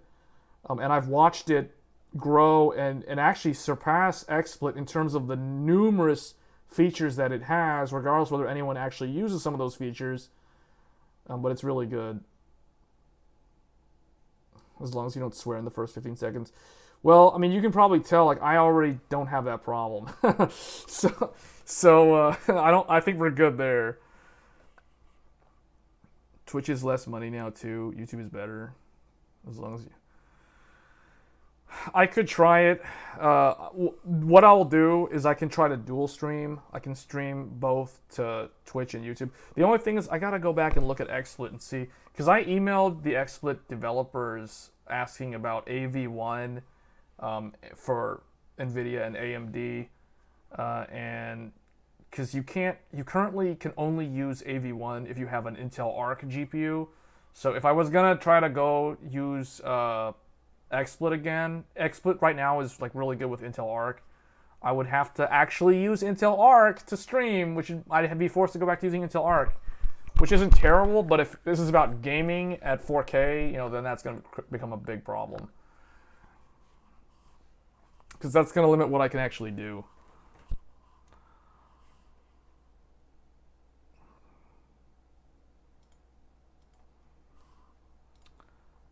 But yeah, this is one of the games. Hold on, let me change the... This is one of the games that I want to play this year. Resident Evil 4, yeah, RE4. Possibly, although Resident Evil 4 looks like it's going to be really, really good. Why is it not... I don't know what's going on here. But anyway, the RE remake is coming back. So that's another one. The thing is, like, all the games that I want to play are coming out, like, between now and, like, the end of June. So all the games that I want to play are in, like, the first half of the year. And then, like, the next half of the year has literally nothing unless Final Fantasy VII Rebirth. Unless this game comes out in December. I mean, it says Q4 of 2023. So if it doesn't get delayed, then, I mean, this is the only one that I can think of that is anticipated for me. Remake 2 is one of my favorite of all time. Yeah. Yeah, Remake 2 is really good. Because, see, okay, Remake 2 had a scarier feel to it than 3. Remake 2, to me, has that eerie kind of unsettling feeling that Fatal Frame games have. Just the overall atmosphere, like the police station, the underground area, it just has that creepy vibe. Like, that's what makes 2... the dark hallways in the police station when you first go through that area, the puzzles to progress, like, it's, yeah. And then Mr. X, of course. But it's always funny to try to, like, bug out his AI and walk into, like, the safe room or walk into areas where he can't actually go because, I don't know, he either can't fit or the AI is not supposed to go there. I don't know if it's going to get delayed because 16 is already done. So they're literally just polishing and just sitting on 16. But the team that's making 7 is not the same team that made 16. The team that made 16 is the team that works on Final Fantasy 14. And funnily enough, technically, there's supposed to be another 14 expansion this year, like in Q4. If we go by the release cycle, there's supposed to be a 14 expansion right around the time that Rebirth is supposed to launch. But I don't know what's going to happen because that team was working on 16 and there was all this delay. Like, essentially, Endwalker for 14 was supposed to launch, like, in the summer of 2021, but it was so delayed that it ended up being at the end of that year. 7.2 has a good PC port this time. You know, I have it on the I have the Epic Games Store version of it, but I never finished it. I never finished 7 Like, I've been meaning to go back and play it. It's interesting because I got Crisis Core Reunion, and I finished Crisis Core before the end of the year. Like, I said I was going to finish this before the end of 2022, and I achieved that goal. The only other game... So the game that I was supposed... Oh, I finished Kingdom Hearts 3 also. The PC version of Kingdom Hearts 3. So I finished Kingdom Hearts 3 and Crisis Core Reunion. The only two games that I need to finish... Well, the game that I need to finish from last year, I need to finish Star Ocean: The Divine Force. So I definitely need to finish this game. And, what's the other game? There's like another one, I can't remember what it was, but... I need to finish Scarlet Nexus from 2021. That's a game that I still haven't finished, and I'm actually very close to the end of that game. You were underwhelmed by the FF7 PC? Kingdom Hearts needs to come to Steam. When did 7 come to Steam? Because I didn't even bother to wait. I just like got it on Epic Games, and then I have Kingdom Hearts 3 and Final Fantasy 7 on Epic Games. And the other game that I got on Epic Games is Stranger in Paradise. Stranger in Paradise Final Fantasy Origin is such a strange game. Like, it's sad because I want to do the DLC, but it's too hard. It's literally too hard. You have to grind so much item levels, and the combat and the level design is not as fun as, like, Nioh. And I'd rather just play Nioh 2 instead of this game. I finished this game last year. I finished it before I finished Elden Ring. So, like, when Elden Ring came out, I played a whole bunch of Elden Ring until this game came out. Elden Ring, I got to the very end of the game where all you have to do is kill the Beast Man, the Clergy Beast Man, and then that causes the tree to completely burn, and then you have to go and beat the final boss. So I got to that point in the game. But then Stranger Paradise launched, and I switched to playing Stranger Paradise. And Stranger Paradise is basically like Nioh 2. It's made by the same developers, Team Ninja, so it's an action. It's a very hard game unless you play it on the easiest difficulty or the normal difficulty. And even on the normal difficulty, it's hard. So the funny thing about this game is I think a lot of Final Fantasy fans got this game thinking that it's going to be good or it's like an easy game to play, and no, it is not an easy game to play. This game is like equal to or harder than Elden Ring. so this caught a lot of Final Fantasy fans off guard. So I really think that they need to do something about that, because there's no way to do the DLC chapters unless you either grind and then go play on the higher difficulty levels, and then all the DLC has to be done on an even higher difficulty level, beyond Chaos difficulty level, which I don't even remember what it's called, but it's like it's ridiculously hard. And the thing is, the tools they give you in the game are not as abusable, we'll say, as the ones in Nioh. So Nioh, you can become way OP, but in this game you can't really do that, and that's kind of disappointing.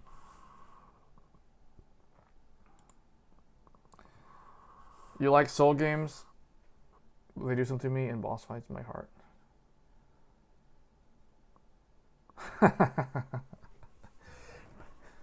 Well, what? Yeah. The thing with Soul games for me, I like Soul games too, but I tend to play them. I tend to binge them. So like if I start playing, like when Elden Ring came out, I played Elden Ring basically until this game came out, which is in the middle of March last year.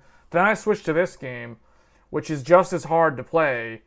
And then I played this game all the way to the end of it, and I finished it. I beat it. And then I didn't really go back to Elden Ring for some reason until way later in the year, like around September. I returned to Elden Ring, and then I, played a whole bunch of it for like 2 or 3 weeks, and then just like stopped playing it again and moved on to other stuff. So that's how I handle these type of games, because like I had to get a PS5. The only reason why I got the PS5 was for the Demon's Souls remake. And that's still probably my favorite PS5 game, even though it's a launch game. And I played a ton of that game. I did the whole, like, do the secret thing, play everything in reverse, get those coins to unlock that armor set that the devs, that Blue Point devs added to the game as kind of an Easter egg. So I did all of that, and then I stopped playing Demon's Souls. So, but yeah, yeah, I'm a big fan of From Software's game design. Like, their level design is amazing. The way the way that they seamlessly craft the world for you to explore is just so well done. It took you like a year or a couple of hours a week to beat Dark Souls 2. Oh, Dark Souls 2 is the black sheep of the Souls family. Like, that's the one that I'll probably never go back to. It's funny I say that because a couple of times a year I'll think of, like, I get the urge to replay Dark Souls 2 just because. It's like that's the game that's the least most popular Souls game in the entire franchise. And with good reason, because there's a lot of reasons why Dark Souls 2 is not really that good. But it's still a solid game by itself. But by From Software standards, it's really the weakest one out of all of them. Although there are some cool things that it did do that you didn't find in the other games. Like Dark Souls 2. Dark Souls 2 is a game that they... Like, the Dark Souls 2 did so many innovative things that they didn't do in the following games. Like, Dark Souls 2 has invisible wall. Well, Dark Souls 2 has walls that open doors. Like, not only do they have the illusionary walls, they actually had walls. So when I found that out, I would literally walk along the wall of any sort of like corridor and constantly spam the X button to see if it would open up a wall. Like, because of that, that's probably why they took it out. They took that feature out and they never brought the hidden walls back. It had hidden walls. And the thing that it also did differently was you didn't have iframes when you opened doors. So when you try to open a door, especially like a big double door, you have to like slowly push it open. You would get hit in the back by some random mob. Like, what? Why are there no iframes on the doors? Like, they decided to make it harder for stupid reasons.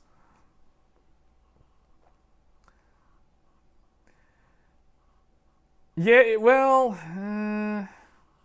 it was... In terms of how many zones and areas you can visit, yes, and that's probably why it was a disconnected world as opposed to a fully connected world like Dark Souls 1 and 3. But I don't know. Dark Souls 2 is an example of what happens when when the devs pile on more things, where it ends up being, quantity over quality. Whereas Dark Souls 1 and Dark Souls 3, the formula was quality over quantity. Dark Souls 2 suffered from quantity over quality. That's the way I've always looked at it. Dark Souls 2 was the hardest one to figure out how to cheese stuff. That's what I remember about it. Because you didn't have as many iframes. Your adaptability stat was the stupidest thing that they thought of. Having to level up adaptability to gain iframes when rolling. Like that. No.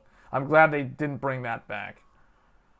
And then they also went to 4-way rolling. Like, they used to have 8-way rolling in Dark Souls 1, and then they went back to 4-way Demon Souls rolling for some reason in Dark Souls 2. No, for me, Dark Souls 1 was like over 100 hours. Just not for like the first playthrough, just from like exploring everything on the first playthrough plus the New Game Plus.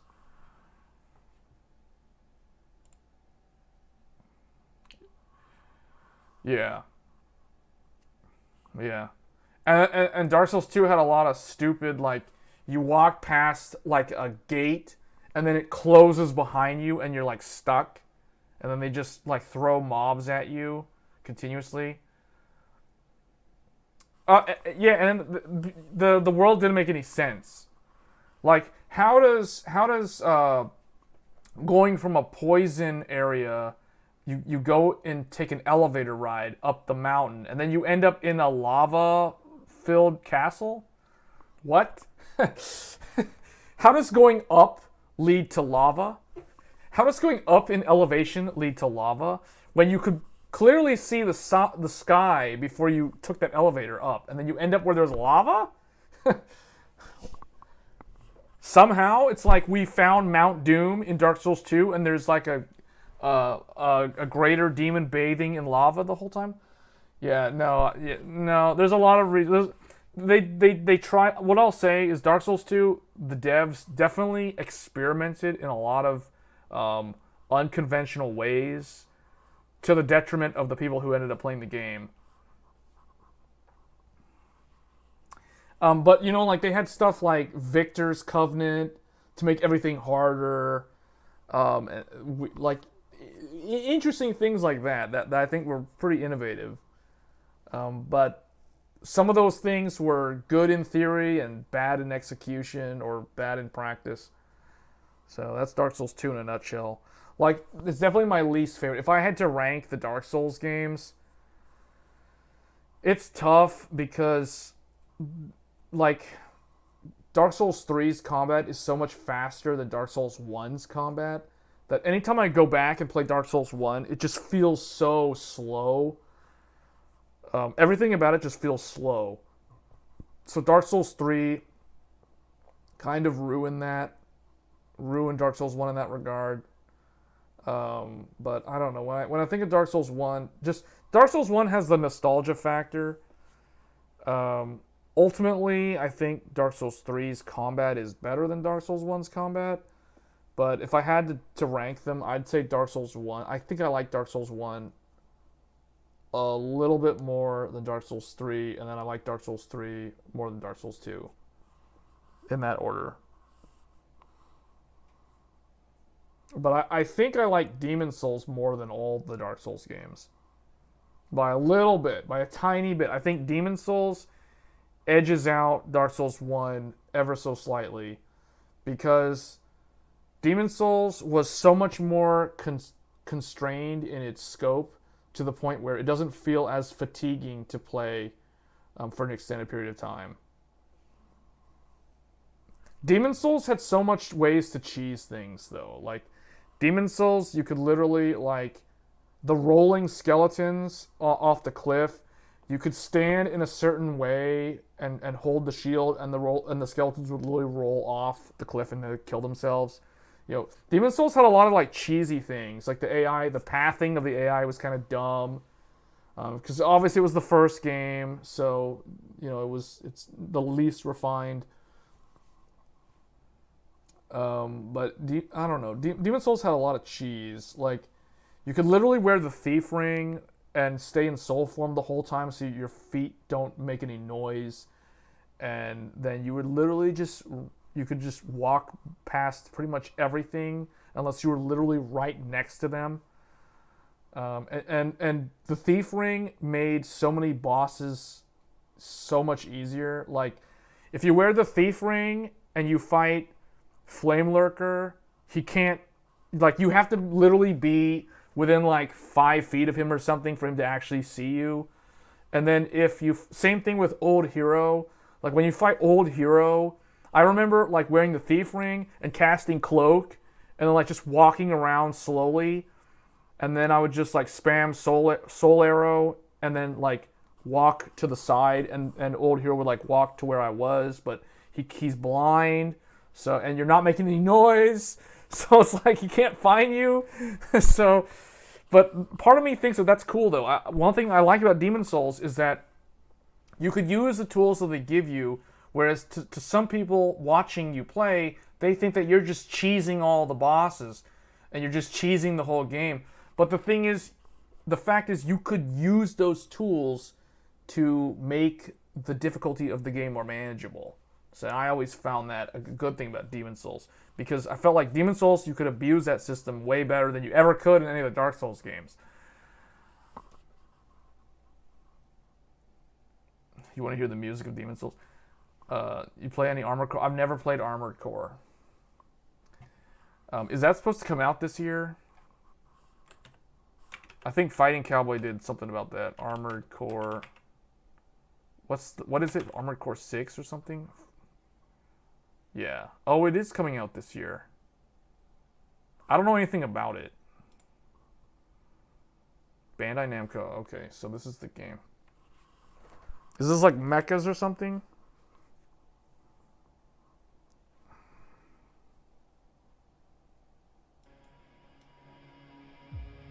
I'm not gonna get demonetized for playing this, am I?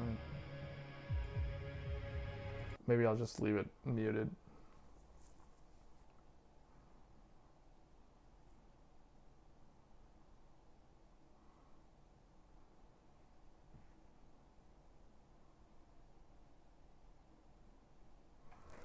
Do a mission, realize what you need to put on your mech for the mission, equip it, then choose. Oh, okay. It's that type of game? I mean, that can either be really, really fun, or it can be kind of a lukewarm experience. If it ends up being a game where it's like you just figure out, it's like if it's just trial by error. Because honestly, Dark Souls is also trial by error, or trial and error, I should say. Because you get better as you learn from your mistakes. If Armored Core is that same approach, it always depends on the gaming feedback loop. Like how well the feedback loop is implemented is what makes those type of games successful.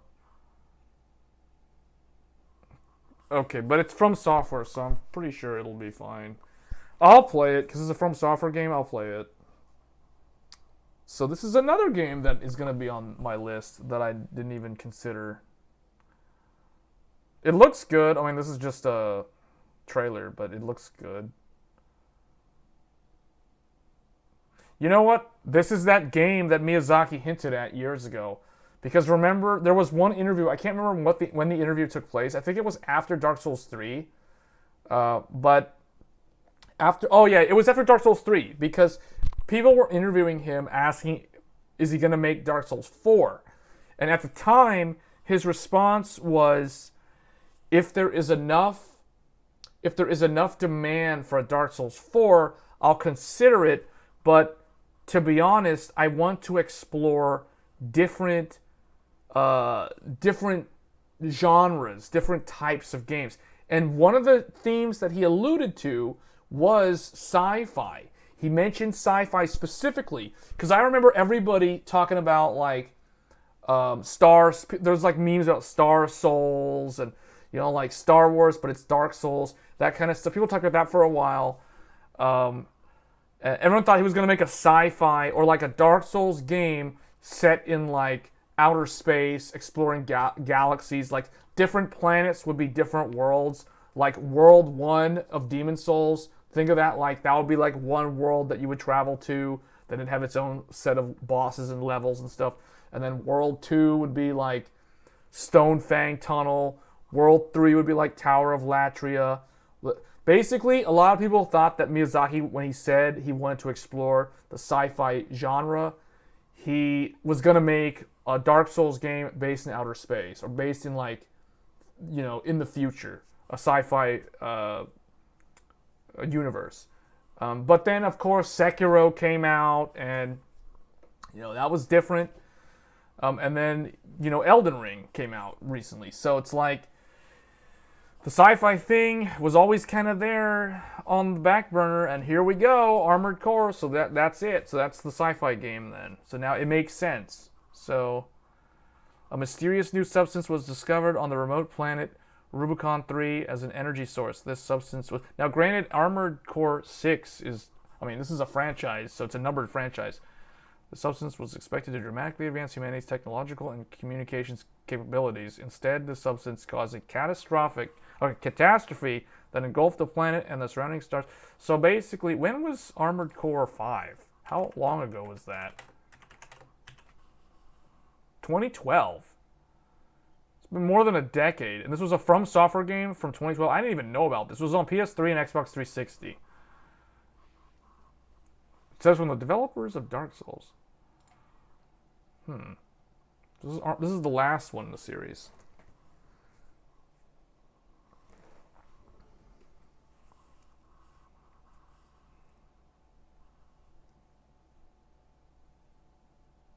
Armored Core 4 was like that. Verdict Day was the last one. The numbers aren't the actual numbers. Oh. Oh, this one. Oh, 2013.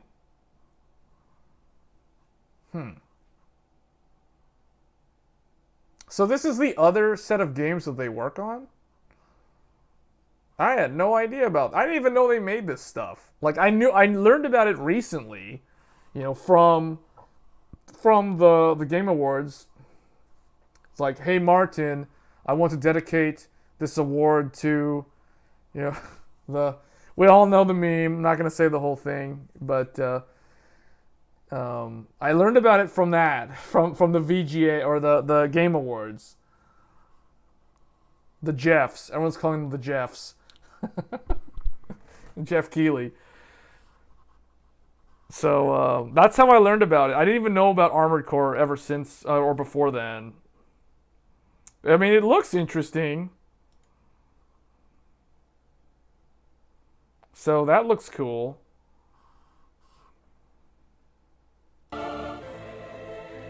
Okay, yeah, let's play music. I'm not gonna...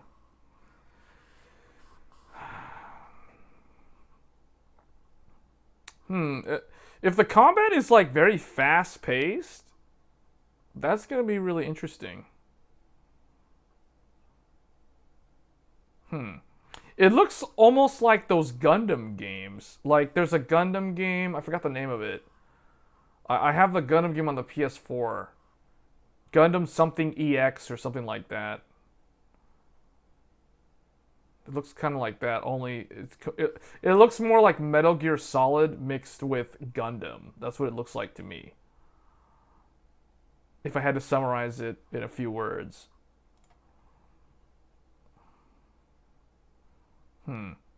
So that's what they were. That's their other franchise. Okay, that makes sense.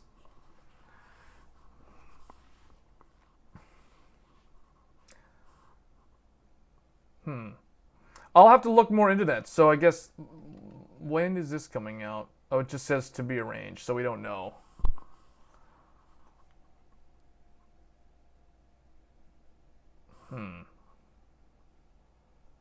So that's the simulation vehicle aspect of it, because it says in genre, simulation, vehicle, and combat. So it's like,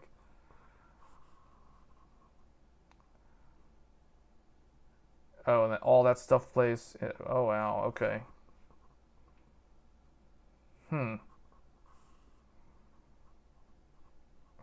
Okay.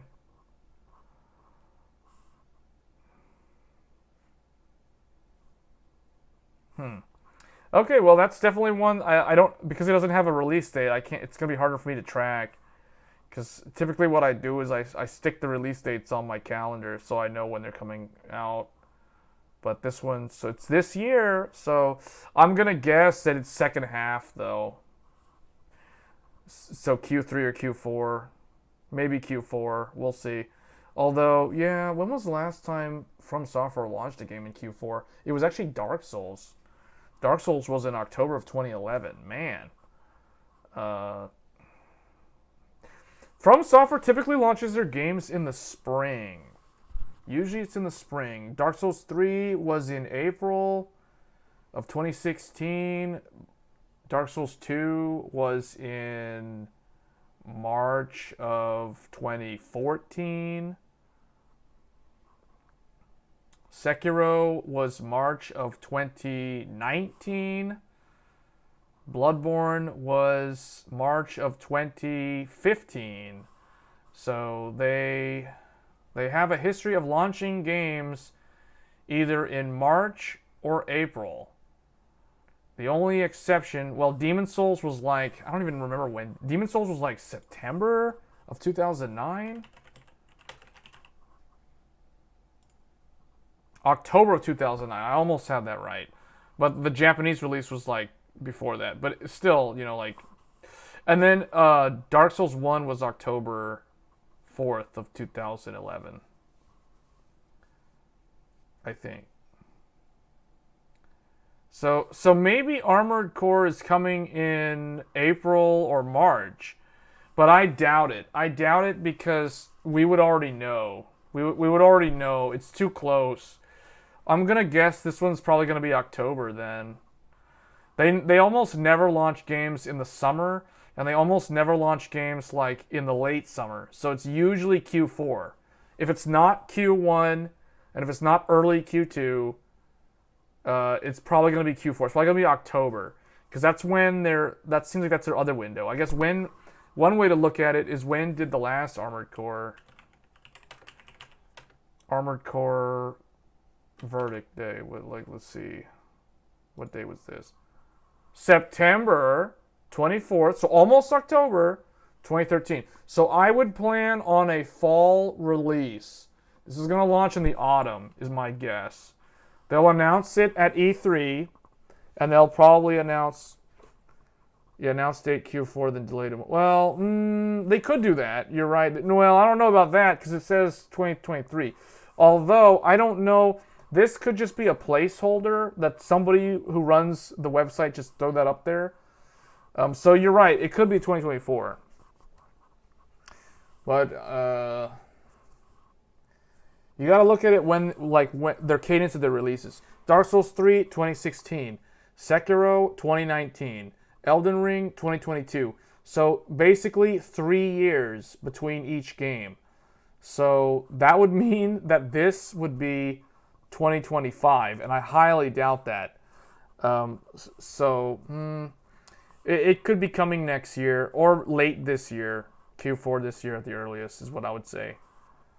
Because just looking at their history of how they launch games, like the only exception that I could think of, now obviously this game was there was a game in 2013 that was between Dark Souls 1 and Dark Souls 2. So, you know, it's like there are other things going on. And unlike Bloodborne was 2015 and then Dark Souls 3 was 2016. So like the team at From Software was very, very busy during the middle of that decade. They literally put out a game every year consecutively. Dark Souls 2, 2014. Bloodborne, 2015. Dark Souls 3, 2016. That's insane when you think about it. Like how fast they were cranking out games of this caliber. Like that's pretty insane. Compared to some other developers, which take who knows how long to make a game. And then it ends up being, you know, hyped up through the roof, and then it like fails to deliver. Looking at you, Cyberpunk 2077. You know, like that's pretty impressive. So this game could be coming out this year, considering what that team's been able to do in the past. So I would say that E3 will probably see the announcement, and if there is going to be a release date, it'll probably if it's going to release this year, E3 will be when we learn the release date. And if it's going to be next year, you know, E3 is when it will say spring 2024 or something like that. Like that's kind of what I think is going to happen. And then Gamescom, as they get closer to the release, Gamescom might actually give the actual release date, or if not, then they'll just repeat the same thing from E3, and then Tokyo Game Show will be when they actually show the release date.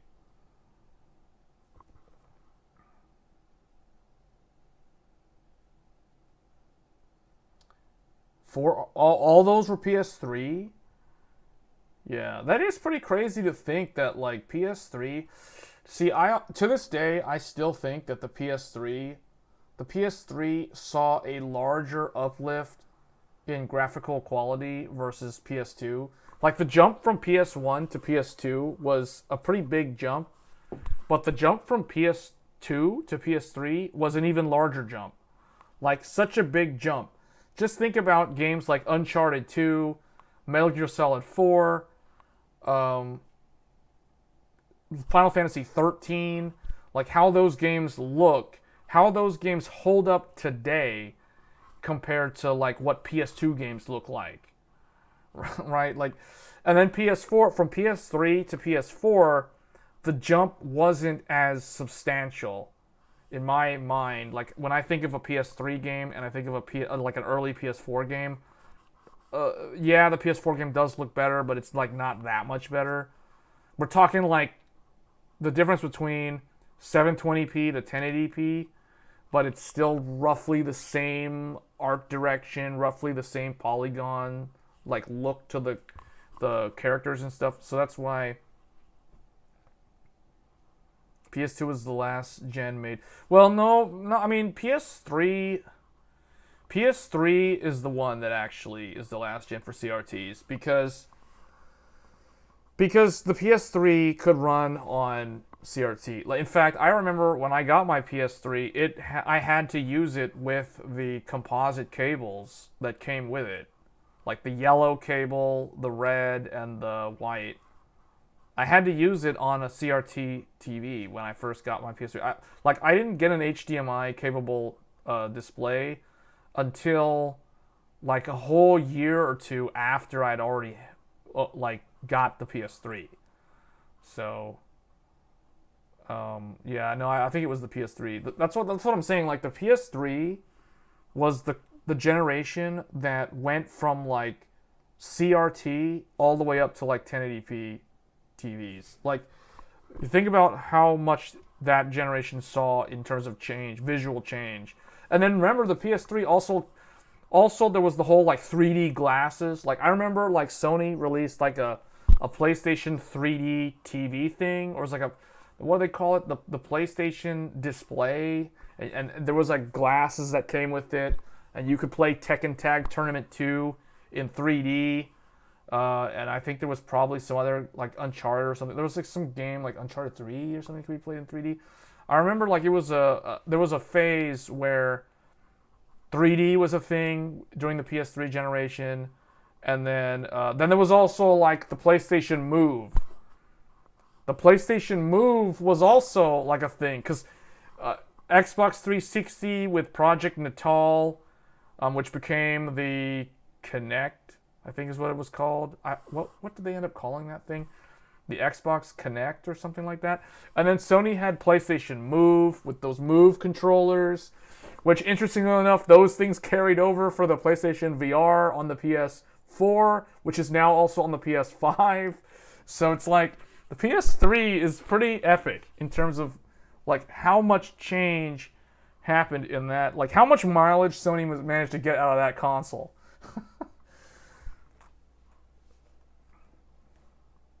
Because when I think of my PS3 library, it's so much bigger than my PS4 library. And the thing is, like, when I think of like how I transitioned to PC gaming, like I've always been someone who can play PC games, but I feel like when I think of how I was able to play PS3 games versus my PC, like, I had my old PC, my very first desktop PC from like 2006, and I got a PS3 in 2008. It was the Metal Gear Solid 4 bundle. It was the one that actually had software backwards compatibility with PS2 games. And so I ended up like playing PS3 games more than PC games in that sort of era, like from 2008 to 2012 or so. Like, I feel like I actually was more of a console gamer in that time frame, like during the PS3 generation, versus like now, where now I'm definitely more of a PC gamer versus a console gamer. So, and I think that transition kind of happened during the PS4 generation for me. I mean, and that makes sense when you look at, like, I've done like history on my graphics card collection. You guys can tell, like, it was during the from like 2012 to now is where I started upgrading my graphics cards way more frequently, and that makes sense because that's more when I was a PC gamer. Whereas before then, that would have been like PS3 era, and I would just play stuff on the PS3. Even the Xbox 360 when it first came out in 2005 was mostly used with CRTs. Yeah, the PS3 and the Xbox 360 started off in a world where most households had CRT televisions. Very few people at the time, even if you look at like the PC space, during that time, that was when flat screen LCD monitors were only starting to take off. Like most PCs back then in like 2005 still had CRT monitors. And the televisions were still CRT televisions. So it was during the second half of the 2000s decade, which is when I think that the adoption rate of flat screen displays started taking off. And like by the time it was 2010, you know, most people still had, like, it was a good mix. I don't know what the ratio was, but it would probably be like, if I had to guess, it was probably like 60% of households in the US and Canada probably had one flat screen television, whether it was a plasma or a LCD based flat television. And most of those are probably 720p televisions too, which for the PS3 was totally fine because the PS3 never actually really ran most games at 1080p anyway. It was mostly a 720p 30 FPS experience, and sometimes 720p 60 FPS. The way I've always thought of the consoles, like when I think back at them, PS2 was like 480i or 480p. PS3, yes, it could do like 480i and all that stuff, but PS3 in my mind will always be a 720p console. And then PS4 was a 1080p 30 FPS console in my mind. And then PS5 is actually like 1080p 60, or you can even do like 120 hertz mode. But realistically, I consider PS4 like a 4K console, the first actual 4K console, that and the Xbox. So it was the current generation of consoles is what I consider the main drivers for 4K adoption for households. Like for the average television in somebody's house today, in North America at least, I think that the consoles were supposed to facilitate that transition. But because of what happened with the pandemic, with the supply chain, obviously it didn't play out that way. So I think a lot of people still have 1080p televisions in their homes. Although 4K is definitely more readily affordable now, especially if you're just trying to buy, you know, like a 42-inch or 44-inch 60 hertz 4K display. I mean, they're not really that expensive anymore. So I think that's kind of where we're at. GTX 970, which made me more a PC gamer. Yeah, and that was 2014. That was literally like after, like almost a year after the PS4 was released. Because PS4 was like fall of 2013.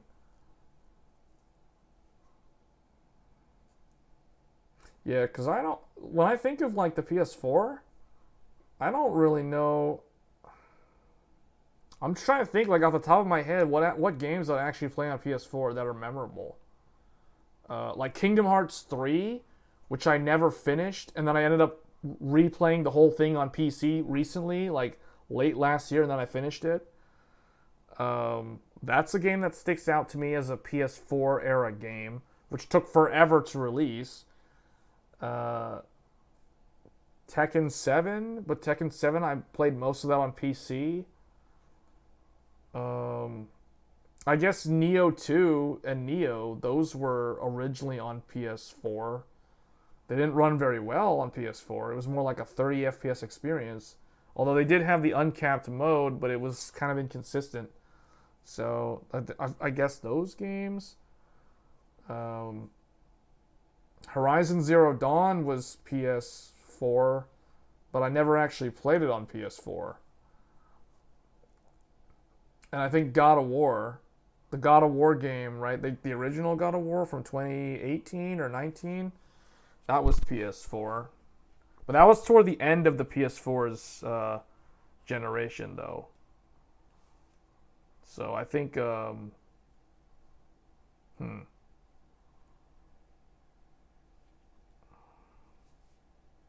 they attempt 2D, then they nail it with the SNES, then they try 3D with PS1, then they nail it with PS2, then they try HD with PS3, then they nail it with PS4. Okay, yeah, that's an interesting way to look at it. Yeah, that's an interesting way to look at it. You're essentially summarizing the change with technology in the gaming industry from the change from 2D to 3D and then resolution, essentially. Yeah, because televisions didn't change much until the early 2000s. I think they had, like, I want to say in the late 90s, it was possible to get a 1080i, so an interlaced 1080 television, but those are probably very expensive. And they probably didn't really look that good because they were interlaced. Or it was some kind of weird, like, 4x3, 10... well, I don't know if it... No, never mind. No, it doesn't make any sense because that wouldn't be 1080.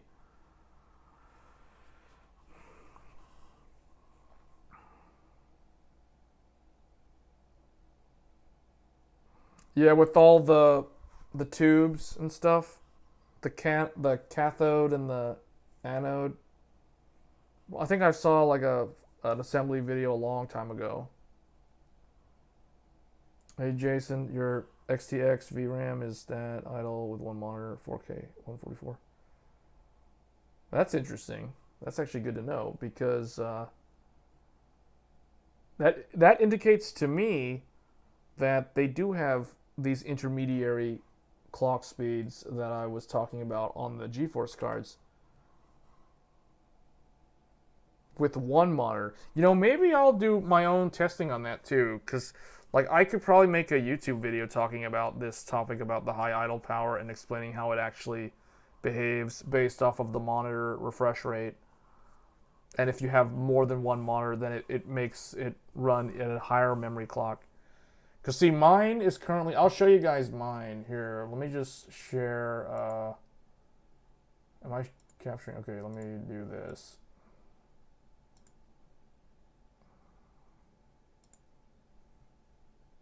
Here, what I'll do is I'll show you guys my GPU-Z.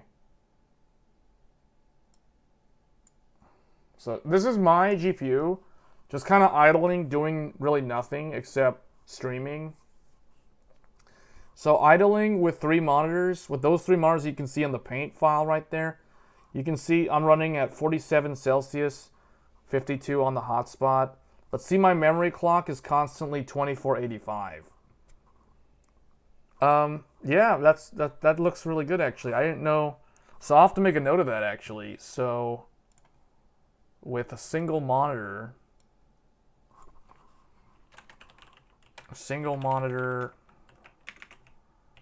4K 144 hertz, you have a memory clock of, where is the comment again?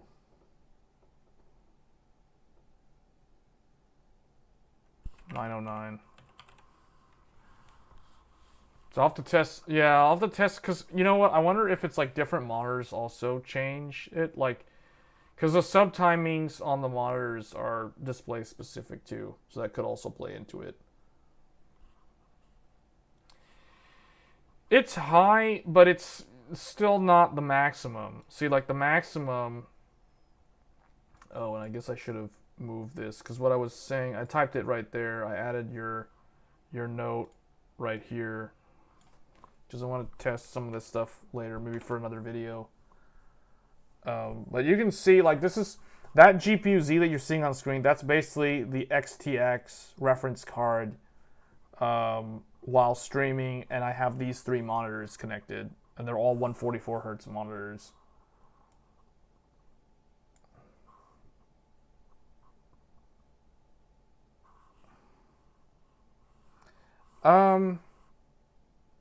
I guess, but I don't think we're using display stream compression.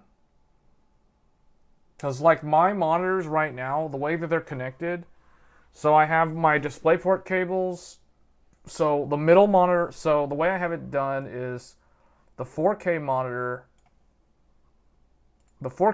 in the middle is connected via the, well, maybe I should redraw this. Maybe all I need to do is just kind of draw how they're laid out on the back. But essentially on the back of the card, you know how on the MIB or the MBA card, so this is the back, you have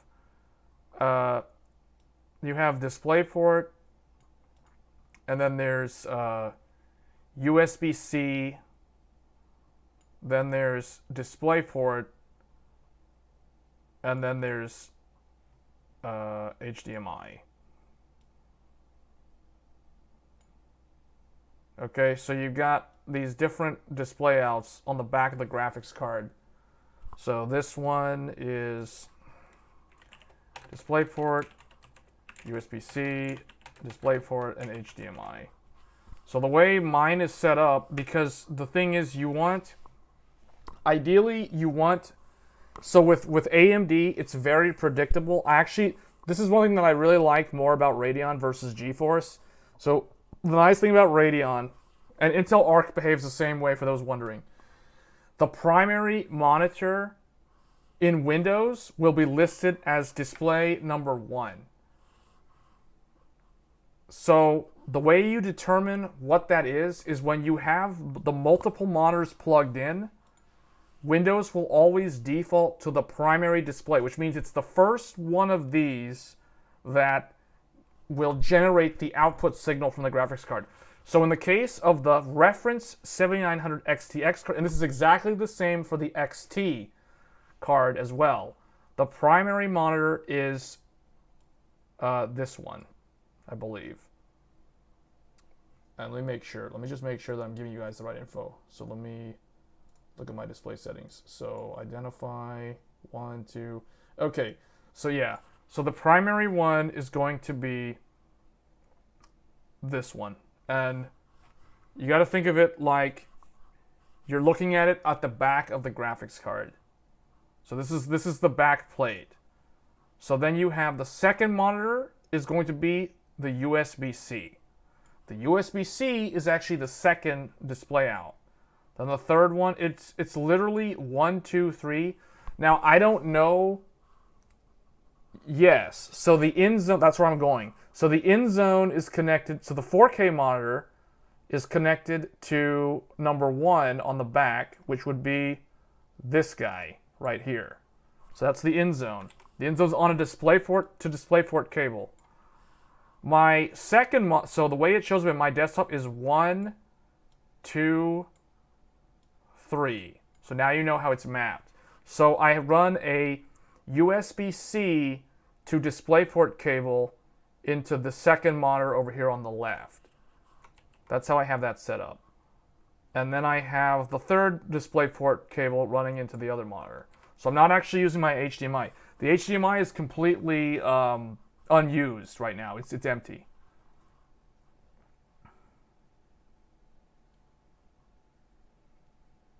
You're pretty sure InZone only supports DP 1.4?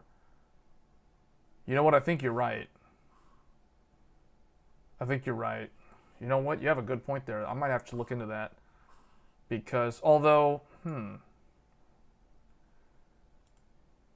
yeah, I think you're right. I remember that now. Otherwise, it would be 120 hertz.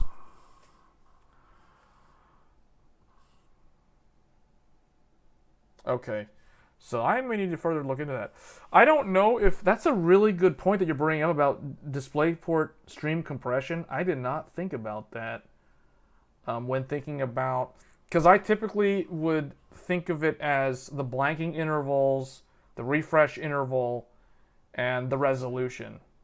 Because historically, those are the 3 variables that influence what the VRAM clock ends up having to run at for both AMD and GeForce. It's just GeForce, I think, has more intermediary clock speeds. Whereas I think AMD might have introduced... You're making me realize now that AMD might actually have intermediary clock signals. It's just they probably just don't have enough of them or something. The DSC less option, it'll be 120. Oh, okay.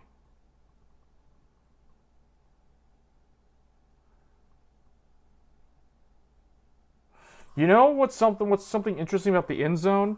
So the Sony InZone has a USB-C. This monitor, this 4K monitor that I have, actually has a USB-C on the monitor. So I wonder if I get like a native USB-C, if I run the USB-C into the USB-C port on the Sony InZone monitor, will that actually work? I wonder if that's for display out or if that's for like a USB. Because I know the InZone also has a KVM switch, which I never use.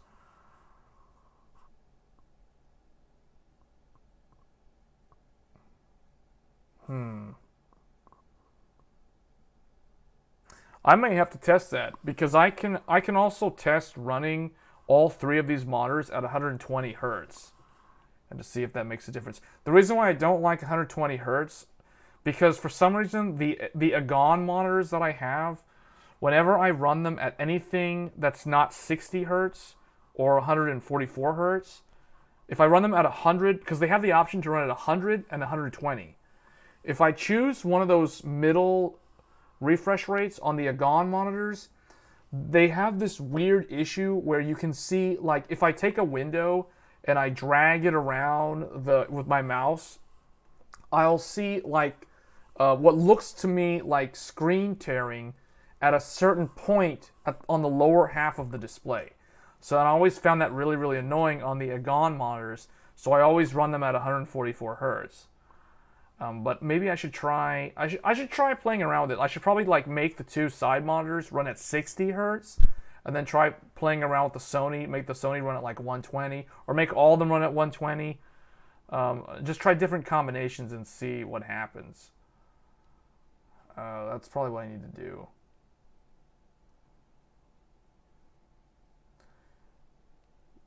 That's an interesting point, though. The wattage difference is a lot more for 144 hertz. Yeah.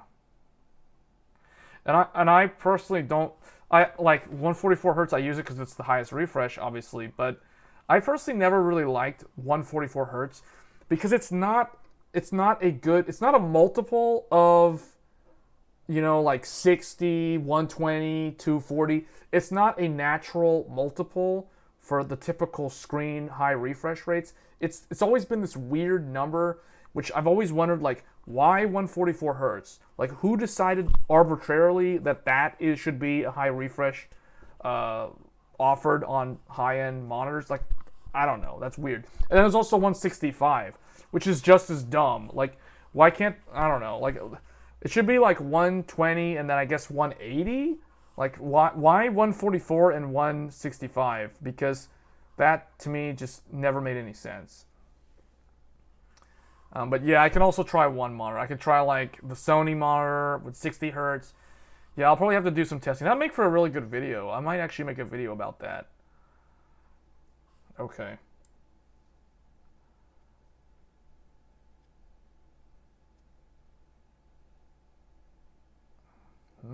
Okay. Yeah, you might be onto something here with the DSC. It's only 8-bit. What monitor do you have?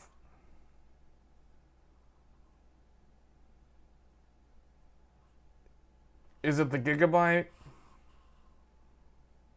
Yeah, 8-bit color. Yeah, because the Sony's 10-bit at 144.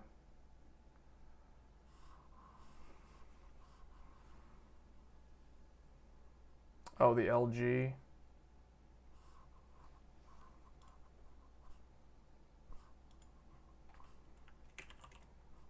LG 27 GP95R.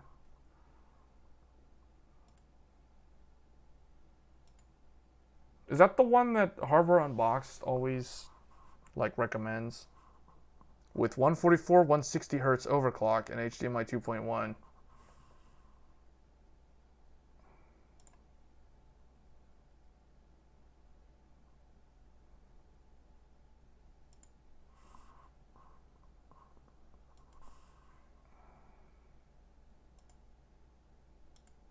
Wait a minute, why is that?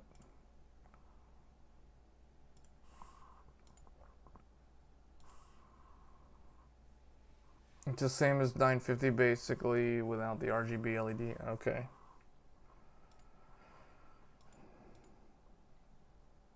Yeah, because the thing with the Sony monitor is if you use HDMI, the Sony monitor only does 120, I think.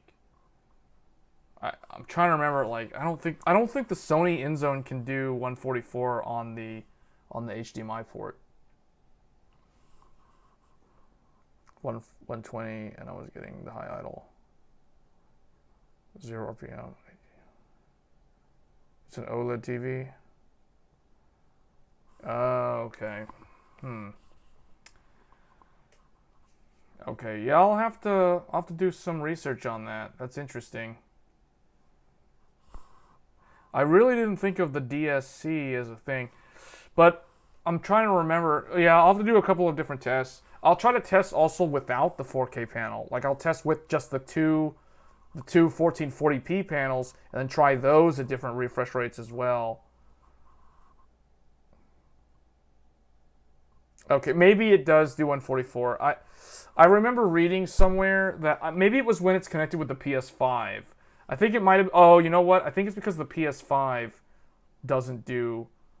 I got to go back and look at what I read, but I remember reading something somewhere, like on a review or something, that when they ran the HDMI, it was only 120 hertz. I think they might have been talking about when they had the PS5 connected to the HDMI port.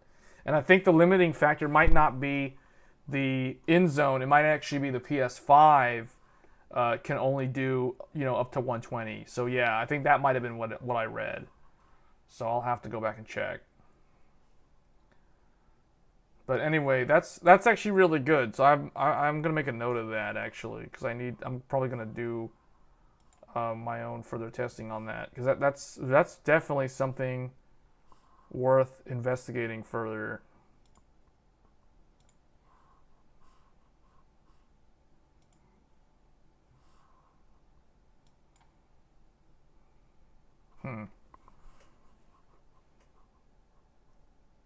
Okay. Well, guys, I think so. It can just be the extra 24 hertz causing it, or it can be related to the DSC. Yeah. Yeah, definitely. Well, or it.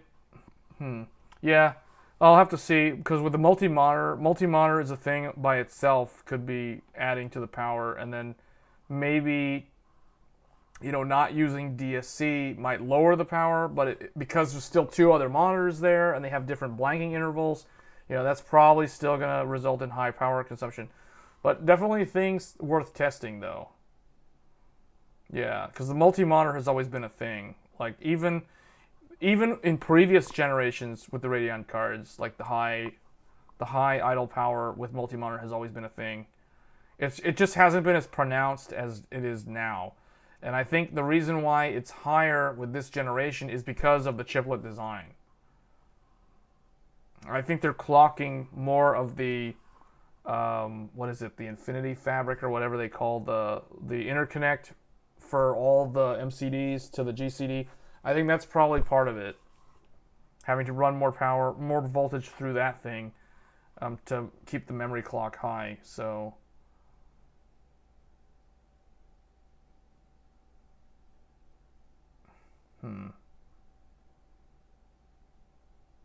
Very interesting, though. I'll definitely look into that. Okay, guys. Well, I think with that, I'm probably going to go ahead and end the stream. We actually went pretty in-depth on a lot of stuff here. I didn't expect to even talk about the monitor thing. But I guess Alex brought it up, so it ended up being a really good topic overall. So it opened up the door to investigating this further. So, okay. All right, guys. Well, I appreciate everybody for tuning in. And I'm just glad that my reference XTX card doesn't have a defective vapor chamber, so I don't have to do an RMA. So it's like, I'm actually pretty thrilled about that, because I ordered one of these with the Sapphire box, and then I was like, oh wait, it's still a reference card, which means it could still end up being affected by the vapor chamber problem, which I'm sort of calling that vapor gate. I don't really have a name for it, but the vapor gate issue that's all over the AMD Reddit page. And there's like a bunch of videos on it. Derbauer did really good videos about it, but I'm just glad that I don't have the problem. So it's like I'm good. Like my card that was purchased on January 4th is not affected. So that to me is good news because it sounds like they've pulled all the bad ones out of the warehouses and they've sent them back to be reassembled with newer vapor chambers. So that's really good.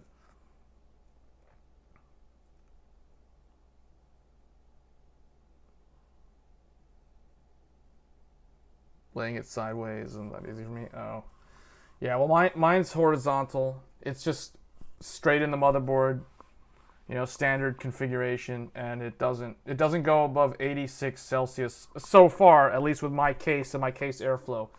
So that's really good. So, all right. Well, with that said, I'm gonna go ahead and end the stream. Once again, thanks everybody for watching, and I hope you guys got something valuable out of this info, and I'm definitely going to look into the multi-monitor thing, the DSC, and the different refresh rates here and different combinations of the displays.